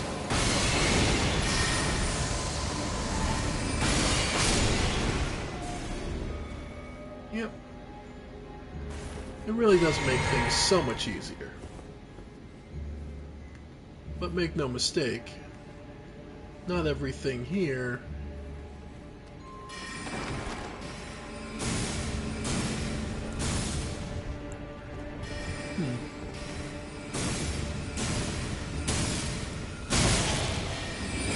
Okay.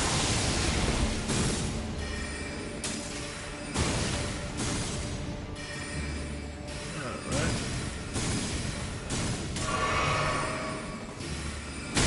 Yep.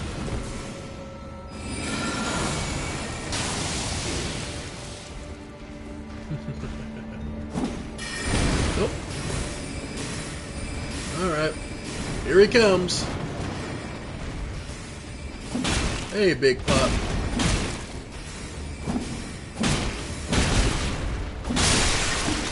Always so messy. Raw meat dumpling. Yeah. Not too much to say on these guys.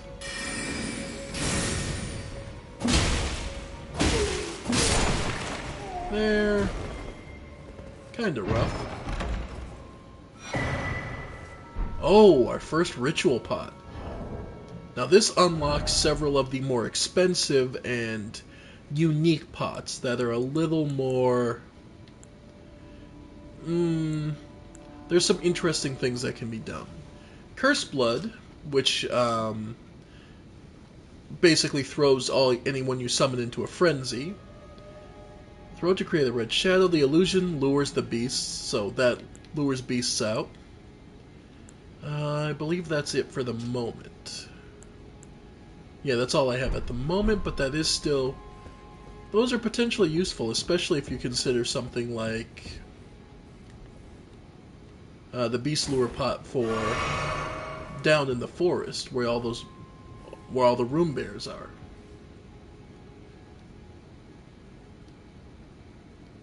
Now,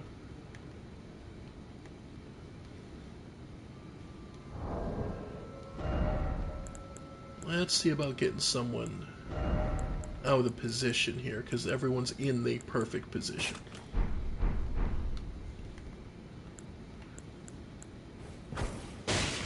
Over here.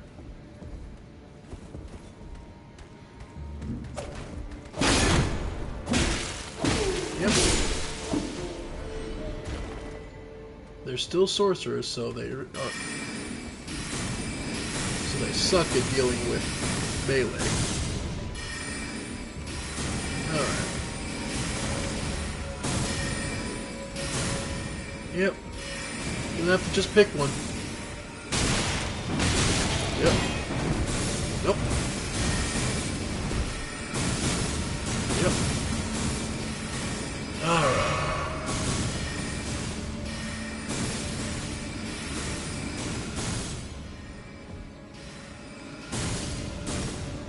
Alright. Yep. Ow. Ow. Trying to beat these guys into the open ain't exactly fun. Okay. And yes, they have infinite FP, of course.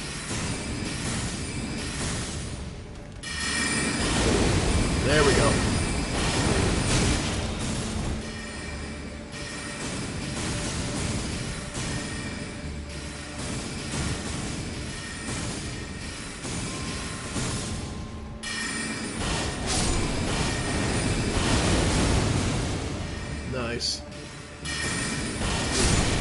There we go.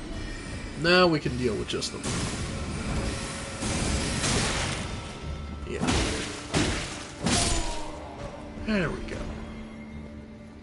So any other items while we're here?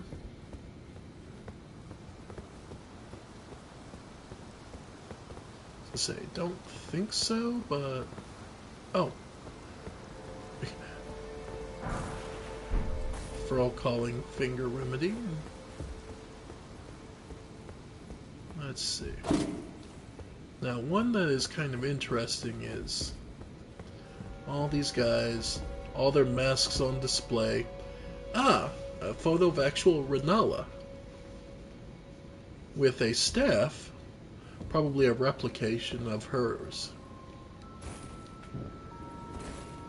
Now, if I remember right, something I missed, yeah. Note that all the other, and your hint is that everything else is covered in books. But there's a hidden room.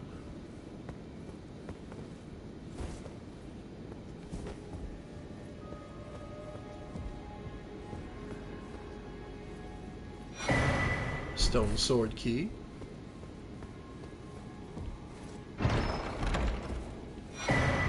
Comet.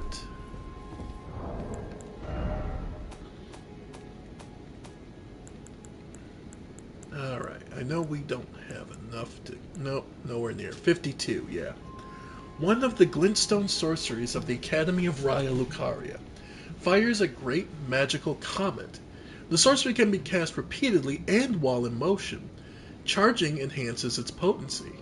The greatest of Corollos Conspectus sorceries that only a very few sorcerers have ever mastered.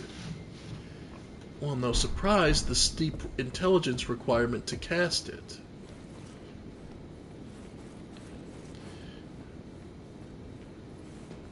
But that's one of the most powerful spells you can get. And it's exactly what it sounds like. It's replicating a... Try jumping. To your death, perhaps?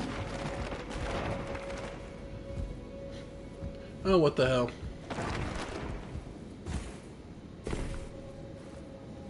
Oh. Huh. Oh. I'm truly not sure where this drops me. So I'm just going to use some... Where's my... Yep. Mostly because if it drops me and I can quietly get the drop on somebody, I will. Ah.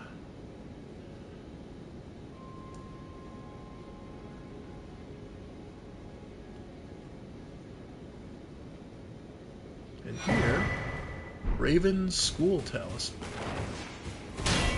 Okay, that's protected by a bunch of pots.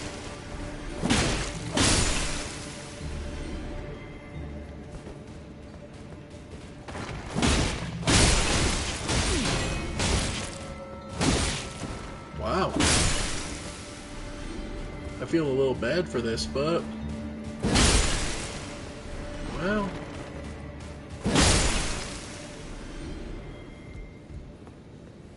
Interesting. So what was it we got? I just...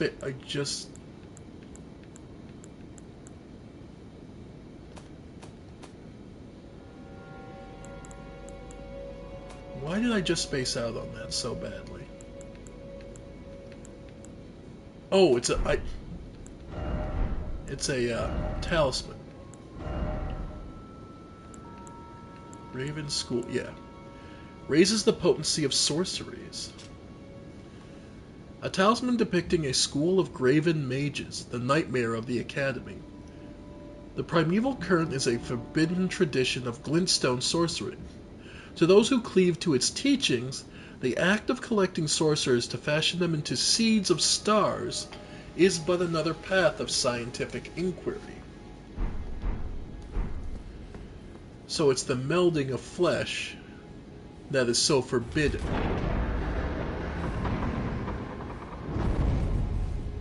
Ah, and this is that door.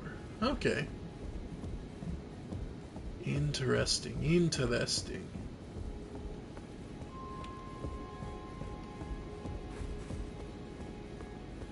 And that brings us to a boss.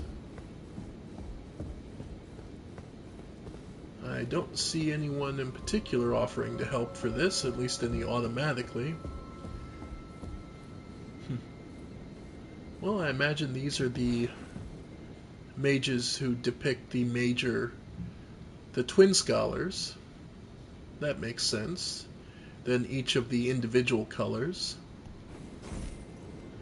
They call them conspectus, but they're... alright. And raising the potency of sorceries could be worthwhile.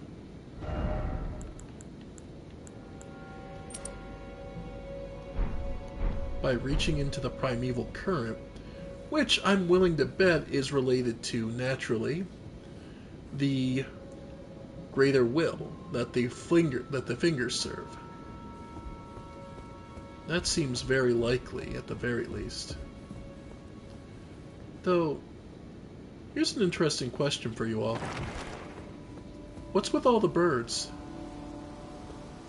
Well, at least all the bird cages. Any ideas? What could possibly be... what could possibly be a big thing about bird cages? Still?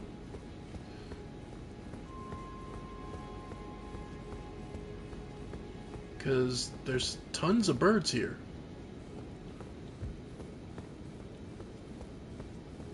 I'm legitimately asking if anyone has any idea. Is there something I don't know about that?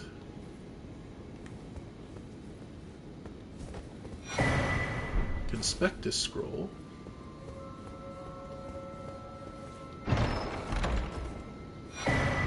And a Glintstone Craftsman Cookbook 5.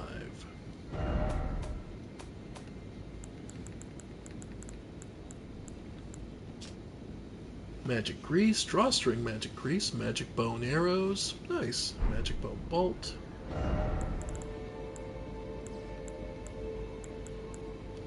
So yeah. Oh, but they use glint flies, which are common enough that, yeah.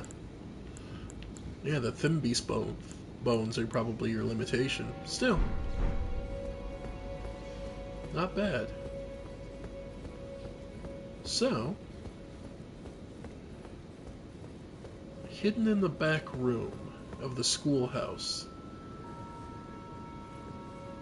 Because this room is the schoolhouse where students sat and were taught and worked and began to understand Glintstone.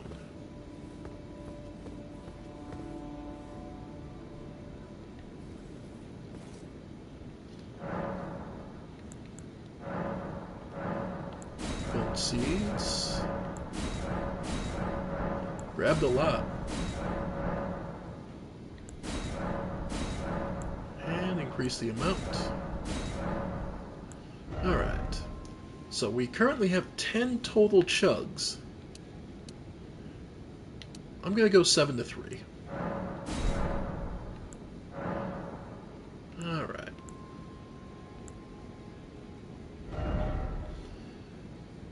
Unfortunately, yeah, we cannot use Comet. Comet is beyond our means, and it is an expensive one to use. 24 FP versus... okay, no, it's the same as Loretta's bow. But Loretta's takes much more time, and this is a much faster, more relentless sort of spell. But we're not going to be at 52 anytime soon. I mean, you can dedicate your whole self to one particular type of magic, but is that really the archaeologist way?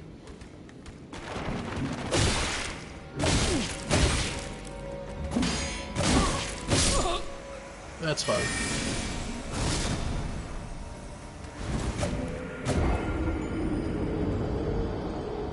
doesn't. Sorry, it doesn't bother me. I'm more thankful for the getting the to get a better look at the swordsman.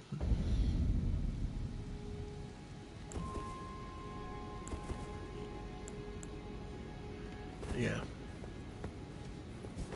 Cause. Okay. Over here. Yeah. There we go. Yeah. Good there. Okay.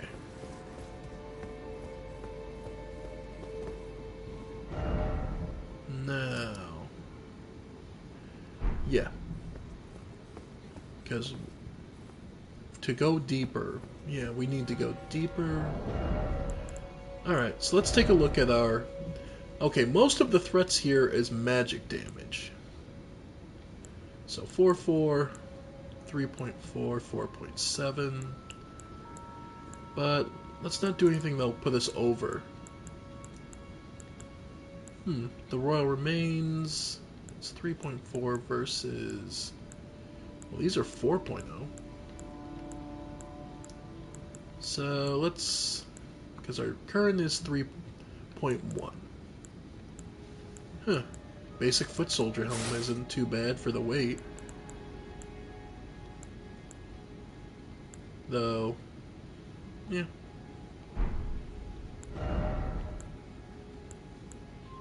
Yeah, like... Of course the Cuckoo Knights is a little stronger against magic. Actually... Foot soldier set's actually not horrible against magic.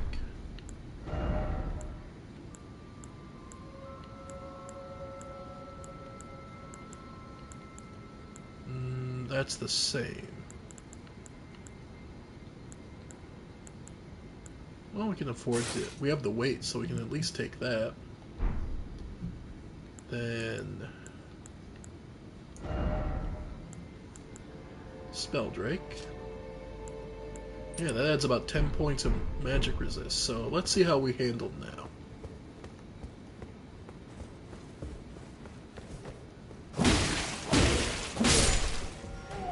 Nice. Ow. Not bad. And we do have 7 charges.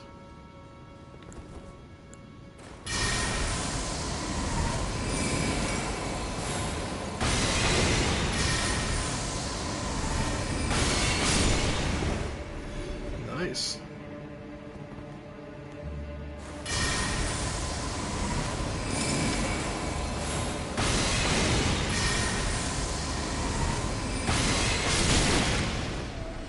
Hell yeah. Oh yeah. That works a hell of a lot nicer. Alright.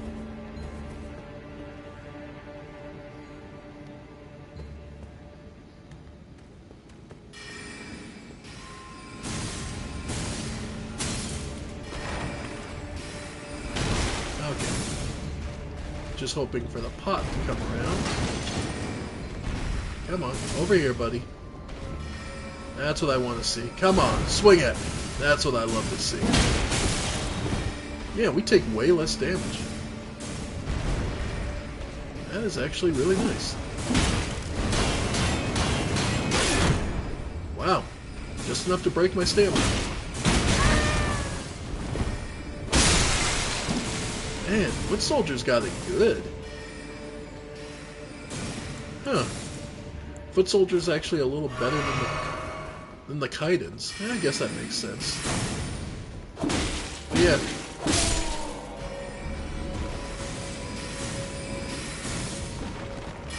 Nice. Overall, say I'm very impressed. Sorcerer Manchettes.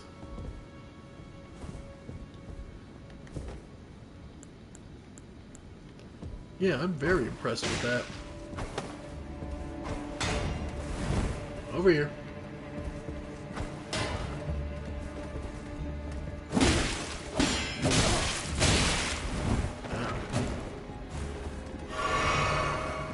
Alright. Oh, great.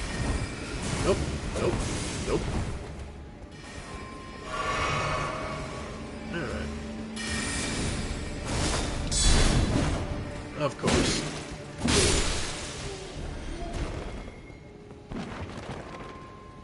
Alright. Well, if they're gonna be dumb enough to come in range.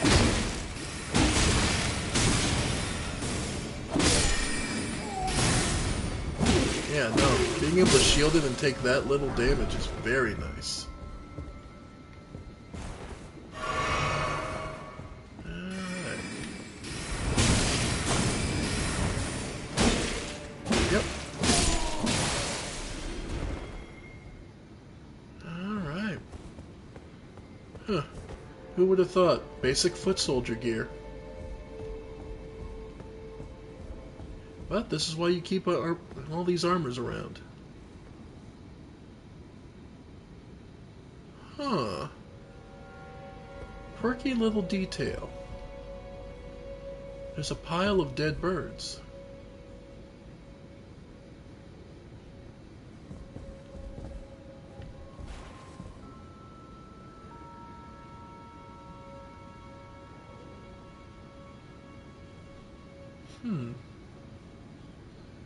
So then, was the one they were looking for here? Or who or why would they kill a bunch of birds?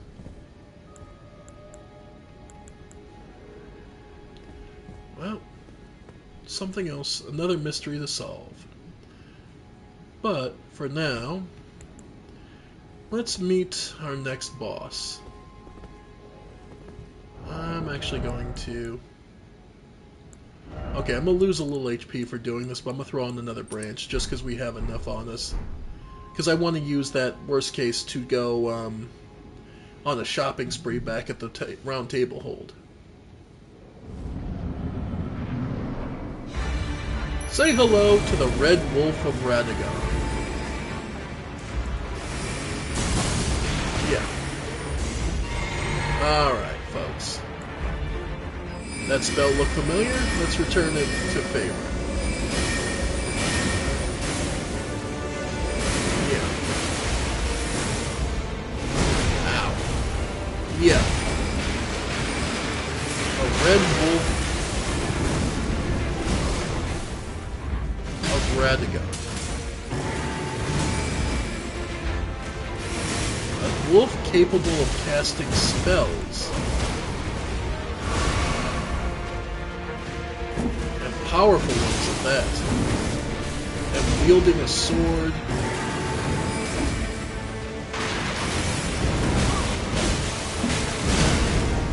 Anyone else remember that of another wolf?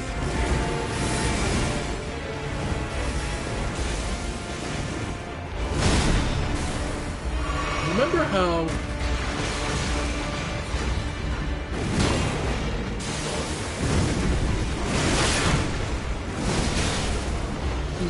how to put it? Ow.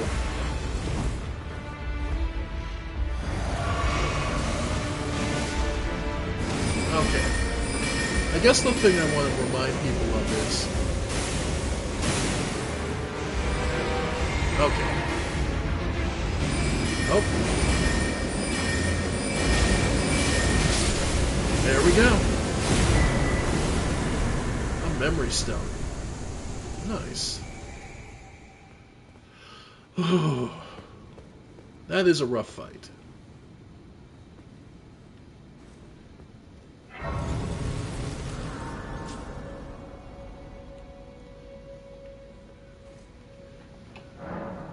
The Red Wolf of Radagon. Now, what makes that noteworthy is, first off, It's a wolf that is capable of casting not only spells, but incantations. That blade it's summoning is an incantation, thus it's red color. It's more gold color. Wolves have been a guardian, we know, of the Carian royal family. In fact, they can create wolves that are well beyond, like we saw in the Carian manor. Those wolves are well beyond what any natural wolf would be capable of. I'm talking purely in terms of physical endurance and, strength and damage. They're obviously greater wolves that were bred or kept, or more likely magically enhanced by the Carian royal family. This is the interesting bit. If the Carian royal family, who now help rule Raya Lucaria,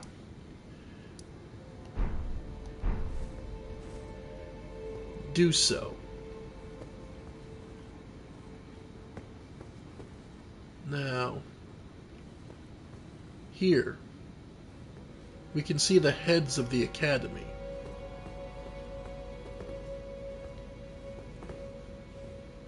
The people who are responsible for it.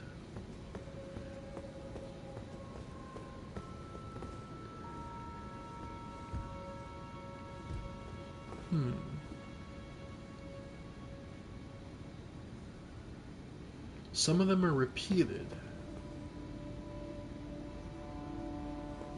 Wait. They are repeated, but...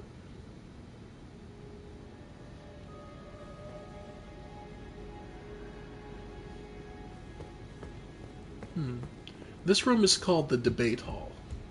This is where they would come together to compare, contrast ideas, display, and show their inventions and creations and discoveries off, under the watchful eyes of everyone here.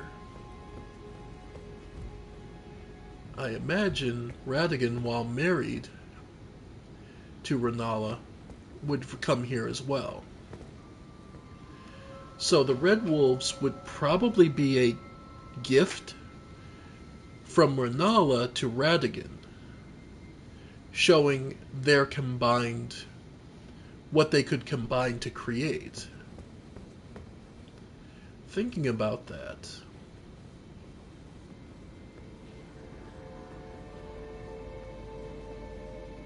that's an interesting thought. What if those those extra strong wolves we came across in Caria Manor, what if they're transformed humans? Because we haven't reached it, but Malekith, the shadowbound wolf, the shadowbound beast for Marika, is also mentioned to be her half-brother.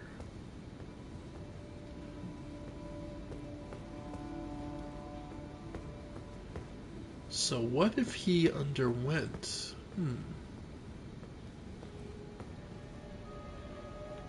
Shadowbound beast. Well, we'll come back to it, but it's not a wholly formed thought yet, but there is some connections here, I feel. Anyway, we now have quite a bit on our plate, so let's head back to the round table hold.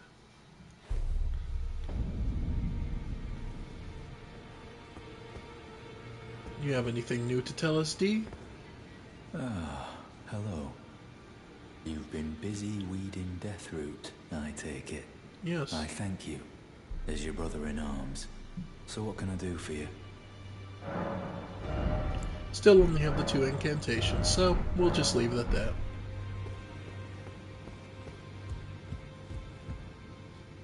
Nothing here.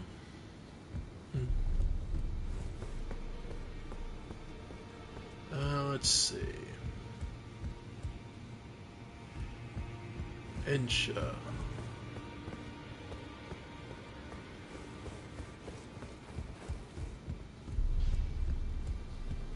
Alright, let's see. Greetings. Are you here for Spirit? There's something you should know. I need to warn you about something.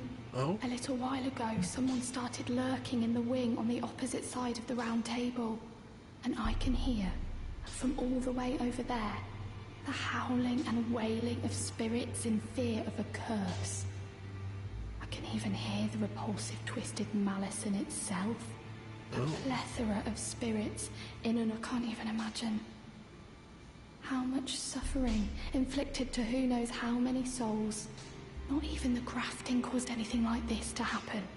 You should keep your distance. I know you're strong, but please. So she's warning us about something. Well, we'll start with getting Engval up more. Alright. But our first one to really upgrade is the Marionette Soldier Ashes. Alright. So they're +6. Spirits of marionette soldiers created to serve a sorcerer. These marionettes are archers and each equipped with a pair of bows. On verge of falling apart, they are ill-disciplined and attack without warning.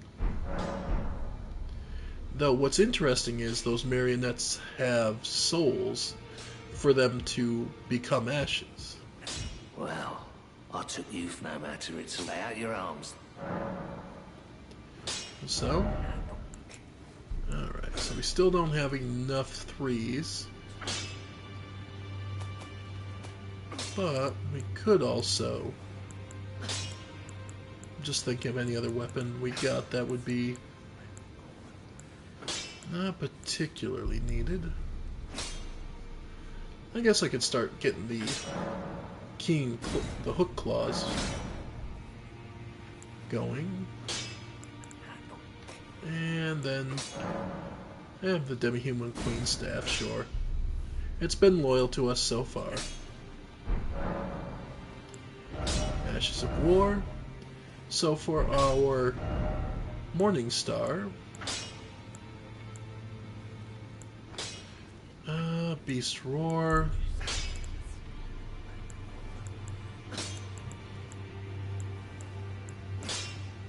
Sacred Blade. So yeah, Gravitas. Maybe we ought to go back to magic, but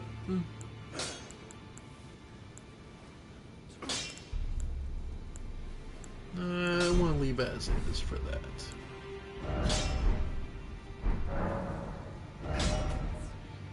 Though we did learn...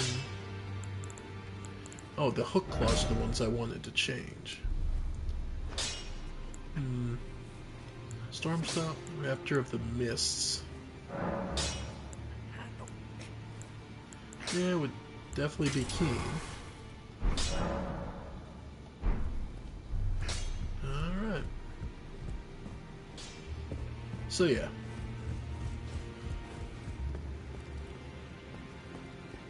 Got to strengthen a little. And she wasn't kidding, there's a horrible figure. An invader, no less. But... and sitting amidst a pile of corpses. Have you ever felt the curse?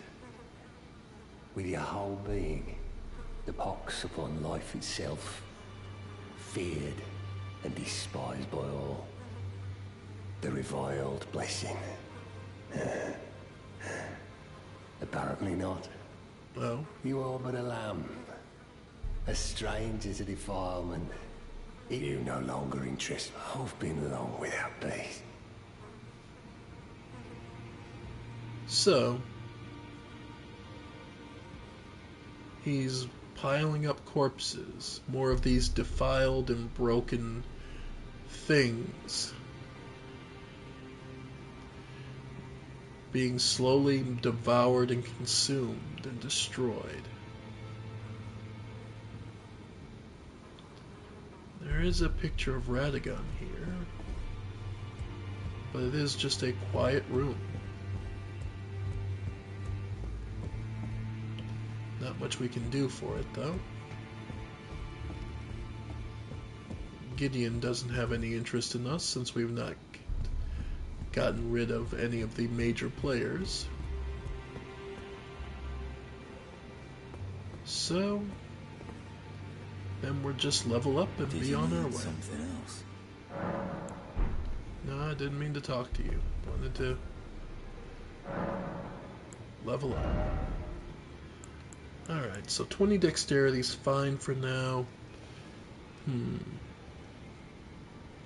I guess I want to move endurance up to 22.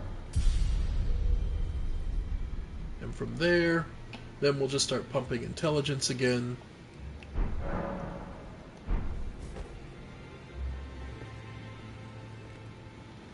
Alright. So we're good there. And yeah, we now have access to the debate hall. Debate parlor, my mistake.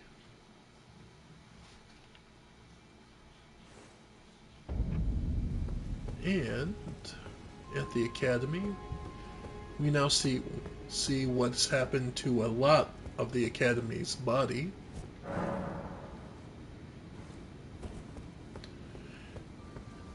Yeah. More of the... There's people working here still. Crabs.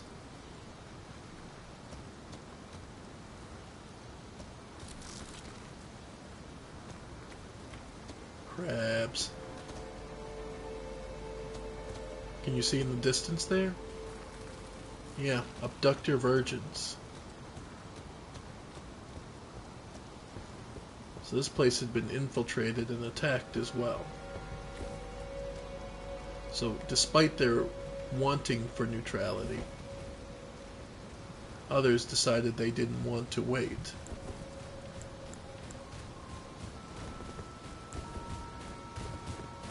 Yeah.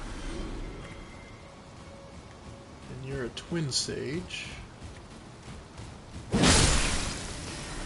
Which means you have 2 spells.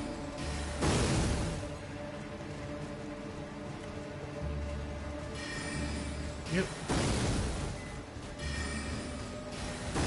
What's interesting is the plethora of plots around here, and their willingness to serve these mages pretty easily.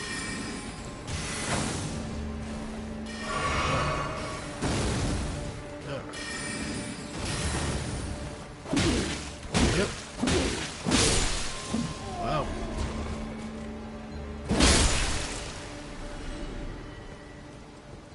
It's kind of interesting. The pots... Yeah, another cracked pot. The pots seem to be pretty okay with the people. Even though you'd think they'd be hunted down.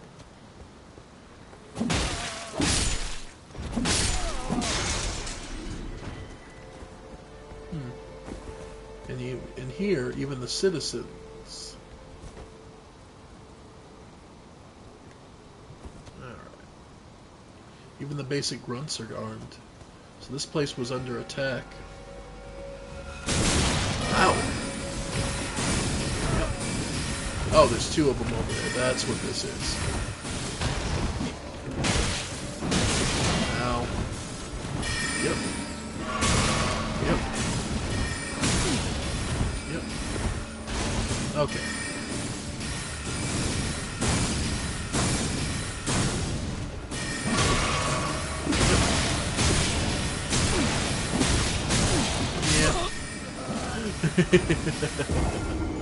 I was kind of stuck.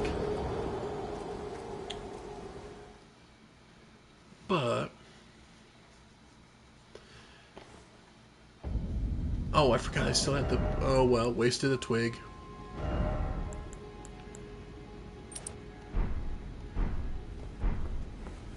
Alright. Not the worst thing. And yeah, you can summon for help if you really want to. And there's a couple different ways to go, actually, which is the interesting bit. Because there's that way we went to Rit now. There's also this right path. By the way, yeah, abductor virgins. Just a lot of them over there. This is one of the more amusing things that came up.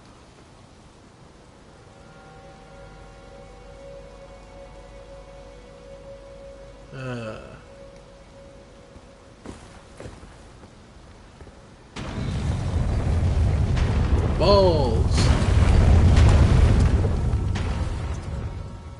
A spell to magically drop balls on people. I adore this as being a... Well, you have the magic, so why not?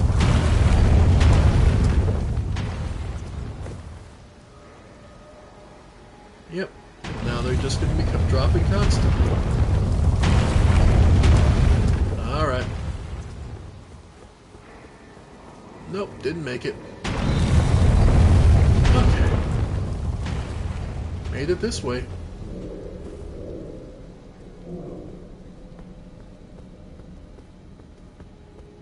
Alright.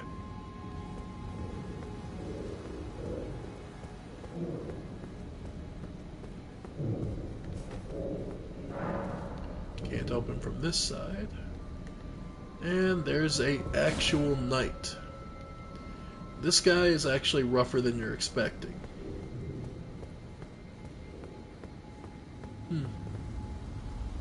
So do we take the teleporter? Yeah. Or tangle with the knight? Oh, let's go. Honestly, Magic Glint Blade. It's probably... Yeah. Moongrim. Firing Knight. Yep. Yeah. Yep.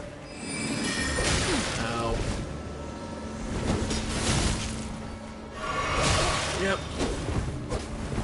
Yeah, this guy knows what he's doing, I'll say that much. Yep.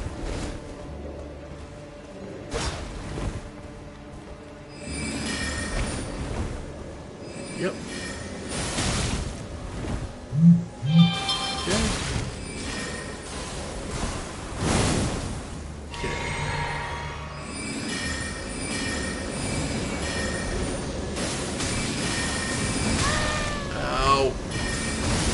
Oh! I thought I rolled to the side. I guess I must have been... My controller must have been at just the right angle to roll back. And, like, roll to the side when he's doing the thrusts. Oh, well.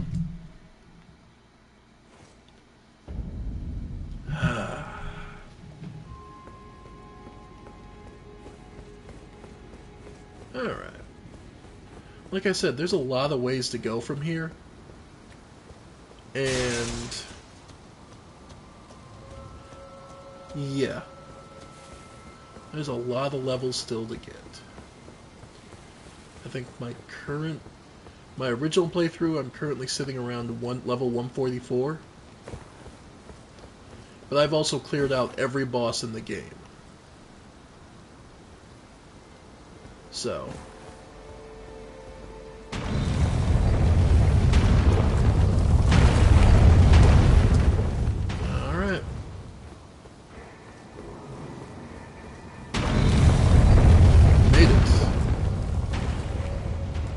okay. And let's see where the teleporter goes.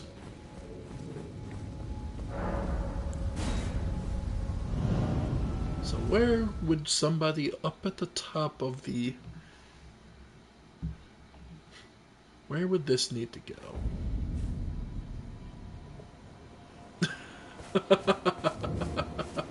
The Church of Vows. Of course.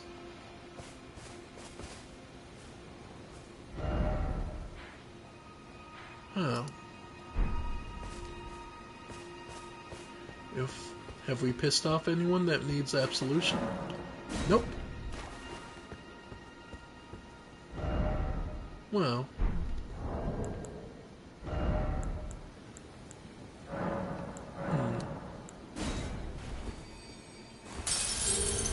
I'm just thinking. You know who we haven't gone and talked to in quite a while?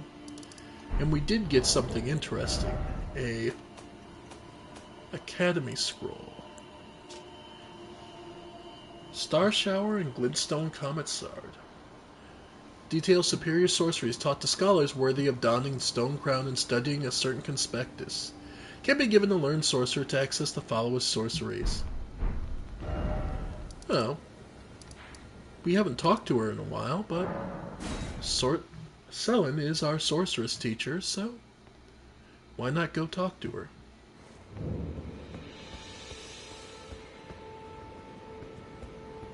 There you are, my apprentice. Shall we commence the lesson?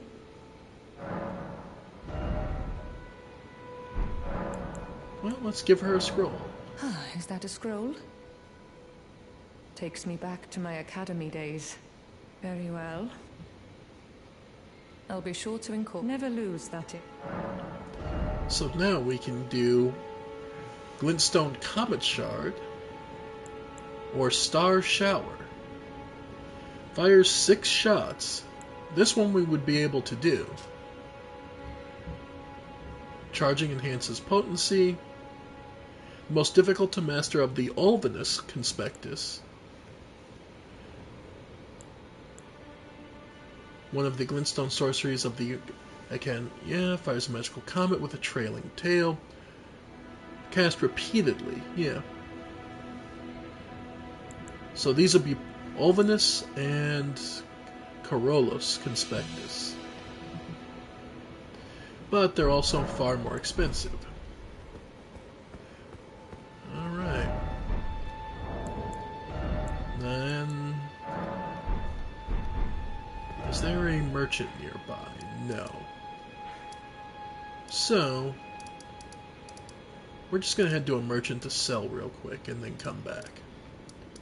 So... Merchant Kale.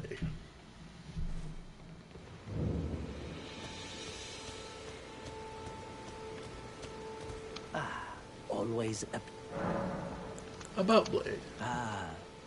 Then you met Blythe, did you? Yeah. Wonderful. I'm glad I pointed you in his direction.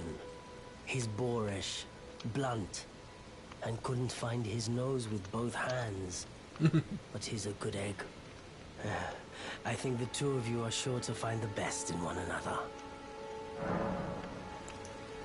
Perhaps you don't need to hear this. See that no harm comes to... We have a saying.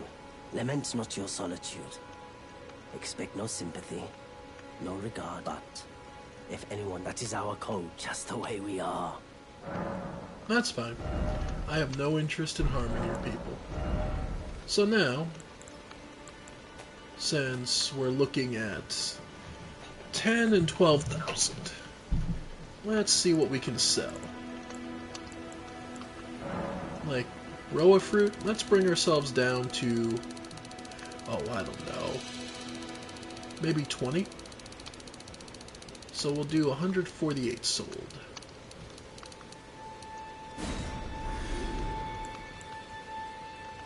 Okay. So yeah, we'll keep with about 20. So 19, 16. Okay.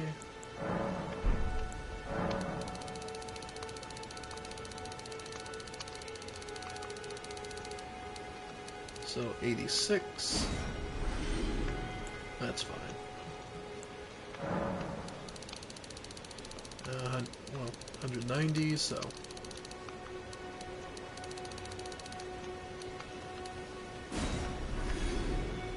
Yep. Again, this is why I pick up everything. Anything else? 32. Anything else that stands out as an exceptional amount? Nah, we're pretty good there. As far as other stuff, pre-made.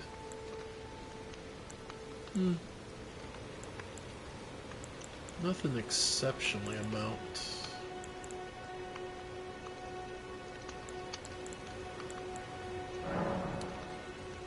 Yeah. Alright. Well, it's enough to get... Goodbye for now. It should be because it was, what, 12? No, it was 10,000 for the one, then 12 for the other, so, yep. So we should be alright. Because the more expensive one... There you are. Shall we commence? Yep, the 10,000, the one we can cast.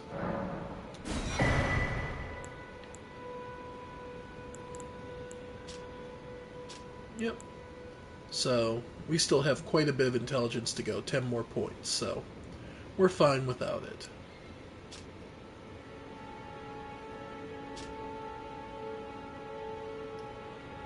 We still... Scholar's Armament.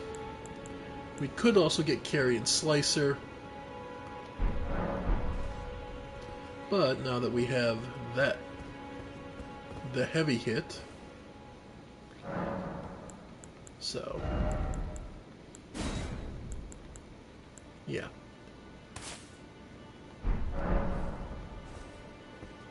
So, now with all this magic, we're now understanding the forces behind this area, where both Karya... Okay, basically Karya ruled the area and studied enhancement, I guess, of modifying. There's various other fields that they studied, but theirs wasn't built around... Their study isn't built around the stars. I try to bring this up because Raya Lucaria was built by the astrologers, basically.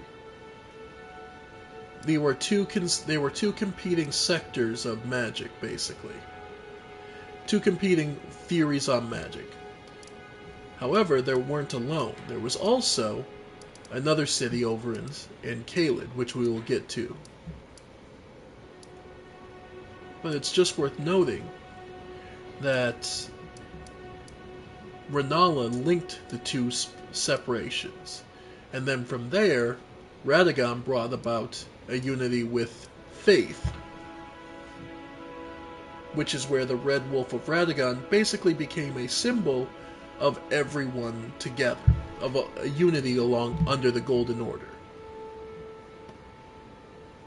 So, that's just getting ahead of what's going on. Alright, schoolhouse classroom, the debate parlor. Yeah, because there's a lot of places to go from the debate parlor. But I think we're good for right now.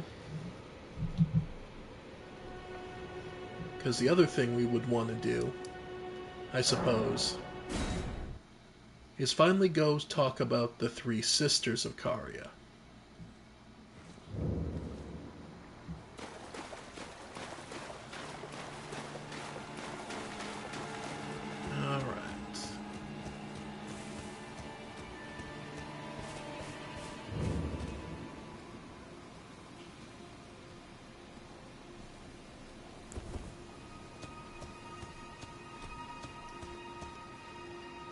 There are 3 towers, one for each of them. This first one is sealed.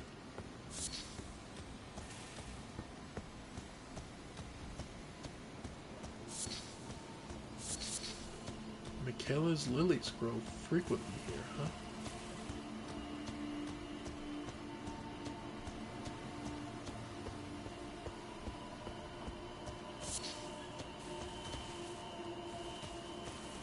This place is sealed. Rena's Rise.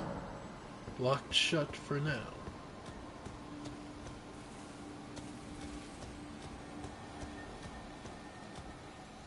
Well, we met a Rena earlier.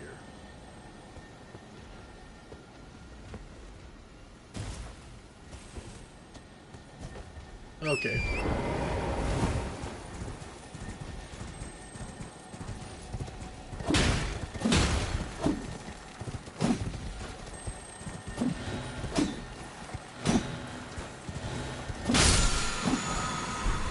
Oh, Chilling Mist.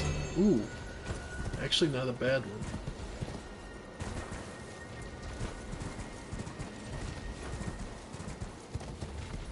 Chilling Mist, another awesome Ash art.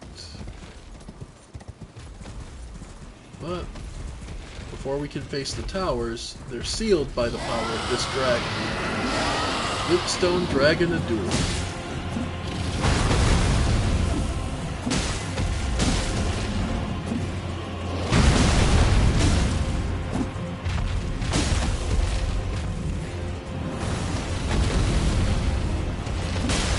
Nice.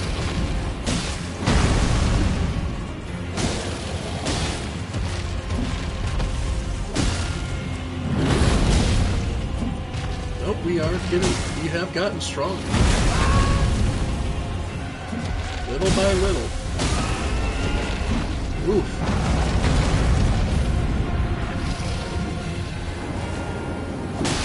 Yep. Oh. And we pissed him off and he flew away.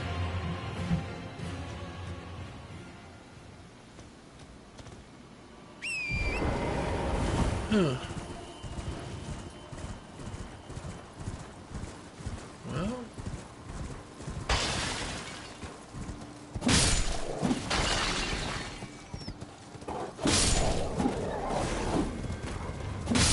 Nice. And so this is... Which one is this? This is Ronnie's Rise. Rena's Rise. What's the third one?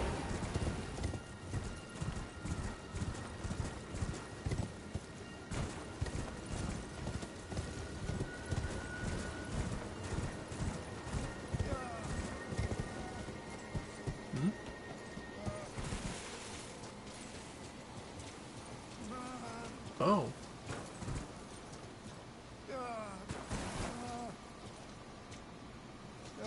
A sorcerer.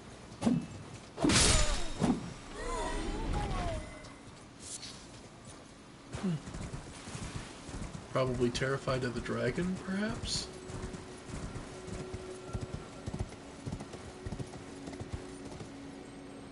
And the third rise?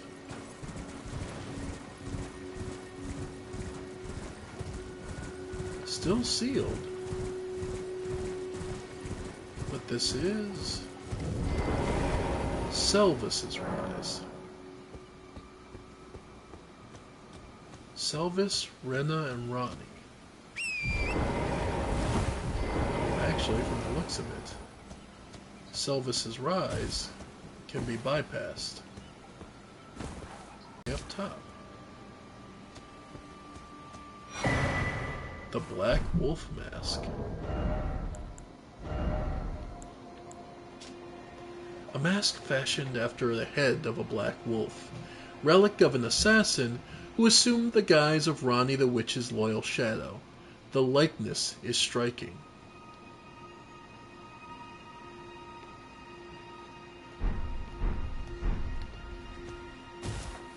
So what are the chances that that's the bloodhound we helped hunt, we helped Blythe hunt down?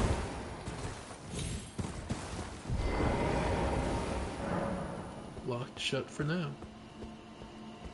So, nope, even the top is utterly sealed to us.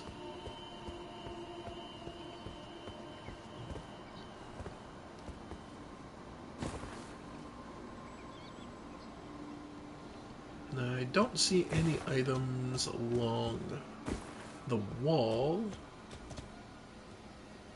So we're good here. Selvis's Rise just simply sealed off. But luckily there are 2 other rises we can examine.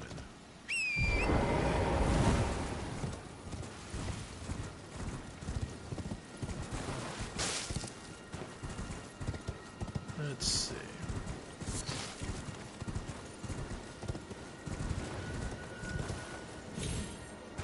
It is worth noting, the 3 rises representing 3 major mages tied to the Carrion family.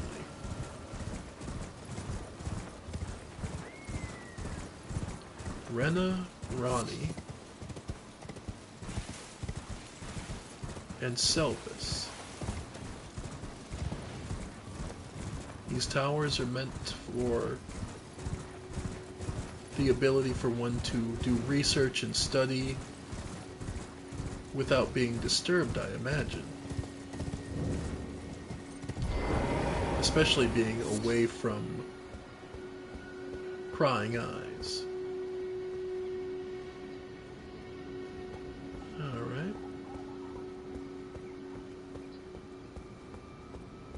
So, this one is open. Oh, there's even a Lost Grace here.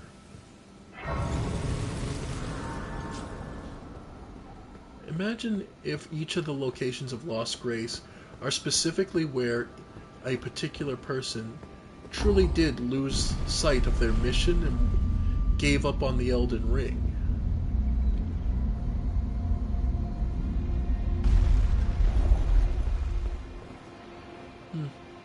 How many souls have been through the ringer for all this anyway? Still, at the very top, we meet Ronnie. Oh, again we cross paths. I believe I said my name was Rena when last we met. Indeed. It pleaseth me to see Torrent hale and hearty, but tarnished. What business hast thou here? I have no memory of inking thee an invitation.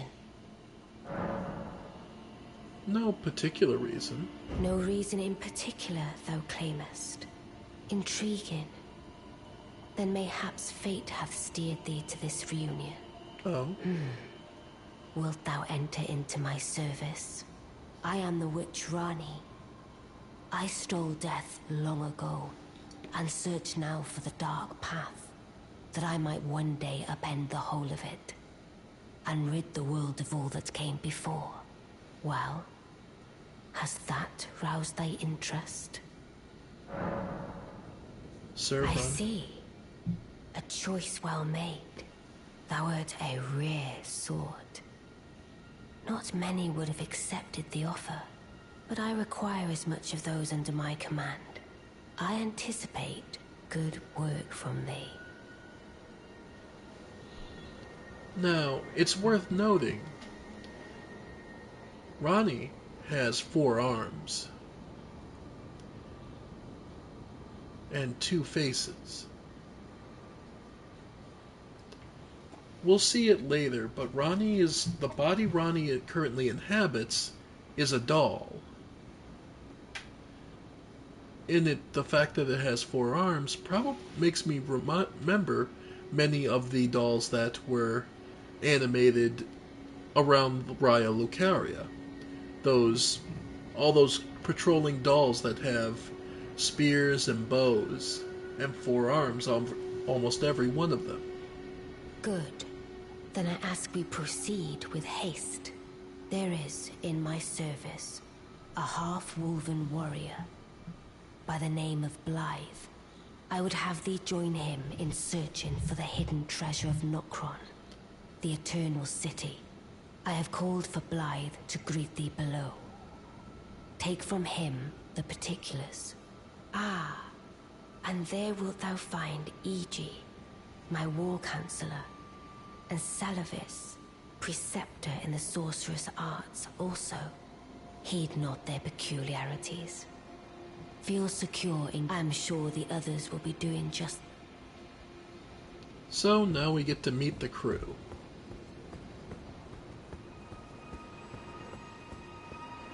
So, let's go meet everybody. Though, in truth, we've met two of them before.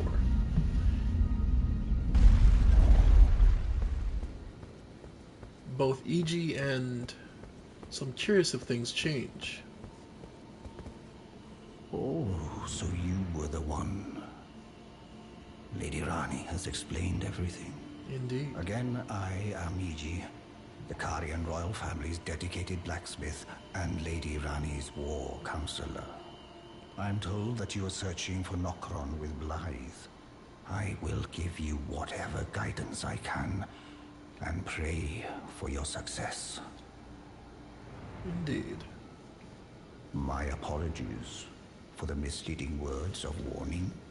I never imagined that an audience, let alone service to Lady Rani, was in your fate. I, for one, should have... Do forgive me. Let us give all that together. Would you have turned off the trap if I had? Let us give all together. Would you have turned off the trap then? Probably not. Oh well. And Blythe? Long time, friend. Indeed. Blythe. Have you forgotten? No. Glad to have you in the service of Mistress Rani. Well, getting right to business. I'm still in Limgrave. The eternal city of Nokron lies somewhere at the bottom of this land. I'm planning to go below through the well in the Mistwood. See if I can't find the road to Nokron from there. Alright. I'm going below through the well. See if I can't. Don't keep me waiting. Indeed. And... Selvus. I see. You must be Rani's new hireling. Indeed. Yes, I've heard all about you.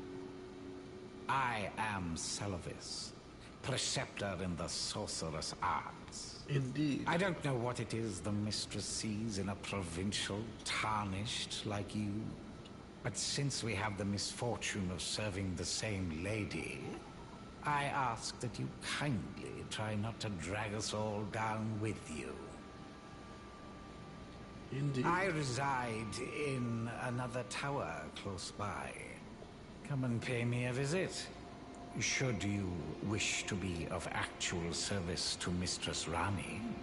If it were up to me, I wouldn't waste my time on the likes of you. But who am I to stand against the wishes of my lady? Indeed. The fact that Selvus is I resign and pay should you. If it were up, but who... He obviously resents his service. But such is the way of things.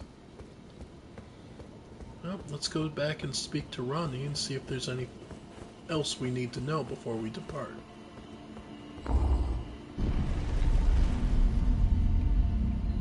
E.G.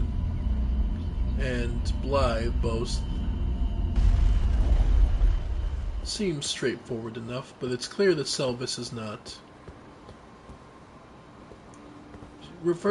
Rani referred to both of them as her servants, and then just him under his title. Selvus is clearly never to be trusted. Allow me to forewarn thee. I shall soon enter my slumber, and it will be some time before I wake. This doll's body is not without its hindrances. Still, I have high hopes for thee. Indeed. I look forward to the good news when I arise. And? I shall soon, and it will be so. I have high look. Okay. So, there we go. So she'll soon be asleep.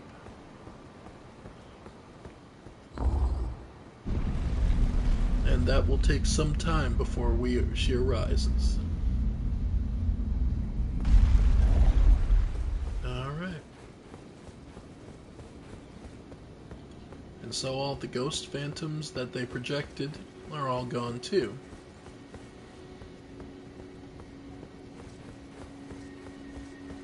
So now we know.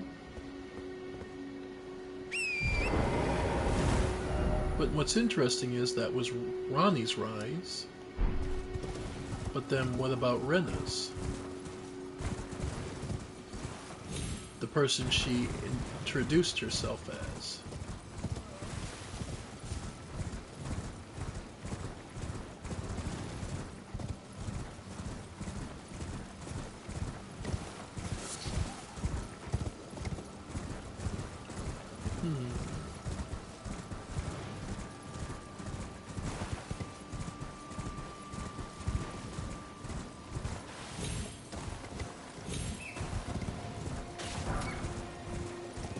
Huh. This rise remains blocked shut. And there's no wall around it, so we clearly can't enter. Pretty sure. Yeah, there's nothing close enough that we'd be able to jump to. Though they did put that... So, then Selvis's tower we'll have to go to next. Oop.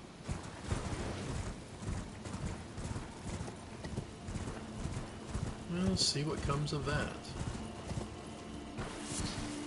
Though it's interesting to think about that the Karian royal family had 3 towers. Rena, Rani, and now Selvis. Well, you took me at my word. I did. Did you not realize I was merely being polite? Oh, you provincials never cease to amaze. I suppose you're here now. Perhaps I'll give you something to do. I'd like you to find a woman called Nefeli to administer a potion. Even you can do that much, can't you? Alright. Good, good. Now I shall hand over the potion in question. Selvis's potion.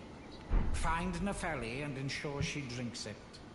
I expect glad tidings, and soon. Indeed. I've no time. The only thing I will hear from you is, are we understood? I have enough. So he wants us to give...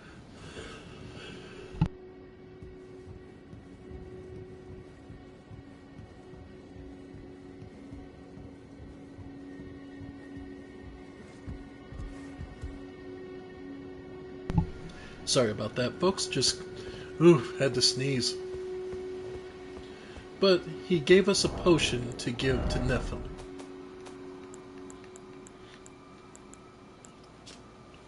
Small flask received from Preceptor Selvis containing a cloudy tonic of bluish black. Find Nefeli and ensure she drinks it. Well, Nefeli is currently waiting in another memory stone, so now we can remember even more spells. Honestly, between all the ones in the game, you really don't need to invest too much. It's kind of funny that to think about when you had to invest to be able to points to be able to cast spells. But yeah. So, if we wanted to give it to Nefeli, she would be... yeah.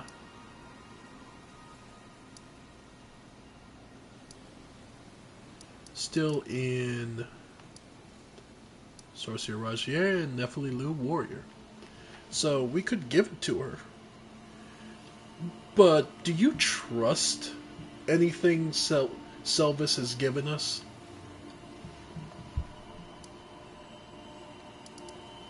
I would say that answering that question would tell you a lot. If everything is saying don't do this, you probably shouldn't do it. Just saying. Because, end of the day, yeah. If you... So, but now that we know, we also got the quest of meeting up with Blythe underground, under the Siofra well depths. So, that's where I wanted to go. Wait until we could explore the underground. So we have a real reason to.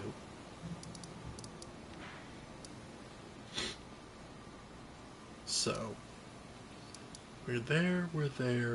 So then the only area left in Liurnia that we haven't really touched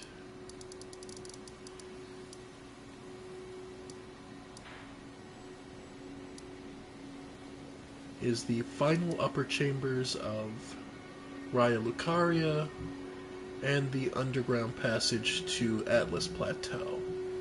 Alright. Excellent.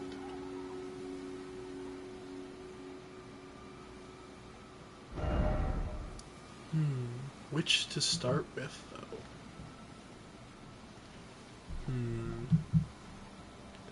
Actually, to start with, I think I'm going to call it here for now, folks. Because I'm starting to get actually hungry, so I think we'll call it for here.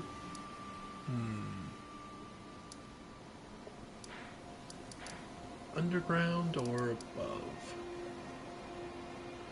Or start going through Caria Manor some more to try and find all the little goodies. Because we are getting stronger little by little. But,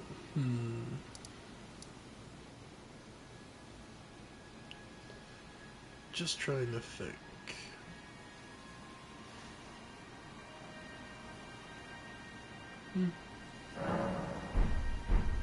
Yeah, we'll figure it out next time. I'm getting hungry, so not a good time to think about this. So, thank you all for joining me. I have been the Ephemeral One, back on my bullshit. That's what BOMB stands for. And see you next time on more of Let's Stream Elden Ring. Thank you all, and I'll see you next time. Bye for now, folks. Bye for now.